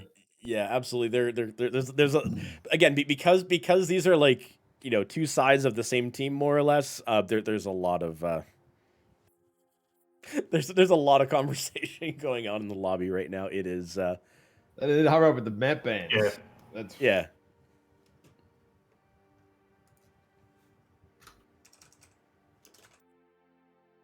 Oh, there we go. So Ribolite for game number 3. Oh, sorry. Team 2 for Oops for game. So no, team 1. Okay, so Oops are on team 1 for the first 3 drops, and then for the last 2, they swap around. Okay. Oh. That works. All So they right, have there we 5 go. minutes. That's it. Mining Here we go. Collective, Hibernal Rift, Rubalite Oasis, Tourmaline Desert, and Frozen City. This will be a fun matchup, folks. Here we go. Looking at the map strat. Mining Collective. We've talked about this till we're blue in the face, but we can talk about it one more time. Hit me, Maybe. I don't baby, one know. more time, I don't know, Ash. I saw that look of really? Again. You're like, I can't be fucked to do that. No. Yeah, no, that's pretty much where it's at right now. I've done Rubalite. Sorry, I've done Mining Collective so much this season. It's just killing me. Can you imagine if we'd done Canyon Network? Well, at least I Canyon could all do day, it every with day. blindfold on. I could even muscle memory for map strat for that one. That's easy. So yeah, Team 2 obviously have the slight advantage here. Whether they use it or not, I don't know, because it'll depend on what Team 1 do, I guess. Last game we saw the Dog Squad sort of set up in this sort of region. I don't know if they're going to do that again or not. I don't think it's particularly strong, because you give up way too much map control then, sort of backed into a corner, especially get sort of Pop-Tartars from here. Even if you can get one up here, you know, sort of this way, over here, you really lock yourselves into, if you just lock yourselves back into this corner of the map here, you're pretty disadvantageous. And then you have to, well, move this way. And that's, to get out of it, you have to go that way. There ain't no other way you can go. And then then it can be equally rough. So we'll wait and see what Team 2 do with their Lancers. It'll be based on what Team 1 do, I guess. And we'll know in the next 3 minutes, because that's how long they have left. That's about it. I got nothing else right now. I'm fresh out of content. So you know what we can do is looking ahead for those of you who have enjoyed watching competitive Mech Warrior and you're thinking about doing some kind of competitive Mech Warrior, just so that you are aware, there is another competitive series coming up called called ISC. It is done by the kind folks over at Aces Wild, supported by MWO Comp. Signups open on January 1st of 2021, so just a little over a month away, and then matches start up in February of 2021. The Intersphere Coalition is a as it sounds, an Intersphere only competitive series, so you have to play with IS mechs. So if you want to be part to do some ISC stuff, jump into the MWO Comp Discord. You can also watch me get moderated by Moobot as I try to do my caster duties and get what happened? Oh, whoops. Yep. I'm not even a VIP in the channel that I'm casting for. Good game. All right, thank you very much for that live. But there we go. So if you do want to do some competitive Mech Warrior, that is the next competitive series that is available to you. How long have they got? They should have a minute, I reckon. Yep. Hang on. Oops. Wrong button. No, you already did it. It's good. I got you. Now, I'm just trying to find something very quickly here. So here is, I'll send you a link, right? Because also what we can announce is we will have another stream, a deeper dive into MechWarrior Online balance, the fixes, and a whole bunch of other stuff. Mr. Navid is working on a in detailed PDF. Now, if you want to do a little teaser, you can bring this up on the stream and show the people very briefly, just a little bit of a carrot, dangle there. It's going to be interesting. Let me tell you. It should be sometime in next week. We're still working on when we're going to do it yet, because this comp stuff obviously takes little bit more of my time and priority right now, especially with work being all over the joint too. So get ready for that. It will. Oh, shit, there you go. I'll have to pull it up after because we got the match Yeah, that's launching. all right. But so yeah, there will be that. A little bit more deeper dive into things like skill tree and mobility, scale, balance, all that stuff we sort of spoke about, and has been pretty well received. So yeah, we can talk about a little bit more of that later.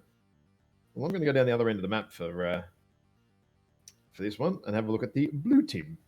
Oh, come on, Xbox controller. Hurry up and reconnect. Hurry up and re-see. Uh-oh. I might have to do this the old-fashioned way. Command, There we coming go. in. Oh, Capture just. resource points. Stop any hostiles that get in your way. Okay, so a medium pulse pack there, no surprise. All of those mechs, Executioner, ERPBC, Annie's, Heavy Gauss, more ERPBCs on the Bludgeon, and Vapor Eagle PBCs as well. So pretty, as you see, the mechs, they're pretty standard. There's nothing loadout special-wise. All right, Hack's getting the early cap on Theta, or at least the early presence on Theta. But Oops is already there. Texan Scrublord taking a peek at Hacks, and Jay-Z is as well. Hacks is down at 89%. Pie's coming up in the Phoenix Hawk. Andy Mech in the Quick Draw. And Helios in the Urban Mech. They're coming up to back him up as well. We have a 4v4 scrap over Theta at the moment. However, they do have Overwatch mechs. Oops does from Cupcakes from OP Barrels. Yeah. So they got to be very Oops has careful got here. that Overwatch in place now. So the Dog Squad going to have some problems very shortly with this. Command, Yeah, Andy Mech goes around the corner straight away, loses 10% of his mech straight away. Yeah, So Helios they know, is. they know they can't go there. They know now. It is currently Helios versus Polycat, K9 versus K9. Andy Mech has now eaten 21% already, just from staying up on Theta and trying to dive off it, the most damage taken possible route. And an airstrike down. Sorry, arty strike somehow misses all of them. Andy Mech now down 77%. He just keeps taking damage here. Frio just absolutely wailing on him with that jump jet executioner. And Helios, yeah, in trouble too. Oh, Helios already opened CT. Yeah, you got 3 trading mechs from Oops. You got the Vapor Eagle, the Executioner, and the Warhammer Bludgeon. They're just sitting up here in Cupcakes, and they're just able to get lines here all over the place. While the Dog Squad, Andy Mech and Sep decided to charge across into the center. Andy taking a little bit more damage during that cross. He's down to 73%. Helios is not doing too well, 60% into K9. Jay-Z up in the center, trying to flip the cap on Theta, but wasn't able to do so. So backs off.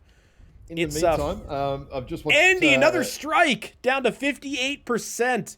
Eats an airstrike. We've had Gamma here. The Commando is about to die from hacks because he dived onto the cap point. 2 mechs came, and they basically opened his legs and then run. Then they just finished the job off there 20 seconds later. So that Commando has already overstayed his welcome at Gamma by a significant margin and paid for that with his entire mech. He gone. Look, this is already working out much better for Jay-Z and the Phoenix Hawk than last week, which is he's not on a laptop playing over Wi-Fi this time, so he actually has a decent ping. Well, I mean, he's Stoney, he's almost half dead already, so I mean, it's a marginal improvement, I suppose. Stone Falcon in the Annihilator is able to trade up with some of the folks up at OP Barrels there. Able to get a few shots. I guess that's at the Bludgeon that's jumping up every now and then. Kong Lord in the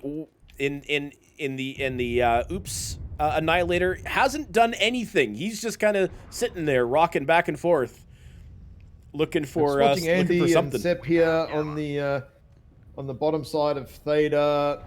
They're trying to find these Oops mechs, but the Oops mechs just keep moving. Like they're constantly not going left to right, right to left. Now they're coming through the middle. So Dog Squad are coming through the middle. I mean, they do have a significant cap advantage here. But I'm not sure how long that's going to last. Because their percentages are dropping fast. Oh, Andy, again, goes around the corner. Bang, straight down to 37. He's now open, both on the torsos now. Another 10, 15% there. A whole heap of more ERPPCs. Sep with Heavy Gauss. Victor is trying to find some angles here, but he's just not getting any with all these ERPPCs. Frio and Pete just with the pop-tarting ERPVCs really giving this Heavy Gauss Victor a really, really hard time. And one of his Heavy Gauss just got crit out. Dog Squad is uncomfortably corralled at Theta. They have the Theta cap, but they everywhere they go, they're getting hit from somewhere. There's a mech. Yep. Andy Mech is doing a peek here, a south side peek.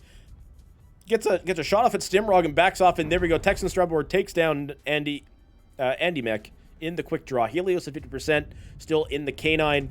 Let's take a quick peek and see what's there. Never mind, Helios goes down. Kong Lord just Heavy Gauss. Aza in the head. There you go. I guess that's what Aza gets for being very chatty last game. And Pi goes down.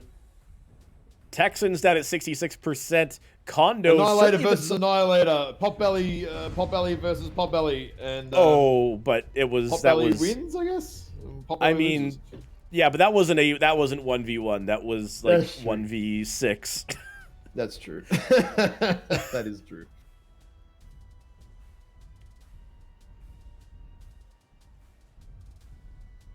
Frio and the Just Brian executioner. Ferry left now, and all of the Oops team are charging down in here pretty hard and nasty, and he is done. That's an 8-0 in the end. Wow. That's an 8-0. It could have been at least an 8-1. Frio and the executioner are sitting at 42%. Condo is fairly hurting at 58%, though I think that's more armor than anything else. Frio, I think, is the kind of the most delicate one at the moment. Oh, yeah. Frio is just a couple of center torso hits away from being dead. Yeah, just looking at Condo there. He's 58%, but I mean, he's not open anywhere. Nearly open CT, but still reasonably well armored in terms of armor spread. All right, let's look at these damage numbers here. Let me see here. Texan Scrublord in the Vulcan coming up on top with 540 damage, followed by Pete Zone in the Vapor Eagle. Funny enough, the trading mechs didn't really do that much. Or, with the exception of the Vapor Eagle, right? The Vapor Eagle did really good. You got the Bludgeon did 259. The Executioner did an okay 360. But the Pete Zone and the Vapor Eagle really had that... really had good firing lines, taking advantage, obviously, of jump jets and mobility. Looking over on the Dog Squad, Stony up on top, 584 damage, 76 damage for Brian Ferry in the Blackjack. He found his firing lines that he wasn't able to find in the previous matchup against SA. And Aza doing 267 damage before dying to a headshot. Mm-hmm. I just put a point out here that Hax was trying very hard to take Panic Button's crown from him.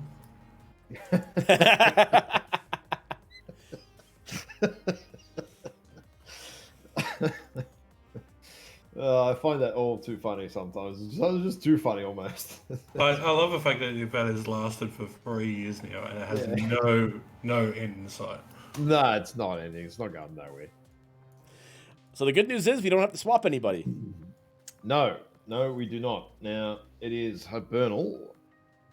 Yeah, the bad news is it's time to get blinded by the light. Oh, jeez. Really? Did you just say that?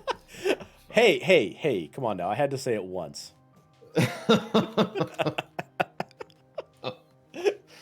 Terrible.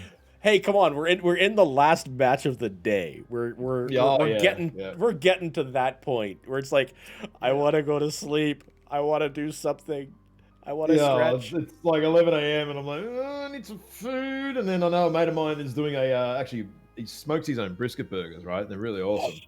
And he's doing a pop-up. And it's only about 15 minutes drive for me. But I am having a serious case of these massive CBFs because I'm going to have to wait in about a 20-minute line because it's mega popular. I'm like, oh. And rightfully, you kind of have something more important to do, which is to go get that spider bite looked at. Mate, it's not looking that great down there. It's changing colours slowly now, but that's all right. I mean, you've got to eat first, right? If I'm going to spend 6 hours in the ER waiting to get looked at, mate, I need sustenance, right? True. Shifting priorities, we'll call it. Well, you just go get yourself Mickey D's on the way to hospital, you dickhead. No, I'm not. No, hell no. Hell no. I ain't gonna pass McDonald's, man. If I can go get smoked Chicken brisket tenders. burgers, you kidding me? Hell no. Nah, it's not happening. Apparently, they lost because I wasn't playing. Oof. Ooh. Okay. They have a little bit too much faith in my abilities, which isn't that much. They just want me to play. That's all. Oh dear. All right, Hibernal Rift. Here we go. I think they're gonna lock let's in fairly fast, right? It's gonna be Probably. this pretty standard hibernal business. I mean, looking at what I'm looking at, that's what it's gonna be. Something to that effect for the blue team. And Red pretty much team. that. Pretty much that for probably, the red team. Probably something like that. Yeah, yeah. Yeah, more or less. And, he who shoots more or more accurately wins. Yep, absolutely.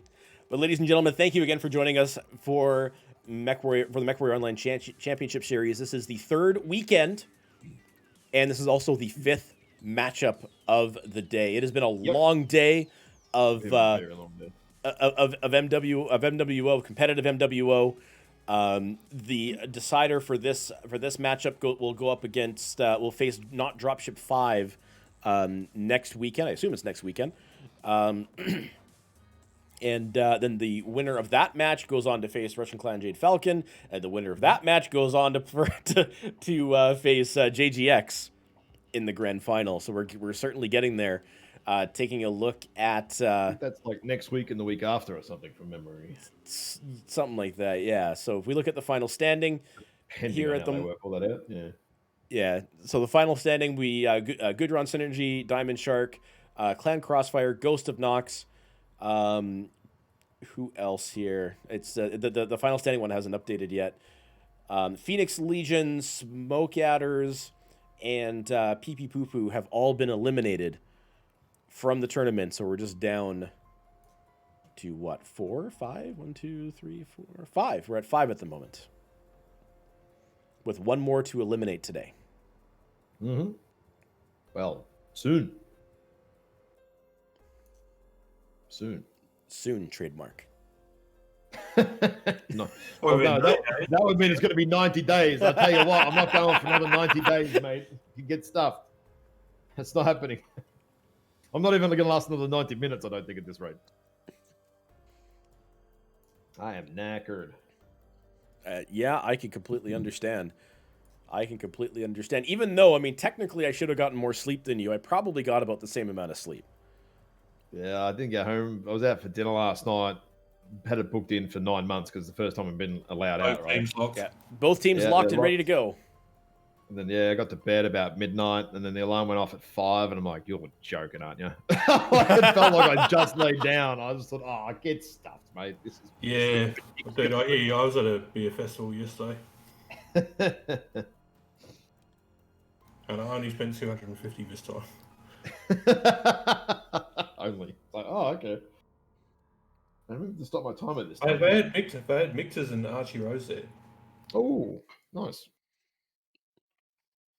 Very nice. All right, here we go, folks. Drop 2. Oops, it's the Wild Ones versus Dog Squad. Hibernal Rift. Let's get loaded here. And by get loaded, I mean loaded into the game. I could get loaded right about now. Tell you what. Oh, yeah. Okay, blue side. Let's go have a look over there, shall I?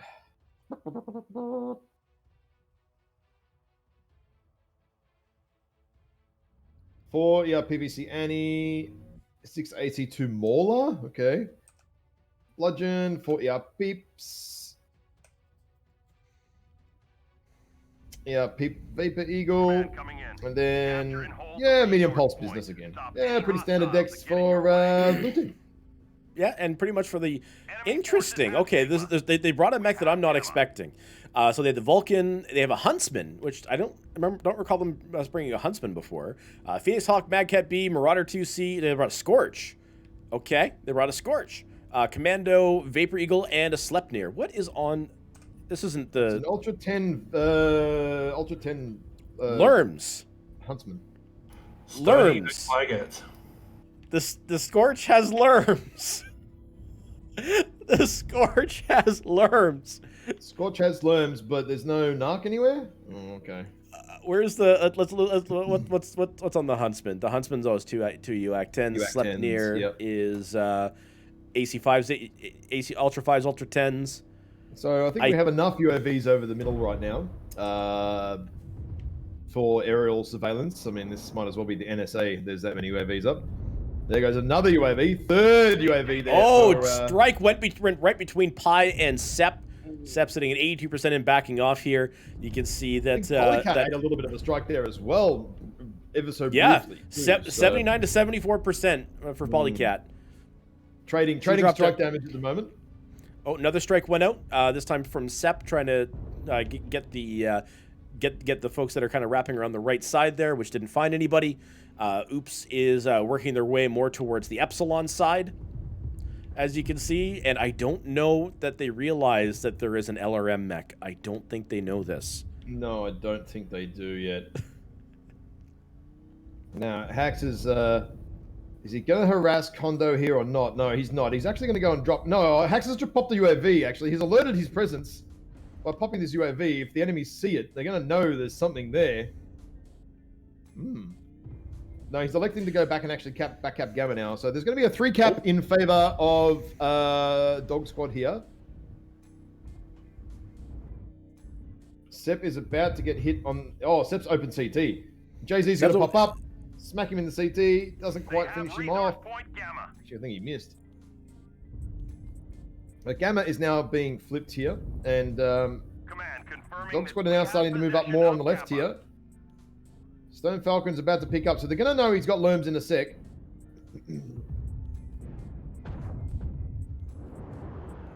And there they go. The Lerms are flying. The Lerms are out, but I mean, they're on the wrong mech. They're on the mediums. The medium's already in cover. Oh, Stoney just did a volley of Lerms into the ground. Yeah.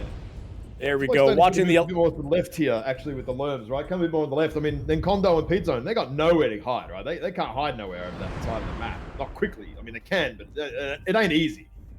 Andy Mech again eating heaps of shit early. Already open on that torso, on that Huntsman. That is not what you want. We can see Wild Ones are... Yeah, Oops has been backed into a corner here.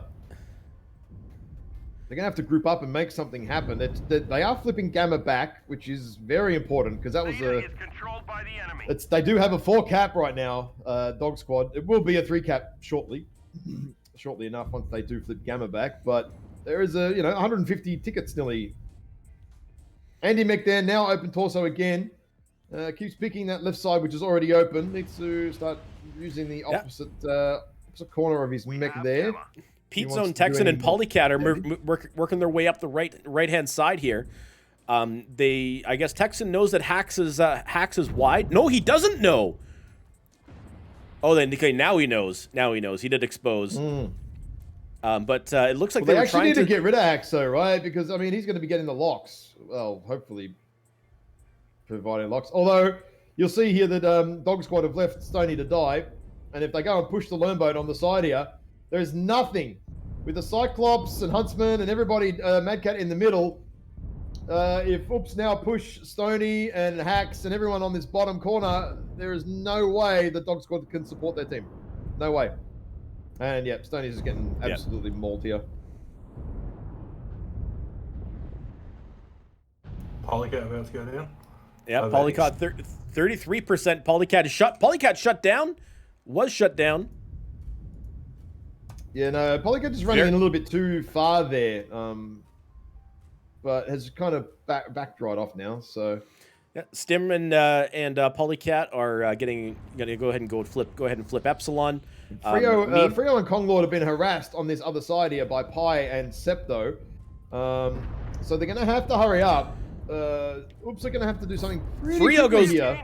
Frio goes down to Brian, and they're swarming Konglord right now. The Annihilator. And now it's a 4 cap for Oops. Yep, Jay-Z goes down. So, Konglord's got no weapons left. Brian Ferry is for Dog Squad here is only has one PVC left and a shred of a torso, not much. Pi finishes off Kongwood there. Yeah. Pete Zone's only got one PVC left as well. Kondo, same open CT, has all these weapons, but is open on the CT there. One good shot will finish his day. Helios finishes off Kondo there. And now Polycat is off doing some Sigma Cap business, but it's not going to be enough here. Oops, I'm not going to win this game, I don't think. There's just no chance. I mean, I'm surprised, honestly, that Stoney didn't, truly sink into depravity and just bring an LRM meme baby. I mean, you would expect it from Stoney to be in an LRM Annihilator or anything. Mm. He's as addicted to Annihilators as Jay-Z is to Stalkers.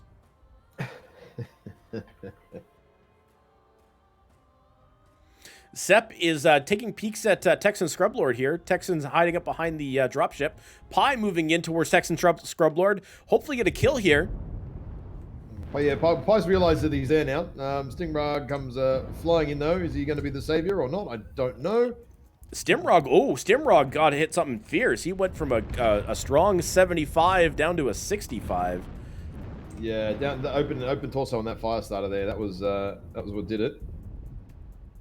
And yeah, Stimrog taking a couple of shots from all over the map at the moment. Texan gets down Helios there. Texan, yeah, he's at 26%. Texan takes down Helios. The last remix for Oops, they're very low. 35%. Gets down Aza as well somehow, and he's still open and not dead. Not really sure what's going on here.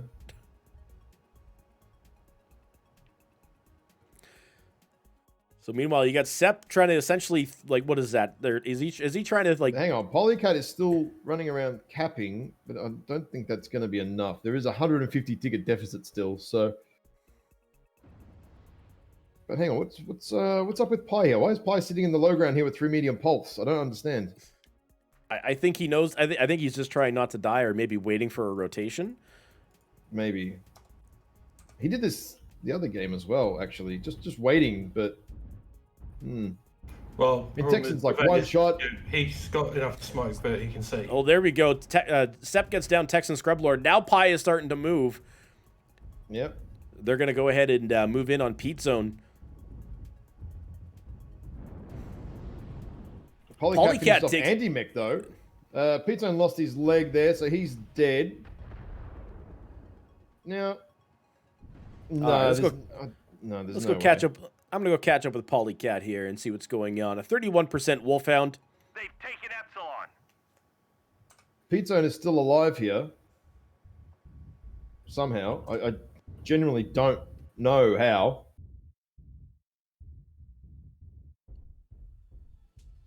Yeah, Polycat sitting here with 5 MPLs, but a very, very weak center torso. And looks like she's been cooking her internals a bit. Oh, Pete missed the shot there on Sepp. Went straight past him.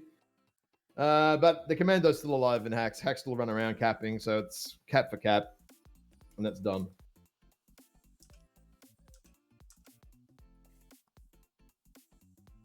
We have There. Gamma. A little bit of blindness mode for everybody because I accidentally hit my night vision. Yeah, I saw that. I do that every now and again by accident. It's all right. Just out of habit sometimes.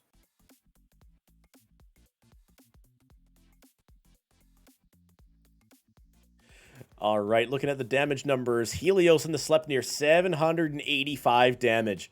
Really pulling out the stops up there for Helios.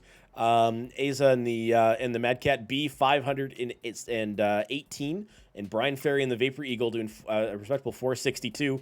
Shout out to Andy Mech who did 228 damage, so good old 228 damage. And on the enemy team, on the Oops team. Sorry, that's just a bit of habit for me.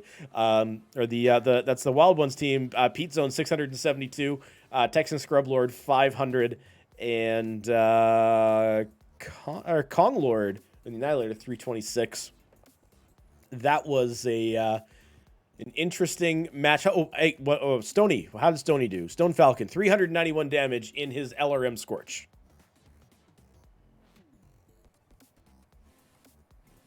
So with that, we are now 1 drop to 1. Mm-hmm. And off to Rubelite Oasis.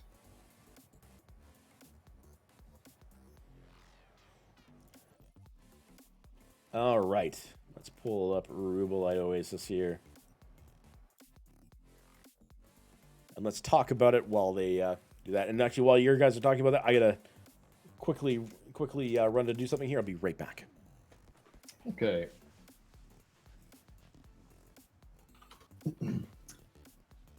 Abstract Rubelites. Okay, what do we have? We have Team 2 is Dog Squad. So again, they do have that slight advantage. We've sort of discussed a few times getting up to Theta. Just before we start talking about that, maybe we'll just type in the lobby chat. We've got 5 minutes. He already did it. Nutty was still in the game. I already typed it. Okay. That's all right. So they're on Team 1 here. Can easily get a mech up here to deny the Theta cap if they should want to choose to do so. Some teams have, and some teams haven't. So it does depend on who wants to do what. Last time we saw Dog Squad play on this map, they played a elaborate cap strat game. Yeah. So I honestly expect them to do that again because on a one-to-one trading basis, they're not as good as the pilots, but they're trying to play the PHL way, it looks like, of outthinking their opponents and going, well, it doesn't matter if we kill every single mech. If we win on caps, we've still won the match. Mm-hmm. And that can definitely work. When your team the enemies try to control the map on you, you just take the caps and get the control back that way and control the game. So it's going to be interesting how I've sort of drawn some rough where people are going to sort of form up. Sometimes you can get some mechs in here for either team. Kind of depends. Can vary on what's happening. But you generally don't see mechs there too early in the piece. Assuming that you're going to see Kappa here and an Epsilon over here. But perhaps we may see Sigma to Kappa and then all the way around to Gamma for Axe in the Commando. It seems to be pretty much what he's been doing a lot of games. So if Dog Squad can take Theta, back off it, and then just hold, they could end up with a 4-cap here pretty quickly. Not pretty quickly. It's going to take a couple of minutes to get to that point, but yeah, it's once again that race. Yeah, once again, it's the race for Theta. Mm-hmm. Always. Race to Most take maps. it or deny Most it. maps are. It's pretty much is. But this will be an interesting one because I know both sides will want are gonna go for Theta. I know Hax is gonna go for Theta. I know Polycat's gonna go for Theta. That's about the most that I'll reveal here is that I know that's probably what they're probably gonna do unless they decided to change something. But yeah, that's like probably the only thing I'll reveal is they're probably both going for Theta. I'm like 90% sure. Mm-hmm. All right, how we doing here? Teams have a couple minutes left, I think, or Team 1 has a couple minutes left. Just checking the times. Yep, couple of minutes.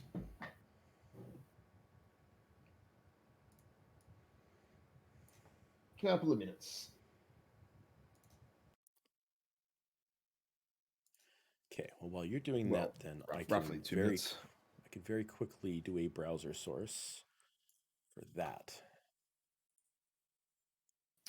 Docking this up here. Oh, the little surprise that we have coming. The little surprise that's coming. That's right.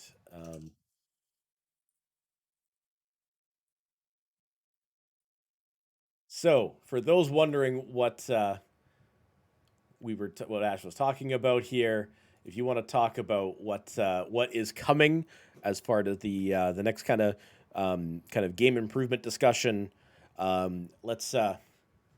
All I'm going to do is I'm going to show you that. Mm-hmm. And That's you should it. be able That's to. all you get. You don't get anything else. That's all you get. That's all you get.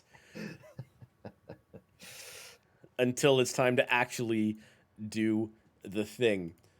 And it's going to be an interesting presentation. But I mean, hey, you want to make the game fun again, speed it up, fix desync, and make all the shitty weapons like, oh, geez, clan small pulse, clan medium pulse, IS small pulse, light PPCs, light Gauss, you know, like even clan large pulse is pretty shitty these days. IS large pulse, it's too hot for its tonnage. So there's lots of stuff that could fix the game and improve it to make it feel like it did, 3 years ago when the population was the most active almost, really. I mean, there was triple the population playing back then. So absolutely. Yeah. And just a and the reminder, Kodiak folks, doesn't turn like a dump truck no more. exactly. That'd So folks, be nice. just to remember, folks, the Inner Sphere Coalition is coming up next as far as competitive Mech Warrior. So if you have been enjoying watching competitive Mech Warrior and you want to get involved with your team, start getting your team together now. Start getting those practices in, and keep an eye out for the ISC, which is put on by Aces Wild and supported by MWO Comp. I just rather crappily pulled it up on the stream here, but we'll drop a link in chat just so that way you can go and check it out. Sign up start on January 1st, and the matches start up on February 1st. So make sure that you get involved, pull teams together, have some fun, and check out those rule sets because this particular comp series requires you to be an Inner Sphere only mechs. For the law. For the lore. For Talo. You're almost saying for the horde, but you're really saying for the lore. That's right. Exactly right. All right. So Team 1 is locked in. They are locked in Alpha Charlie, as we kind of expected them to. As we would kind of actually, Alpha Charlie. Oh, I guess yeah. I guess the pathway for Team 1 Alpha is it's shorter than. Yeah, you're splitting hairs at that point from on Rubelite. Some maps, it makes a lot of difference, and depends what mechs and stuff. But I mean, but what it could also do is it could actually provide a gateway for a mech to do that, to get a direct line to Kappa, whether or not they would do it or not. I'd be very interested to see if they send a 2-man there or something. Oh. The lobby has encountered the error. What the fuck? What? Uh-oh. No, it's loading for me. Yeah, I don't know. That's weird. Lobby has encountered an error. Contact support. I'm like, oh yeah, because that's going to get me somewhere. Maybe my game is going to crash. I don't know. I've never seen that error before, but it's gone. It went straight away. So I don't know. That was just a strange bug. We'll go with strange bug. It's a weird one. Yeah, I've never seen a message like that before. All right, and whatever. Right, I'll go the other side of the map. That gives me Team 2, I think, right? Doesn't it? Yeah.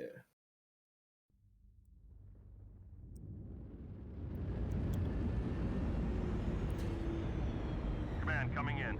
Capture and hold the resource point. All right, looking at Team 1, we've got a Warhammer 2C, Phoenix Hawk, Commando, Linebacker, Vulcan, Vapor Eagle, Annihilator, and a... Well, sorry, I should say Warhammer 2C and a Warhammer, which it is allowed because they are separate mechs. And look at this. Look at this. The push by Team 1 to Kappa. So on the Team 2 side here, we do just have lots of ERPPCs on all the bigger mechs. All the smaller mechs are standard, medium pulse, IS. Stoney's Annihilator, though, 2 ERPPCs, 6 AC2. Now that is one hot bastard of a mech. Holy shit. But otherwise, yeah, all ER peeps and medium pulse.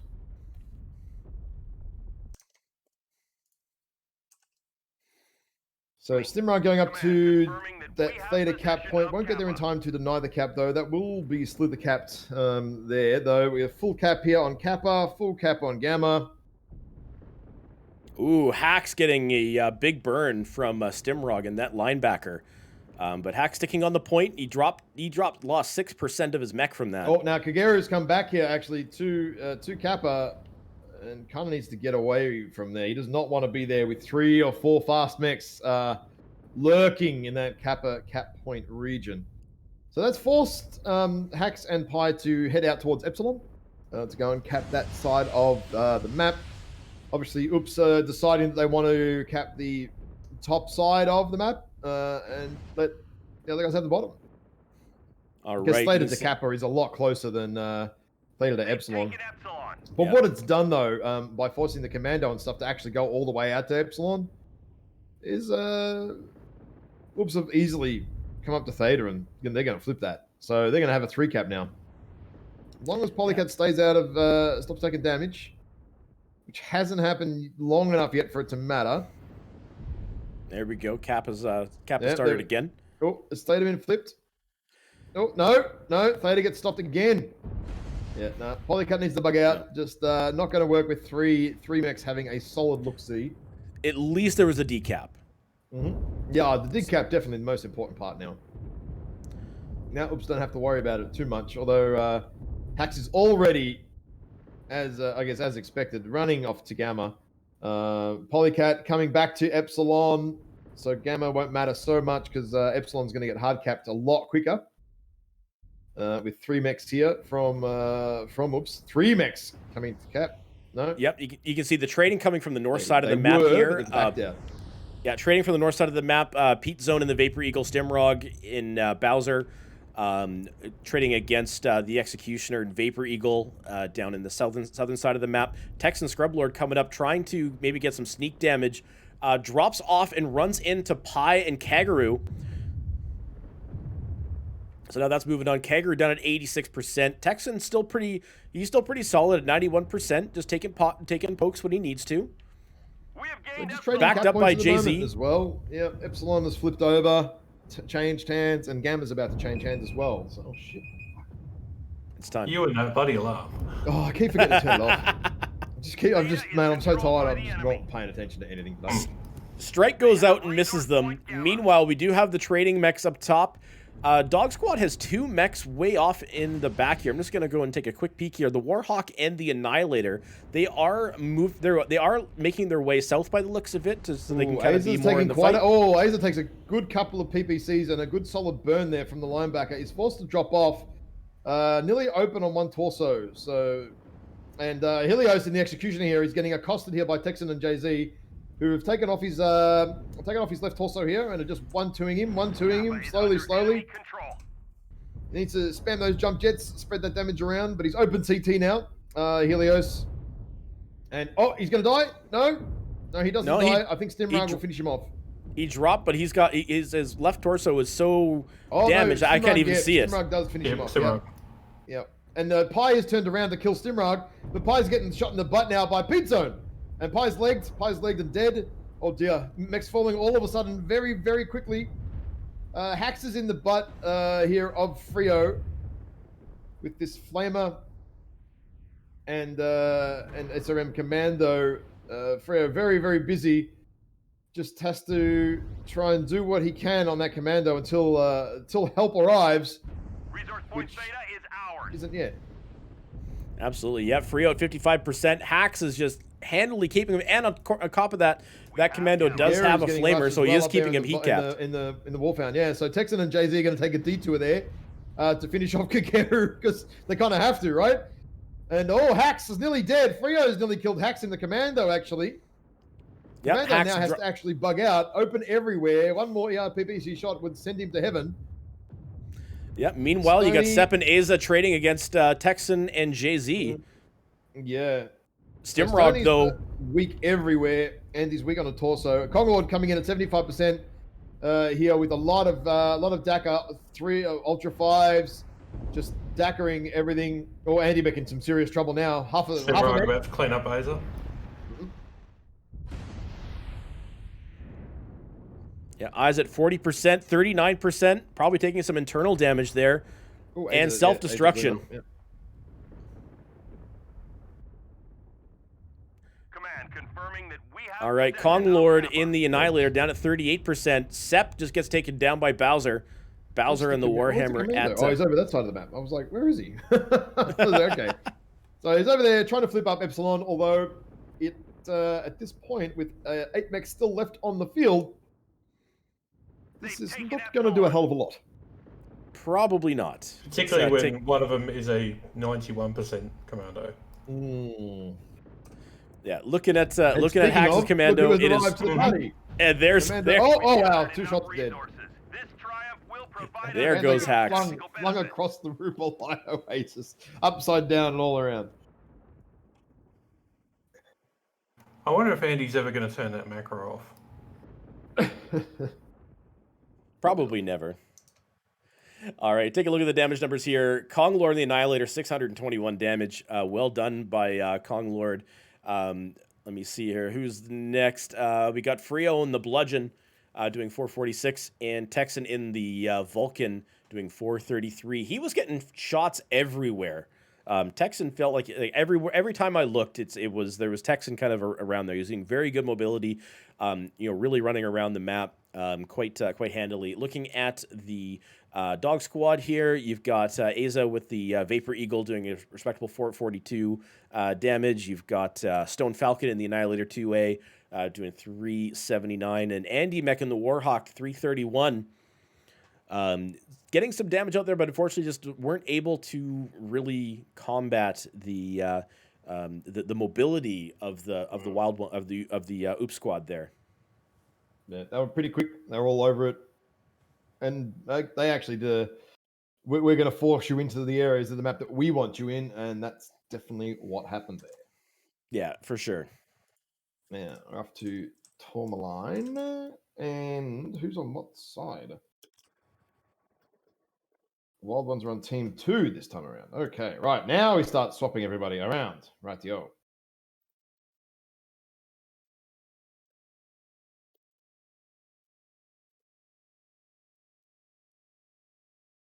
I think I moved everybody around. Right. Okay, cool. All right, let me change that over. There we go. All right, so this brings us to Tourmaline Desert for drop 4. Oops just needs one more win to take this. So if Dog Squad can eke out a win here, then we'll go to drop 5. Yeah, we'll go to 5 drops.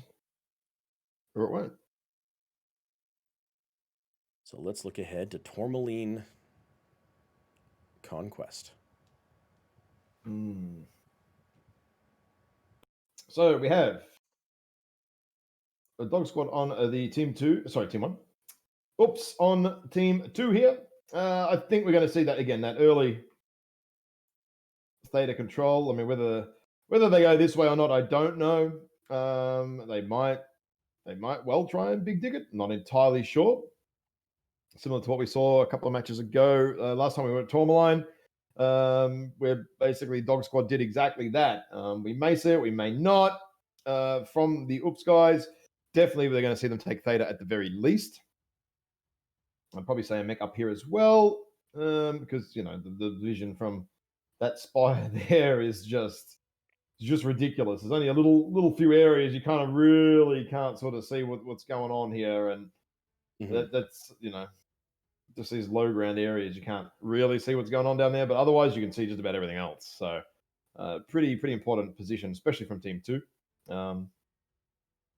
Almost doing yourself a disservice if you don't send somebody up there in some ways.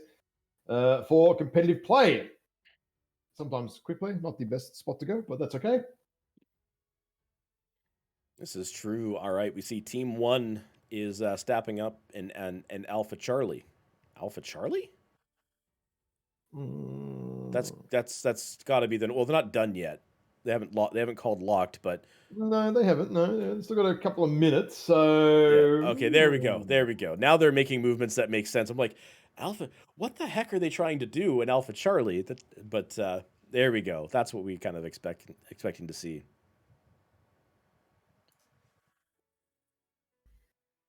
Yeah, Bravo Charlie, a bit more standard, a bit more expected. I mean, do they take it to the enemy or not? That's the other question. Maybe they expect it to come, right? And then expect that these guys, right? Now, imagine, say this: you expect them to push over this way, but what you do is you set up a brawling thing here, right? And then you wait till they get there, and then you just go in and hammer them. Yeah, Yeah, it could absolutely.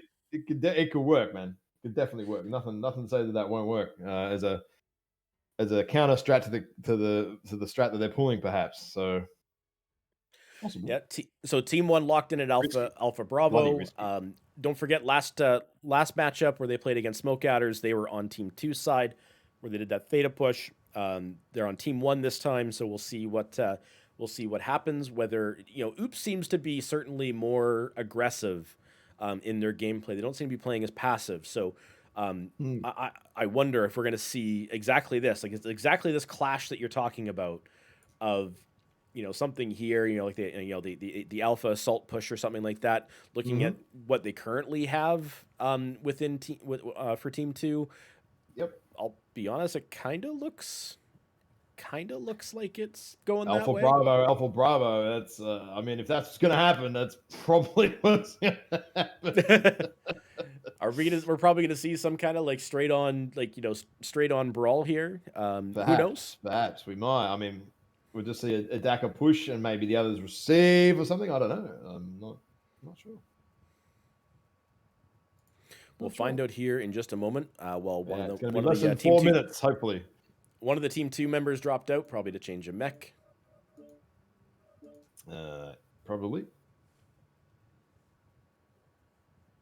As soon as I saw someone drop, I'm like, normally it's Bowser. He's like, oh, I've got to check MechLab somewhere. Always dropping out. But it wasn't actually Bowser this time. Normally it is. Normally, like, oh shit, I just Yeah. got to fix one thing. Yeah, Yeah, I got to fix one thing. Got to change something. All right. All the time. All the time. Yes, absolutely. Don't forget, folks, this is the final matchup of the day. We've had a lot of very exciting matches here. We had that really big JGX versus RJF match early on in the morning. Well, early for you, not as early for me. That was certainly a fun match to watch. That's me with JGX taking that win. They go on to the grand finals. Russian Clan Jade Falcon. They move down to the losers bracket for the losers bracket final. We had Not Dropship 5 versus Phoenix Legion, which Not Dropship 5 taking that 3-1. Not Dropship 5 then went on to face Pee Pee Poo Poo and won in 3 drops. And now we're on we had the Dog Squad versus Smoke Adders. Dog Squad took 1 against Smoke Adders, 3 drops to 1. And we're now on a current match, which is Oops, It's the Wild Ones versus Dog Squad. The winner of this match will go on to face Not Dropship 5. And then the winner of that match will go on to face Russian Clan Jade Falcon. And that's all next week. That's all next week. That's going to be an exciting. I think it's going to be all next week, and I don't know when or how or why or whatever yet. I don't know. Hopefully, I don't have to get up at bloody 5 a.m. in the morning. I tell you, that'll be nice for 1 week. I don't have to do it. We'll see, though. Although it is because of the So EU it's thing, currently scheduled 1945. Oh shit! 1945. What? That sounds bad. UCC. Oh yeah, that sounds bad. What is that? 19. 3:45 a.m. for me, 6:45 a.m. for you. Ooh, Oof. that's not too bad. That's not too bad. I See, can, 6:45 is all right. That's okay. It's an hour later than this morning, so that's all right. That's okay. That's not too bad. Yeah, and then after that, 2100 UCC, Russian Jade Falcon versus the winner of Game 2. Okay. Oh, so there's only 2 games next weekend. Well, I'm just looking at the ticket that Live created. Yeah, I imagine Yeah, probably it must only be settling 2 games next weekend by the look of it. Then okay, cool. settling out the losers bracket, I guess. Yeah, And then we've got the final. the week after. Cool. Oh, that's all right. Short and sweet next week to finish off that. The loser bracket, and then we go for the heavy hitting end games. Find out the finals. Cool. That's good. That sounds good, actually. And team 2 already. Team 2 is ready. Here we go, folks. Drop 4, Tourmaline Desert. Oops, It's the Wild Ones versus Dog Squad. Here we go. Feel like this is aggro hour coming. This drop. Yeah. Did they change sides, by the way? Nope. So Oops is still. Oh no, sorry. Oops is It's in still- team sides. Yeah. Yep. So Oops is on team 2 this map. Oops is team 2. Okay. Yep.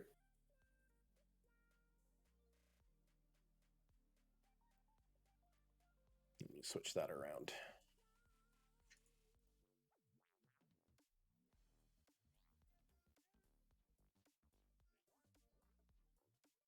Oops is team 1 or sorry, you said Oops. No, Oops is team 2. I had it right the first time. I had it right the first time. Oops. All right, you do the Blues. I'm going over to the Reds.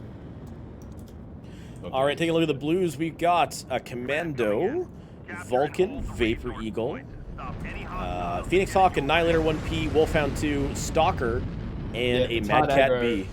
Ultra 5s, Ultra 10s, Ultra 5 Kodiak, Ultra 10s, Ultra 5s, AC2s, just Daka. Yeah, Daka versus ER Large. Okay, that's bad. Yep, straight into the Alpha meetup here. And he already down to 76%. Yeah, Conglord eating a bit there at the front line is 74% versus Andy's 76. We can see the light pack from Dog Squad. They were trying to contest on Theta. On Theta though. Big scrap on Theta now. The only issue is that Dog Squad's assaults are all out of the fight, whereas Oopses are just about to get into it. Yep, Polycat down to 77%, pulling back in that Commando. Hax is trying to flip Theta back around, but wasn't able to do so. Drops out with a strike. On Conglord. 74 down to 68. 68. Oh, that's it. That's not bad. That's bad. That's dodging a bullet when the smoke is right on top of your Annie's periscope. That's not a bad end result there. Oh, there's no one behind him. So you can see Dog Squad started pulling back towards the top of the map there. Walk straight into oh! 67 down to 63 there. Not too bad.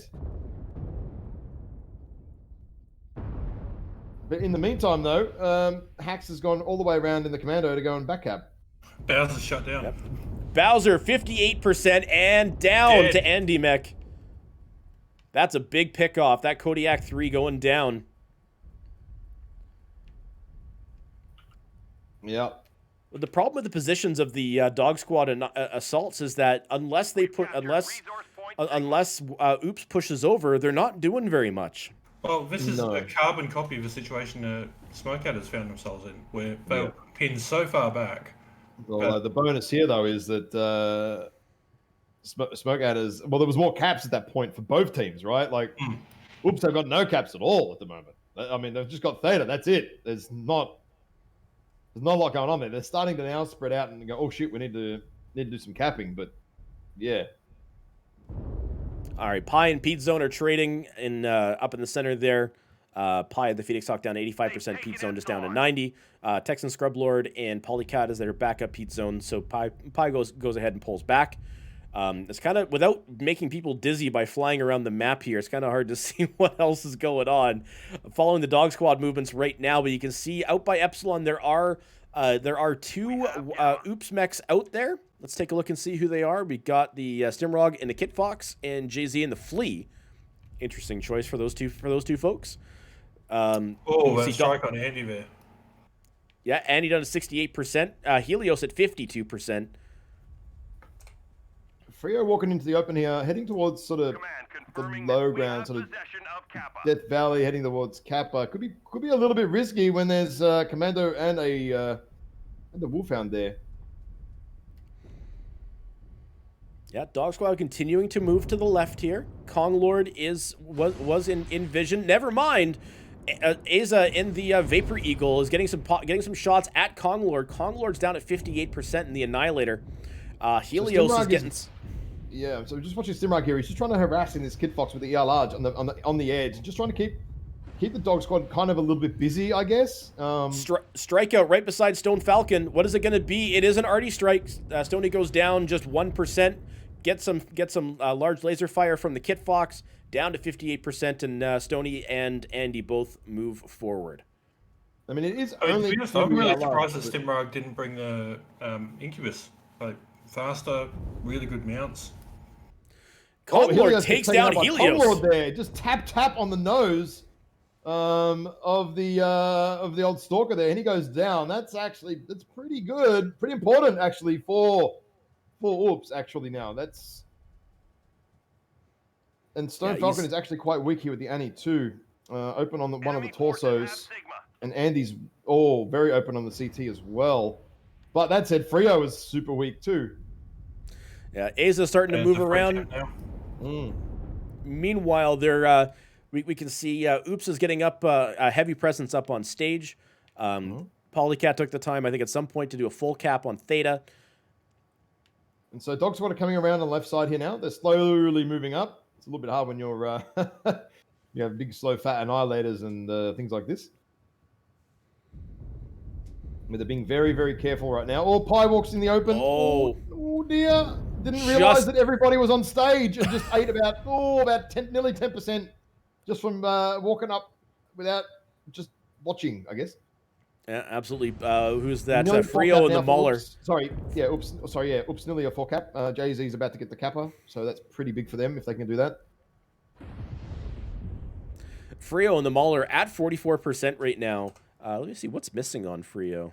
Oh, half a mech. So Yeah, down to- he's only got 3 AC2s left. Yep. and now open center torso. Pete Zone at 64%. Dog Squad You are see, diving in from both angles here. Commando coming in one side to harass Kong Lord, and Dog Squad coming up on the other end. So they're And trying look to at get that flames strike. down. Yeah, instead of an airstrike or an arty strike. Oh, shit! Massive airstrike on Frio. He's Frio! now one touch on the CT, and Pete Zone is in all sorts of trouble as well. One new Act 10 left, I think. oh no, A's at 47%. Kappa is under Stoney's enemy open control. everywhere. That airstrike hit Stoney big time. Took him straight down to 27% in the Annihilator. Aza cooks himself.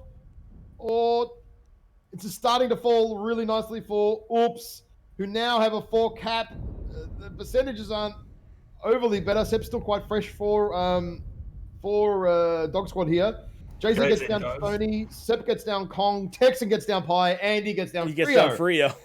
Wow, Frio. that's a lot of death in a short amount of time. There's so many weak Dominoes. mechs. They're all just weak. Everyone's like one shot except for Sepia, really.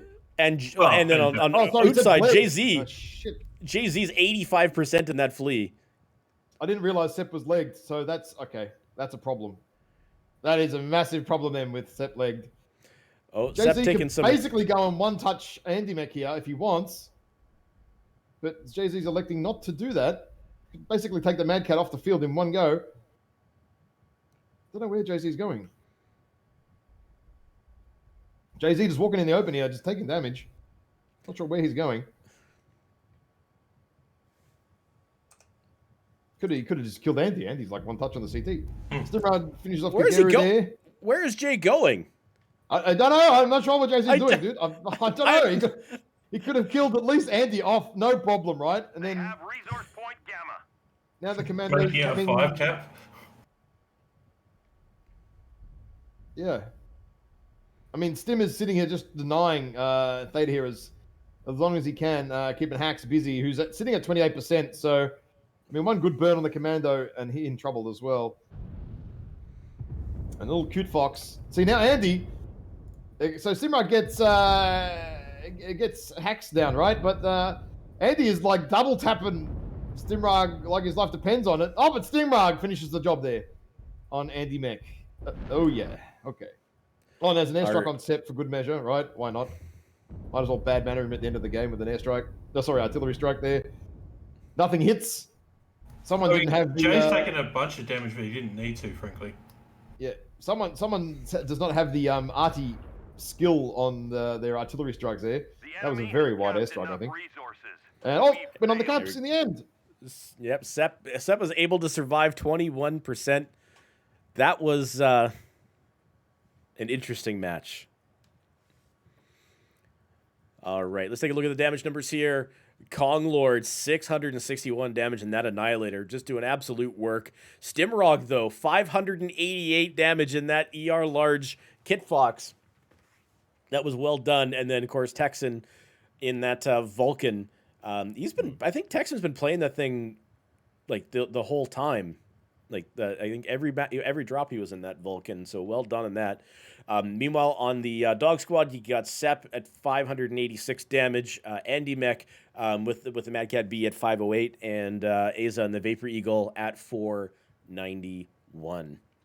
So with that, ladies and gentlemen, we don't need that anymore. With that, No, we don't have any more, mate. We're done. no. I switched over to the lobby view and We're so done. and still had my janky browser source open. So with that, Oops wins 3 drops to 1. Yep. Oh, that was a lot of matches. Made more so by the fact that they were all best of 5s. And And most of them went more than 3 games too. So yeah, solid effort. This is 5.5 hours. yeah, 5 hours. Something like that. Yeah, that, that's not too bad. that was a lot of game time. Yep, That I've was- been up making sure we were ready since 7.5 hours ago. And actually, I really do appreciate you hanging out and providing support for us today. It actually makes a few things a lot easier when there's a somebody sitting here in support. Less, Okay, I just armchair general. yeah, certainly less technical issues this week, which is good.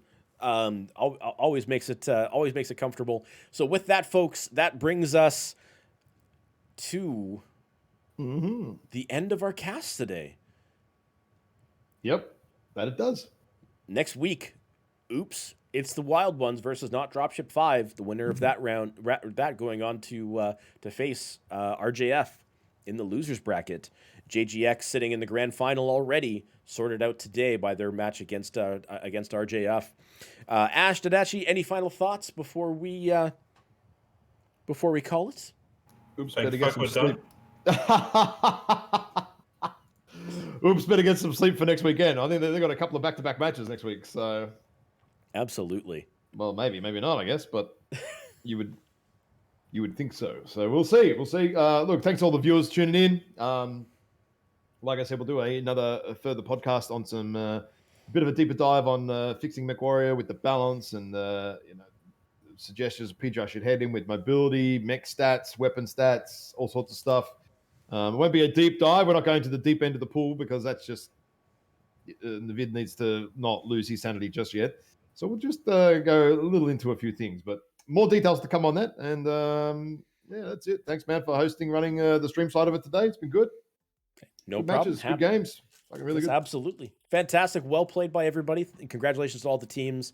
Whether or not you win or lose, thank you for participating in the MechWarrior Online Championship Series. That is going to be it for us today, though. I hope you've enjoyed. Have a wonderful morning, afternoon, evening, night, wherever you are in the world, and thank you for joining in. My name is Nutty Rat, and with me is Just Call Me Ash and Adachi. Have a wonderful night, folks, and we'll see you again next weekend for more competitive MechWarrior action. Absolutely. Catch you later, See you guys. guys later.